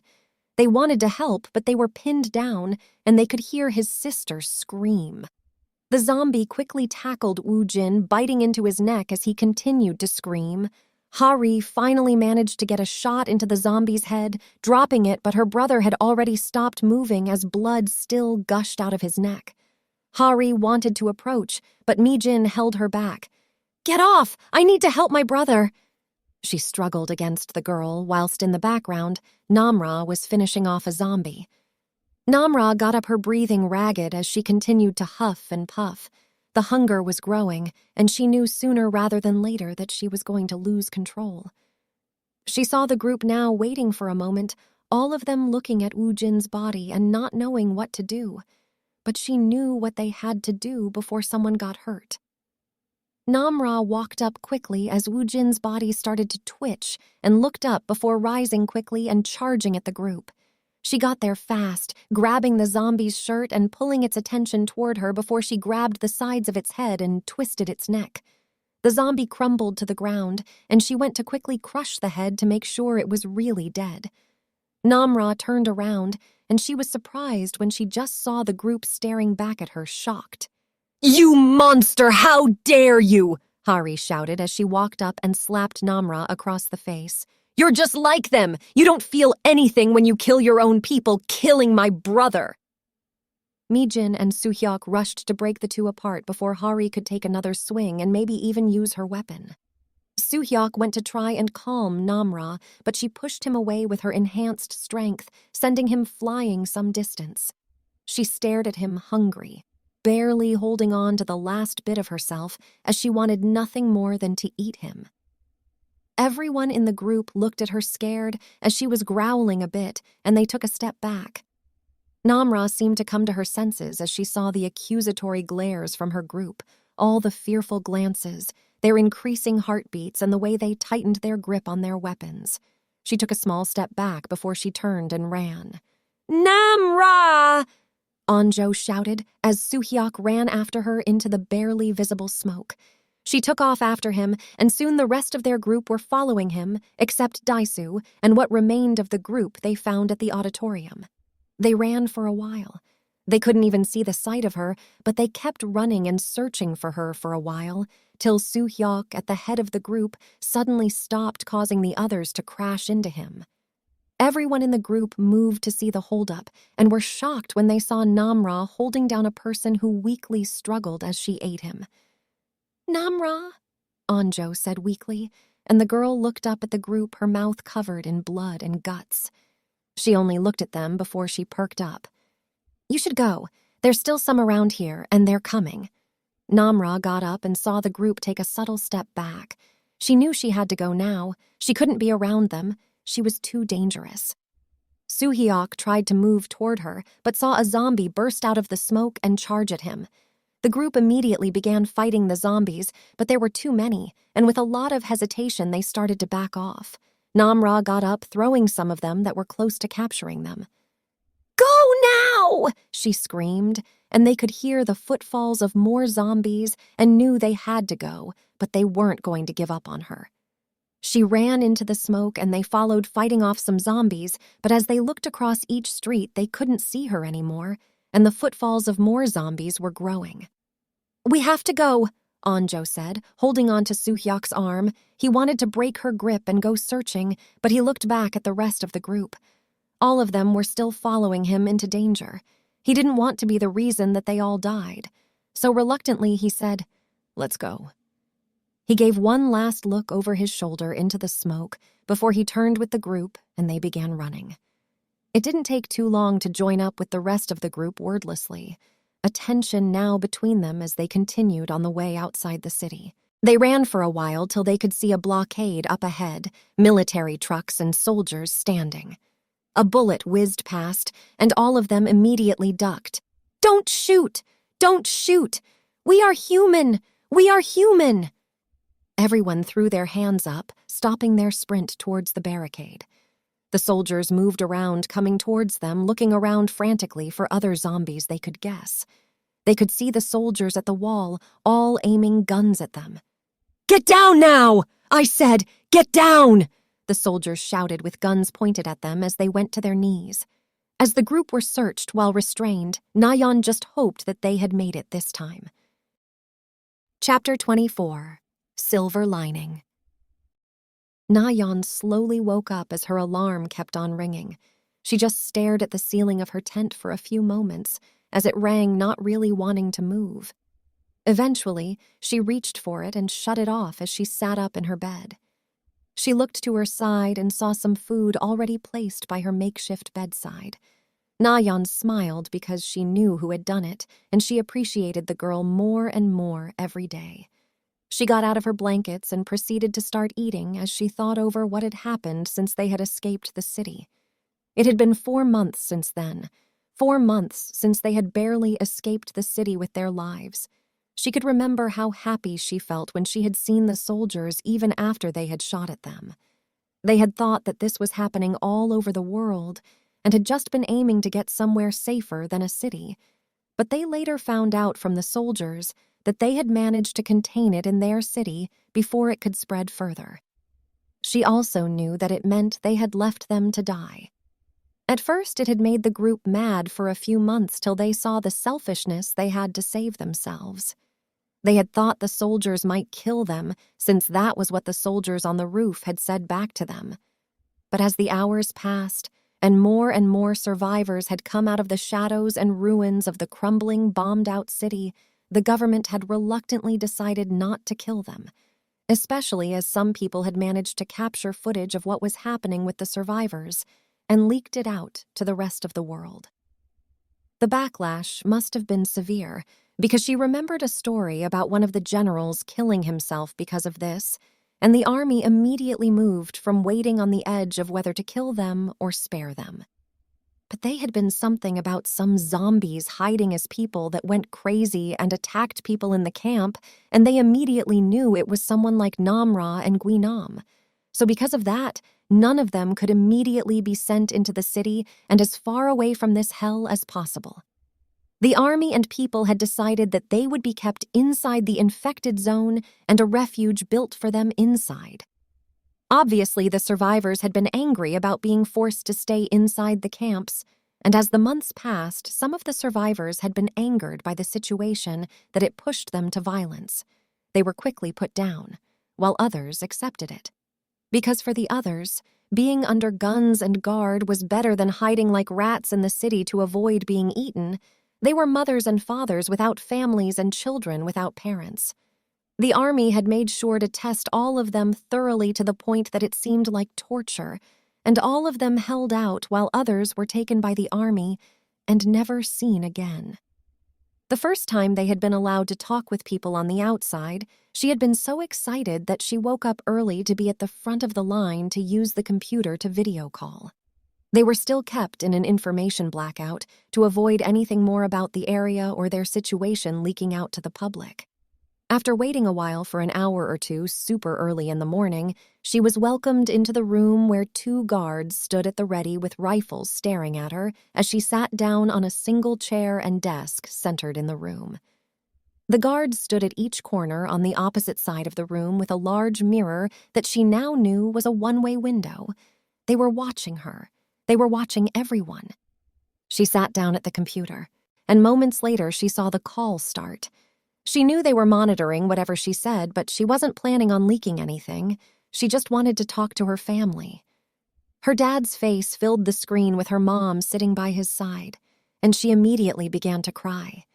She saw her father crying as well, not even having said a word as he tried to reach for her through the screen. "Dad," she said between her cries. "Princess." She wanted more than anything to go home right then.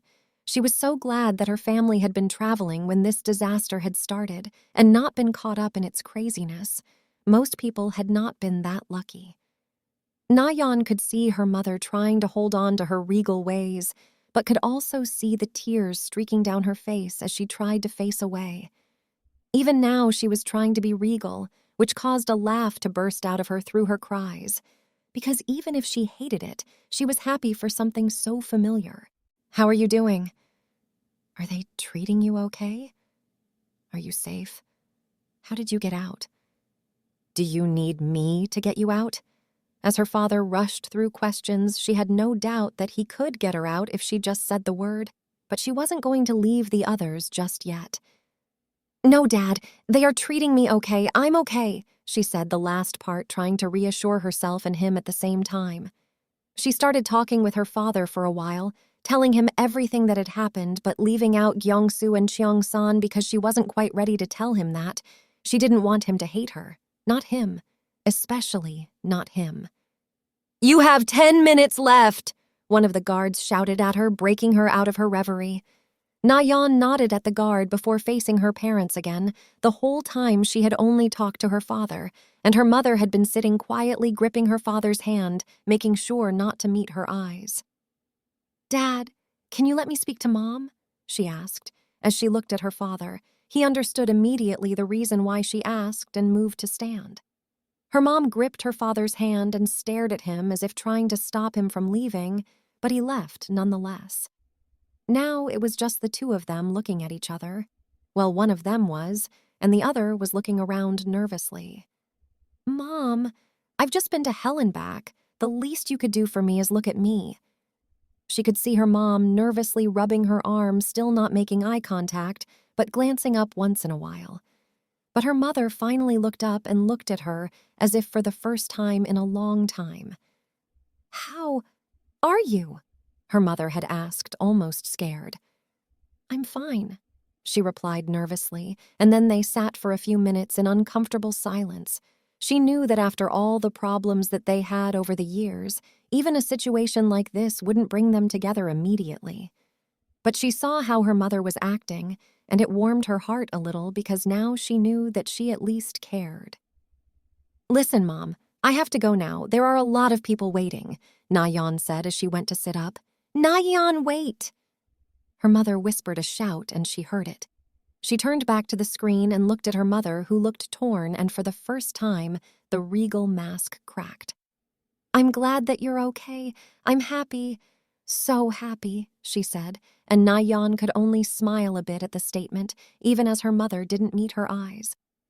"I'm happy you are too," Na-Yeon said, and she could see the moment of shock that froze her mother's features as she stared at her before the call was cut.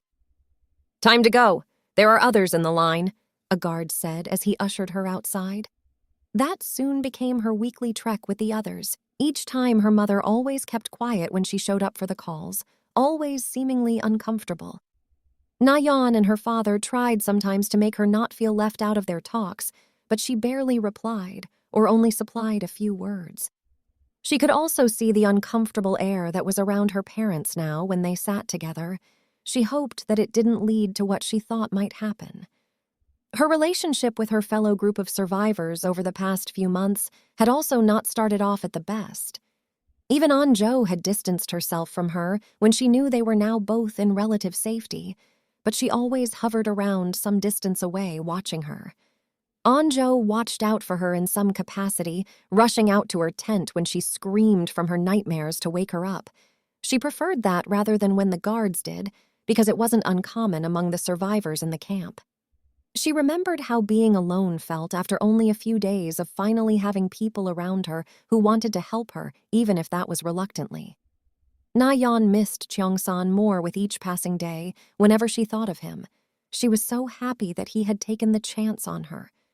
But she wished he had made it instead of her.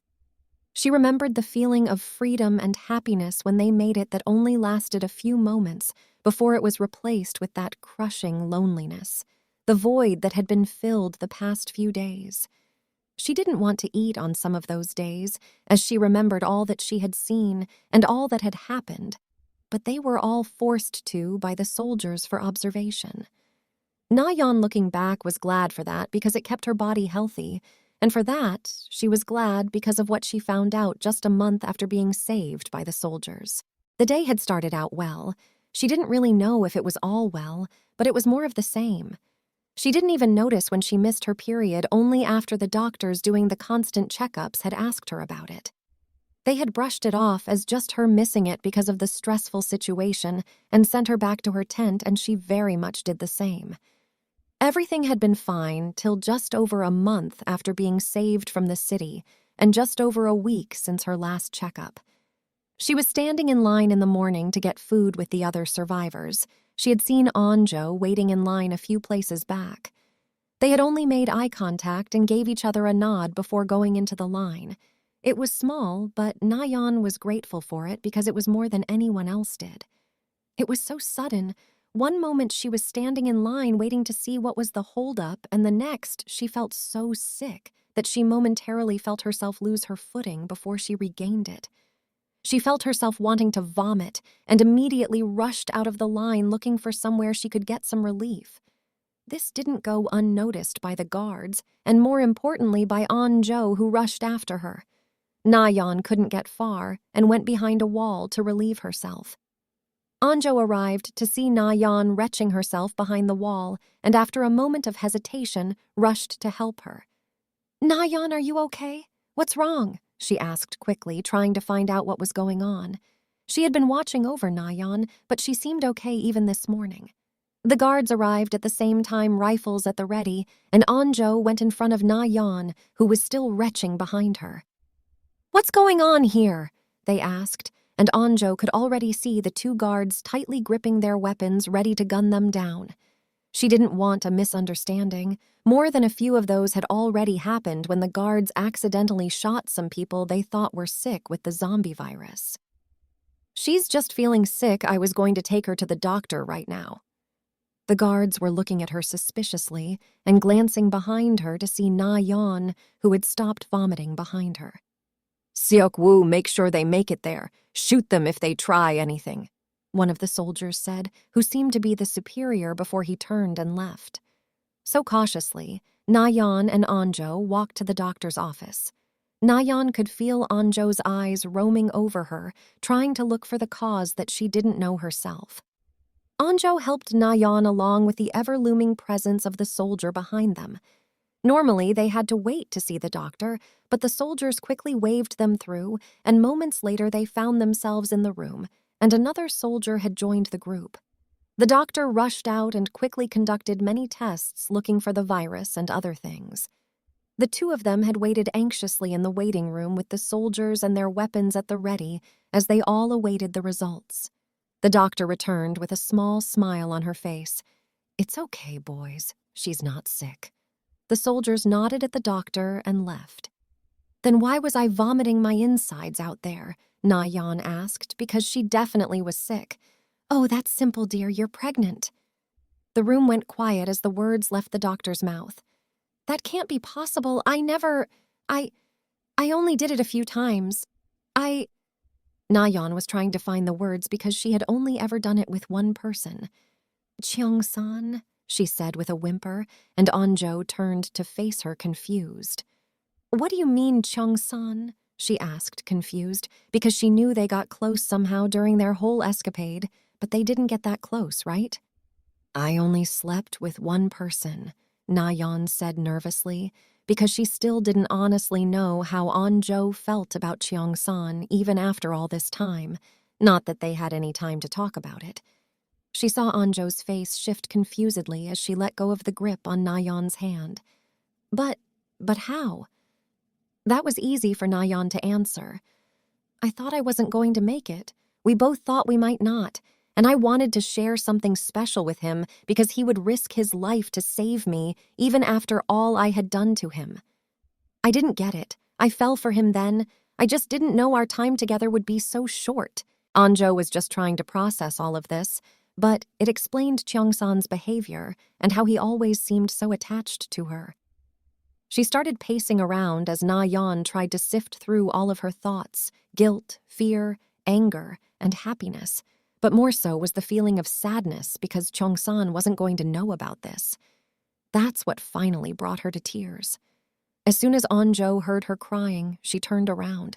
She hated how she felt right now, because this was Na-Yeon and Cheong-san's baby, and she had made it somehow about her. Onjo came and embraced her as she cried. The doctor just watched them closely as Onjo tried her best to reassure her that everything was going to be fine. She walked up to the two, confused. "Apologies if this news has proved to be upsetting. We can take measures to deal with the situation if you would like." Na-Yeon's head immediately shot up. "No!" she said with a shout, momentarily startling the doctor, and Onjo, a guard, rushed in. "Is everything okay, doctor?" The doctor simply waved away the soldier. "It's all right." The soldier lurked for a moment before stepping out and closing the door. "It's okay, Na-Yeon. Nothing is going to happen without your permission, okay?" Onjo said the last part questioningly, looking at the doctor. The doctor nodded, but she could still feel the glare on her from Na-Yeon as she already went to clutch protectively over her stomach. "Nothing will happen except me allowing them to assign you more rations if you decide to keep the pregnancy." The decision was already clear in Na-Yeon's head. The last piece of Cheong-san, a part of her and him together, she sure as hell was not going to get rid of it, of her, him, of her baby, of their baby. "I'm keeping it," she said decisively without any hesitation. She didn't even have a plan. She was alone here, but she wasn't going to give this up. "Fantastic! Then I will write you up to receive more rations, and you must come here at least once a month or whenever you feel something is wrong." Onjo listened as the doctor spoke, but she could see that Na-Yeon's mind was a million miles away. So when the doctor finished talking and left, she had only spoken to Onjo till once again they were left in the room alone. "You okay?" Onjo asked nervously as she moved towards the girl, the one that was carrying a part of Cheong-san in her, the last part of her best friend, her family. "I'm fine. It's just a lot to think about." Onjo at least understood that much. "Okay, let's get you to bed so you can rest. I will go get some rations for you." Na-Yeon just nodded wordlessly. She didn't even remember how Onjo got her to her bed that day, only that she woke up the next day with Onjo sitting in her tent. "I have to tell my parents," Na-Yeon said a few days later as she got up. She immediately felt sick and was surprised when Onjo handed her a bucket that was at the side of her bed because she hadn't had that before. After a few painful minutes of spilling her guts out in the bucket, with Onjo rubbing her back and spurting out reassurances, she finally managed to regain her composure. That was the beginning of Onjo becoming her shadow, always hovering around like a mother hen.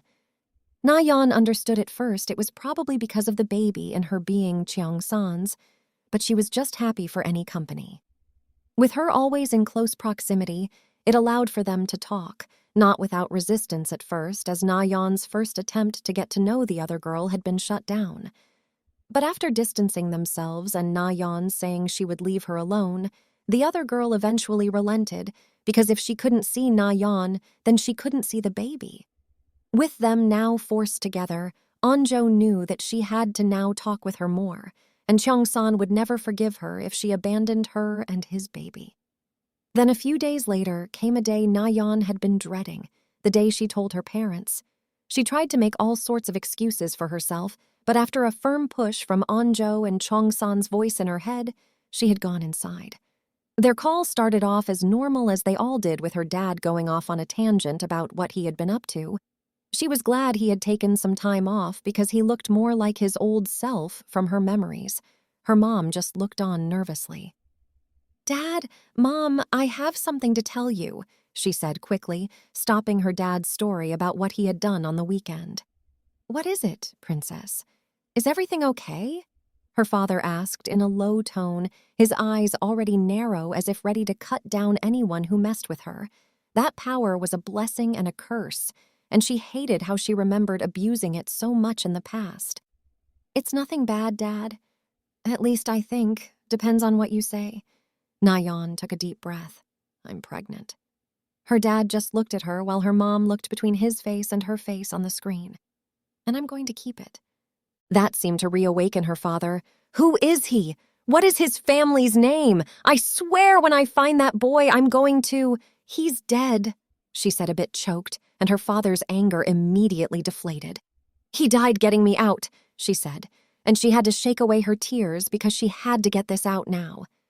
Her mother covered her mouth as her father tried to find any words he could say, but there were none. I did something, when we were in there, that seemed to garner her parents' attention more. What did you do, honey? If she wasn't so broken about what she wanted to reveal, she would have voiced her surprise that her mother was the one who asked the question. Na-Yeon seemed to remember where she was as one of the guards shifted. They were listening to everything and everyone. She had no doubt that they would probably lock her up. All the survivors knew that the army always wanted to get rid of them. She also remembered that now she wasn't alone. How could she be so selfish? So she shook her head, wiping the tears away, and looked at her parents' faces marred with concern. I will tell you some other time.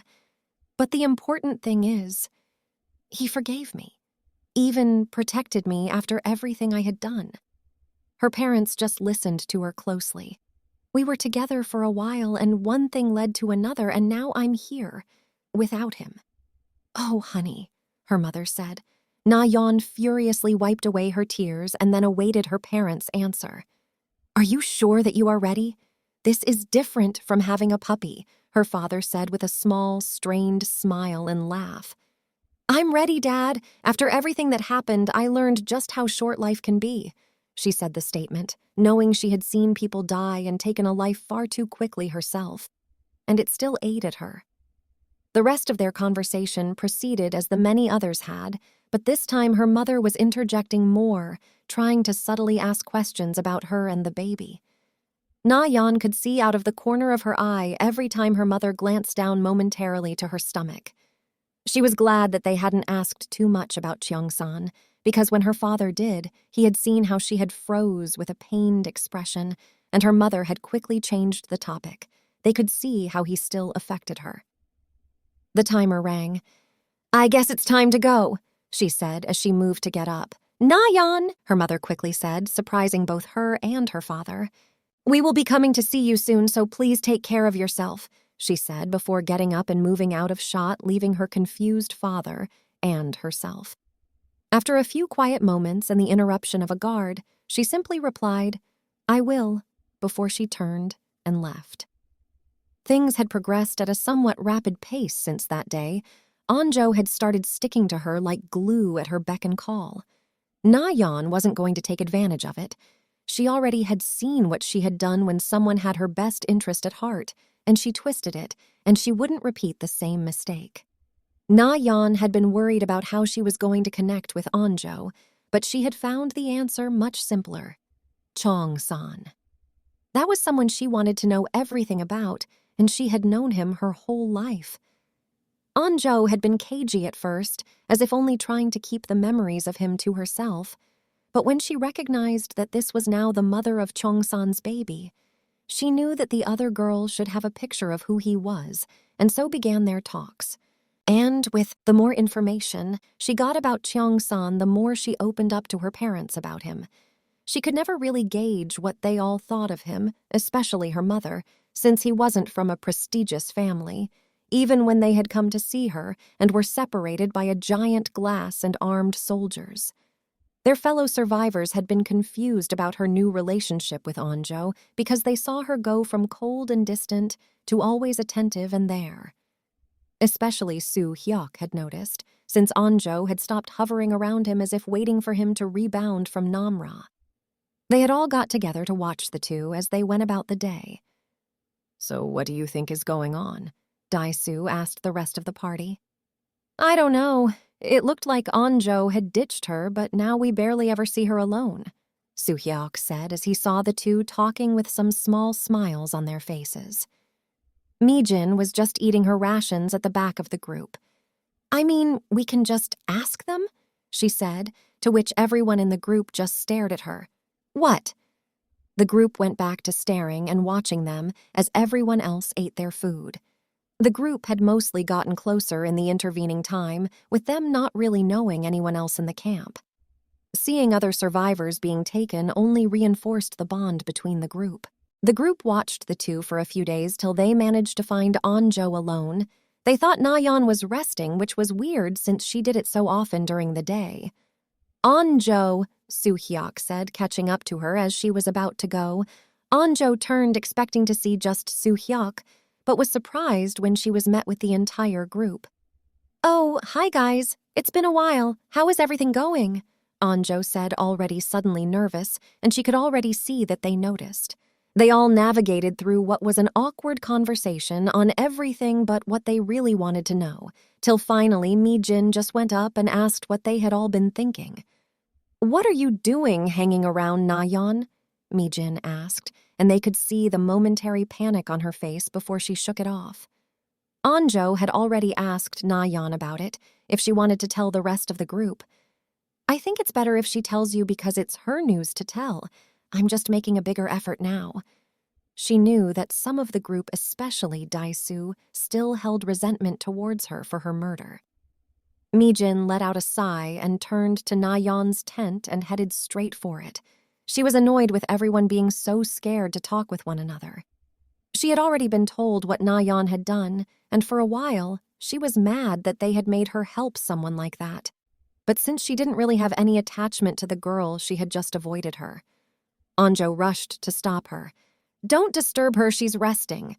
But she was already late as Mi-jin stepped into the tent to find a sleeping Na-Yeon with trays of food next to her and better bedding than the others in the camp did.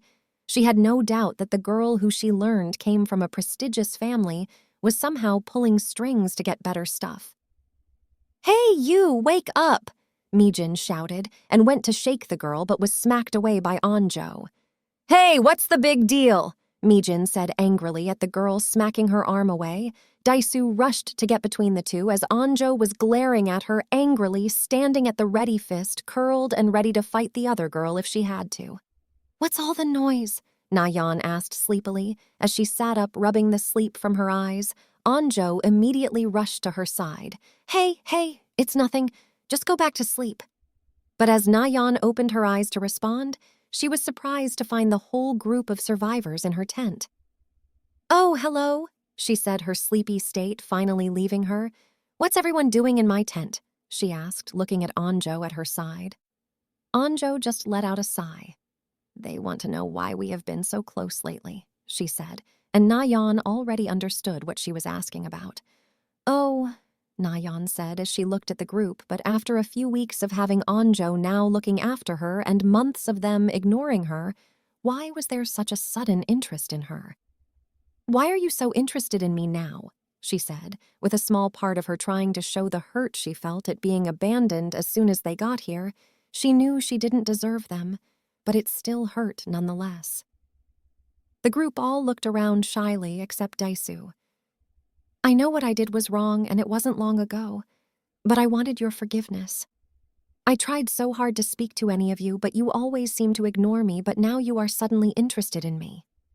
She sat up, swinging her legs off the bed, and Anjo was already handing her a glass of water. She seemed to follow the doctor's words to the letter. Na-Yeon was grateful for the support because she didn't want to be alone in here, especially since they still didn't know when they were allowed to leave. She let out a sigh as she stood up. She knew she wasn't going to go back to sleep anytime soon anyway. "If you wanted to know so badly, you could have just asked me.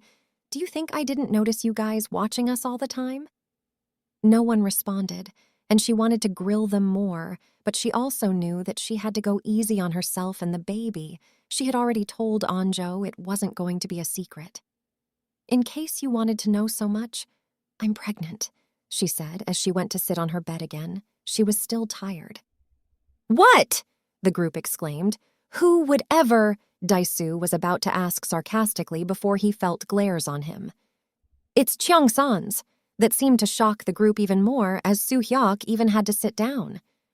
"You and Cheong-san? How long had you been seeing each other?" Soo-hyuk asked. "That's no one's business," Anjo said with an edge to her voice, and Soo-hyuk just thought it better not to ask anymore. That had been the first day on Na-Yeon's trek to a form of redemption, At first, the group had distanced themselves for a day or two, but slowly, one by one, they started to try and make an effort to talk to her with some encouragement and guilt-tripping from Anjo. During this time, whenever Anjo wasn't looking after Na-Yeon, she always looked out over the wall to the school. It was a far distance out, but she could just glance at it, especially when she got binoculars. She didn't know why she did this, maybe just to feel connected to it. But then one night she noticed something, a fire on the rooftop of the school. It was there for a while, then it disappeared. The next day, she thought that she might have been seeing things, and she went the next night to try and prove herself wrong, but she saw it again. She started watching every day when the fire was lit. She didn't know who it was, but she remembered something Namra had said when they were all gathered on the roof months ago. "I hope one day we can all sit around a fire together." That stuck with her as time passed and things changed.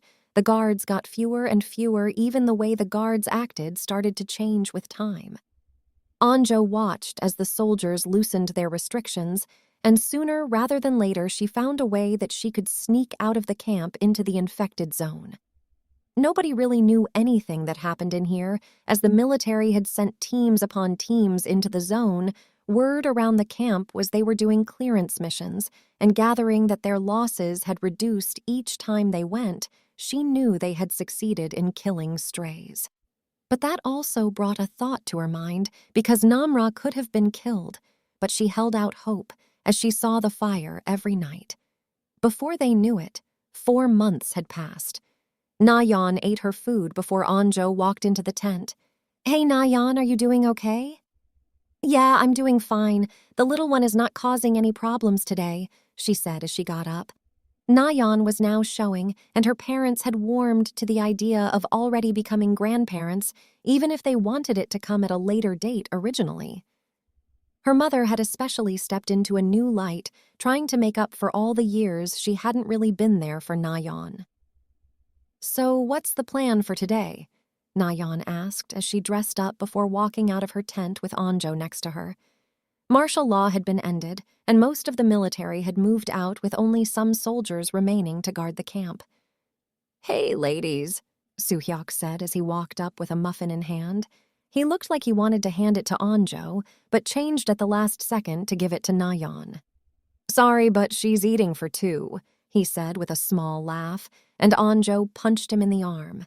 "Oh, Soo-hyuk, I wanted to speak with you about something. Could we meet up later?" Anjo said. Soo-hyuk didn't really know what this was about, but agreed nonetheless. Sure. They stood awkwardly for a bit, and Na-Yeon knew she had to excuse herself. "You two can talk now. I'll go get something to eat." Anjo wanted to stop her, but Na-Yeon just waved her off before giving her a wink and thumbs up and turned to leave. Anjo and Soo-hyuk looked at each other oddly before she signaled for him to follow her into the tent. Na-Yeon hadn't really left, as she thought that Anjo was finally going to confess to Soo-hyuk, and she wanted to be there for her friend, which still felt like a weird thought. But she wanted to be there for her regardless of the answer. She knew how Anjo got in one of her slumps and was waiting to dive in if need be. She waited just out of sight of the tent with a small smile on her face as she listened in. It seemed as if they were whispering. But she caught small glimpses of it. It wasn't a confession, but Anjo telling Soo-hyuk that she thought someone was at the school and she was going to go. Na-Yeon stepped back. She needed to clear her head because that couldn't be true. She must have misheard. Otherwise, Anjo would have told her. She went through the motions of the day with only the words from Anjo weighing on her mind. Later in the evening, Anjo had got all of the equipment ready and was headed to the spot she said she would meet up with Soo-hyuk and head to the school. But as she turned the corner, she was met with the sight of Hyo-ryung, Dae-soo, Mi-jin, Soo-hyuk, and more importantly, Na-Yeon. "What are you all doing here? I only said tell someone, not everyone," she asked, as if they didn't catch her in her lie. Soo-hyuk scratched the back of his head nervously with a smile. "I did only tell one person," he said sheepishly. She let out a sigh as she made eye contact with Na-Yeon, someone who definitely couldn't be here. "Na-Yeon, you know what we are doing. You should go back to your tent and rest. This could be dangerous." "And how did you even find out?" Na-Yeon just scoffed. Then make sure to watch my back because I'm coming or I'm going to go alone when you leave and you would rather watch my back, wouldn't you? She said, knowing damn well that they wouldn't want her roaming the infected zone, pregnant and alone, even if the army said no infected had been seen in months since the clearance missions. And how I found out, well, let's just say Dae-soo has a big mouth, she said with her head held high. She knew she wasn't going to let them know that she heard it from her first, but when Dae-soo had blurted it out during the day talking to Mi-jin, she knew she had an easy scapegoat. My mouth's not that big, Dae-soo said before Mi-jin smacked the back of his head. Idiot! Onjo was surprised Mi-jin was there because she really wasn't part of their group, but she knew she most likely was doing it because she was bored, or her going off about her being a senior and having to watch out for the juniors. Fine, let's go, but stay close, Onjo said with her eyes especially directed at Na-Yeon. They managed to scale the wall easily with the group especially helping Na-Yeon get up and down it. They all had their weapons at the ready. Even if the soldiers had said they cleared the zombies out, they were not going to take the chance. Na-Yeon was placed at the center of the group with the rest of the others forming a shield around her. They walked for a while. It had gotten dark, and they needed torches to light the way, but even so, there was an eerie quiet to the place without even the sound of any critter. There was still ash remaining from the army's bombing runs, but there was nothing else till they walked up to a shrine. It was a shrine built up with gifts and other various items, and Onjo quickly answered when she saw the questioning looks from the others.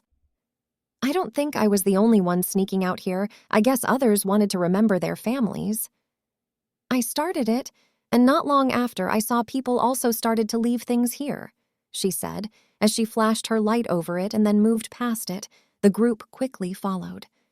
She was searching the forest for a while till the flash of her torch landed on a ribbon in a tree.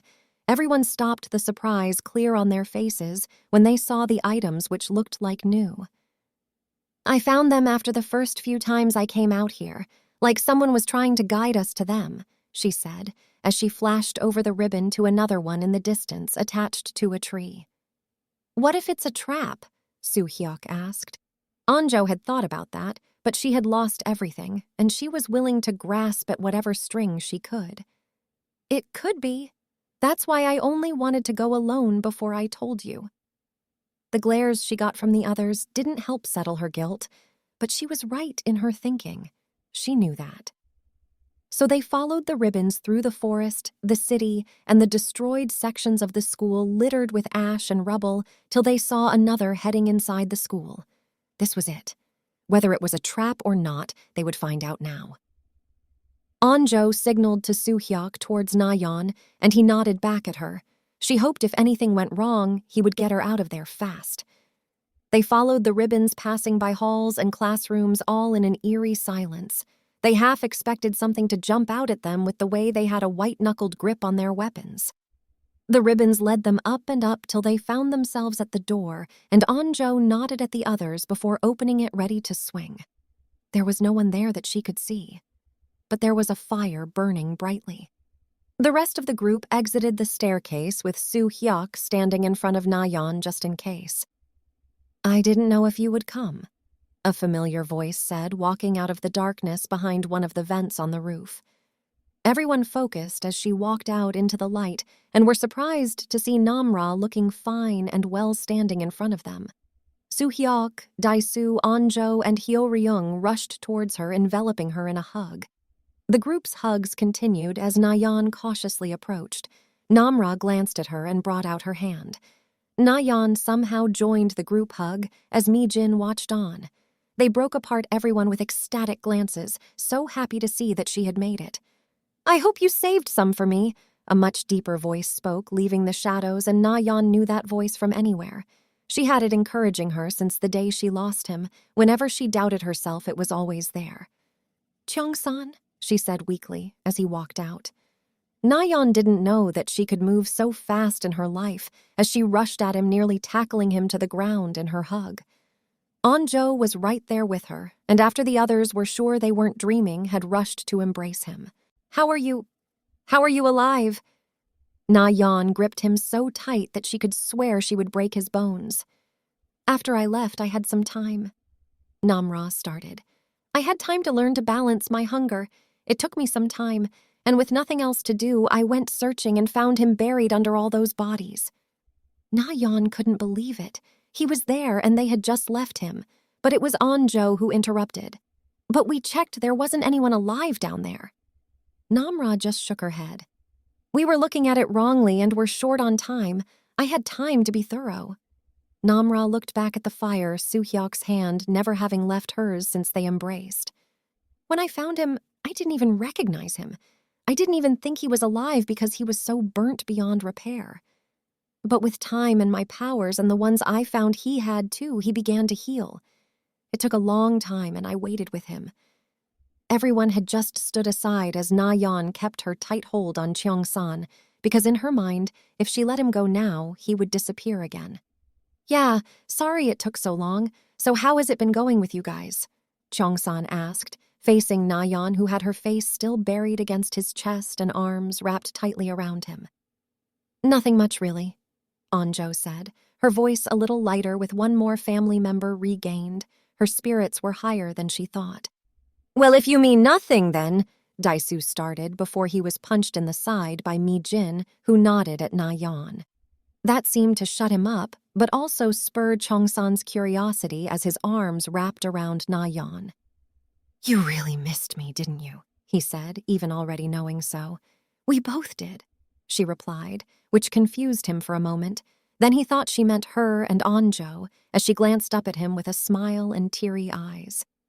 She held his hand, removing it from around her, and laced her fingers with his before guiding it down. The smile on Na-Yeon's face faltered for only a moment, thinking what if he didn't want her, want them. She shook that off, she would deal with it if that came, and she didn't think he was that type of person. Cheong-san's hand reached down to her stomach, and he immediately felt the difference. His enhanced senses had told him that Na-Yeon smelled different from how he remembered, but it couldn't be what he thought, right? He really hadn't gotten a good look at her before she rushed to him, but she was wearing a large, oversized sweater that seemed to hide her figure, and now he knew why. Wah wah. He didn't know how to get his voice out. Looks like I win Dae-soo pay up, Mi-jin said, as the whole group turned to see Dae-soo handing Mi-jin a chocolate bar he had hidden somewhere. But that was beside the point, as Cheong-san focused his look back on Na-Yeon, who looked so nervous, as if she would break, depending on what he said next. I'm pregnant.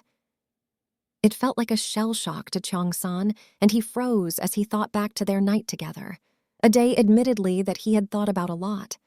He must have taken too long or looked the wrong way because Na-Yeon wanted to pull away, and he quickly rushed to hold her in his embrace. Mine? He asked, trying and failing to hide the hope in his voice. She nodded at him with a small, hopeful smile. He glanced at Anjo, and she smiled at him with a nod, and instantly he locked his lips with Na-Yeon. He had just been happy to see that she had made it out okay, but now finding out this was just the icing on the cake after all the past months of hardship. He let his hand to her stomach again, slipping under her shirt, and just held it there. It took some focus, but he heard it. The heartbeat was clear and loud thanks to his enhanced senses. The others decided to start catching up with Namra so that they could leave the two alone. No doubt they had a lot to speak about. Cheong-san took a knee, placing his ear against her belly as he listened closely to the heartbeat of their baby. Just thinking about that was throwing him off as he felt Na-Yeon run her fingers through his hair. I thought we lost you. Why didn't you? Why didn't you try talking to us? Na-Yeon asked, her voice somewhat choked. He looked up at her and could already feel the guilt building. It had been weighing on him how he couldn't see Na-Yeon and Anjo, but now he had a baby he had been keeping away from too. I wanted to, more than anything, but it wasn't safe for us to, he said as he glanced over at Namra talking to the others. He stood up, bringing her into his embrace. I didn't know. She knew what he meant. It's okay. You couldn't have known. I didn't know till not too long ago, too, she said with a small smile. Na-Yeon was just happy that he was taking this so well.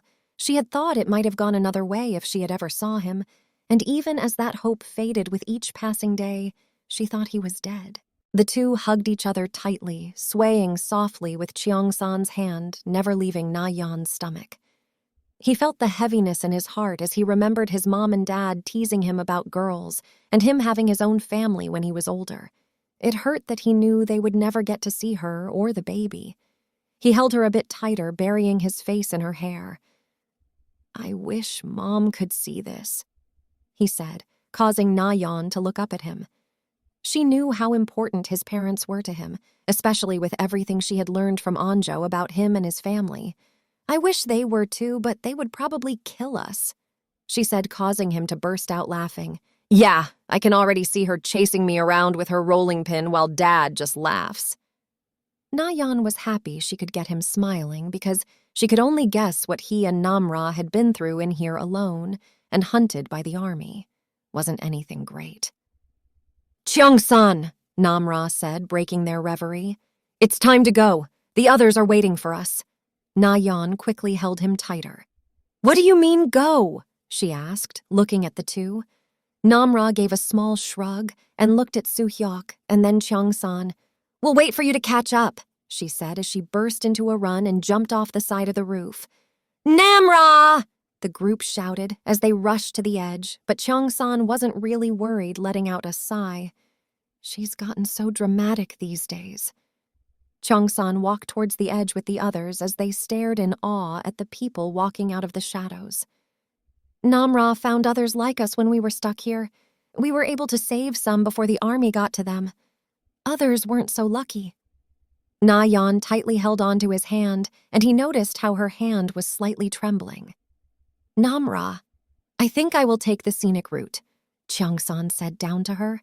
She was nervous about that, but knew he probably wanted to spend time with the others, especially with Na-Yeon.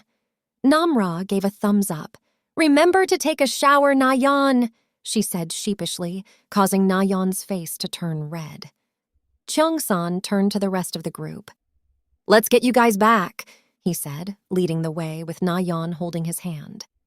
The group started on their way back to the camp with everyone bombarding Cheong-san with questions, but he seemed to shower Na-Yeon with his own. Na-Yeon was more than happy to keep answering them as he wanted to know everything that had happened since he left the group all those months ago. Anjo made sure to stick close to him to tell him everything that had happened.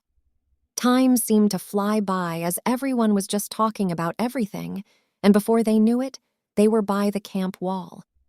Everyone stood around silently, not knowing what to say. "Come on, guys. You know I'm here and I know you're here, so I'll see you soon."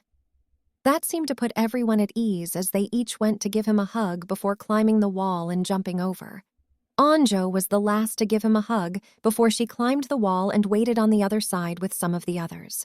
Na-Yeon easily slipped into Cheong-san's hold as they just stood together silently. "Please don't leave yet," she asked, clutching him fiercely. "I have to go. The others are waiting for me." He put his finger under her chin and tipped her head till she faced him. "Don't worry. I will be close. If you need me. The both of you," he said, placing his hand on her stomach again. His group rarely ever went close to the camp because of how guarded it used to be, and the other times they did, the soldiers had been ruthless. But deep down, Cheong-san knew he didn't want to leave, not yet. He hadn't seen her for so long. Could he risk it? He could see her eyes searching his, her arms wrapped around him. The answer was easy. "I guess the others could miss me for one night," he said, glancing around to make sure that there were no soldiers roaming around. He saw the light return to her eyes as her face broke into a smile. It was pitch black, but he could see her clear as day. "Let's get you to bed," he said as he glanced at the wall. "Should be an easy climb," he said, and got a punch in the shoulder from Na-Yeon. "You're going to help." Getting back over the wall was easy with Cheong-san's super strength, and the rest of the group was surprised as they saw the two appear over the wall. They had been waiting to help Na-Yeon over the wall after Cheong-san left. They were surprised when after Na-Yeon came up, they saw Cheong-san appear after her. He gave a small laugh to their surprised faces before giving a shrug. "I guess I'm sleeping over tonight," he said, as he carried Na-Yeon down the wall. Cheong-san knew that he probably couldn't stay long, and he had to leave soon in case someone found him. The group gave each other small goodbyes before everyone dispersed. Na-Yeon, with her hand holding Cheong-san's, led him to her tent, making sure to keep out of sight. They made it to their tent easily, but not without Cheong-san telling her when to duck as he could hear and see things she couldn't. Cheong-san looked around her tent. It was modest, with a lot of stuff, even a picture of her with Onjo, and another with her sitting by some benches with the group eating. I'm happy that you got close with the others, he said, directing her attention to the pictures by her bedside. Na-Yeon looked at the pictures with a small, somber smile on her face. It took a lot. The little one was a lot of help, she said, and he could tell from the momentary sadness on her face that it must have not been easy. Speaking of photos, we should take one, she said, as she went to check on her drawer for the camera her parents had bought and sent to her since they weren't allowed phones. After diving into her clothes for a bit, she pulled out a camera before pointing him towards the bed. He sat down and she immediately sat down next to him, throwing his arm around her shoulders as she tried to angle the shot. Cheong-san could only stare at her as she tried to get the perfect angle, because there it was, that smile that he had thought about every day, that he had missed her. Okay, 1, 2. And before she could get to 3, he turned her head and gave her a kiss, the flash and noise from the camera going unnoticed by the both of them. She could only stare at him with a smile as he brushed her hair aside to see her face. You need to get some sleep. It's pretty late. Okay, old man, she said jokingly, but she knew she was tired even with all the adrenaline of seeing him helping her stay up.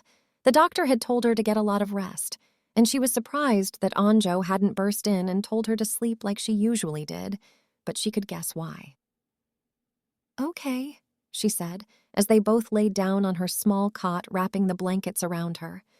Normally, she would think her cot was too big for her alone, even with the little one, but it had been the doctor's orders. But with Cheong-san here, it was perfect, as she pressed into his side, wrapping her arms and legs around him as she settled into his embrace. She wanted to savor this old feeling more, but she was so tired, and before she knew it, she had fallen asleep. Cheong-san heard her breathing even out as he just stared at the roof of the tent before he slowly closed his eyes. When Na-Yeon woke up the next morning, she felt around her cot but couldn't feel a presence next to her. She shot up fast because yesterday couldn't have been a dream, right? She was about to start stressing till she saw who she was looking for sitting by the end of the cot. Cheong-san was just staring at an ultrasound picture with the most inquisitive eyes, as if the picture told him everything there was. Cheong-san, he heard her say, and turned to face her with a small smile. Na-Yeon knew then and there that everything was going to be all right, especially with him by her side. Morning, beautiful.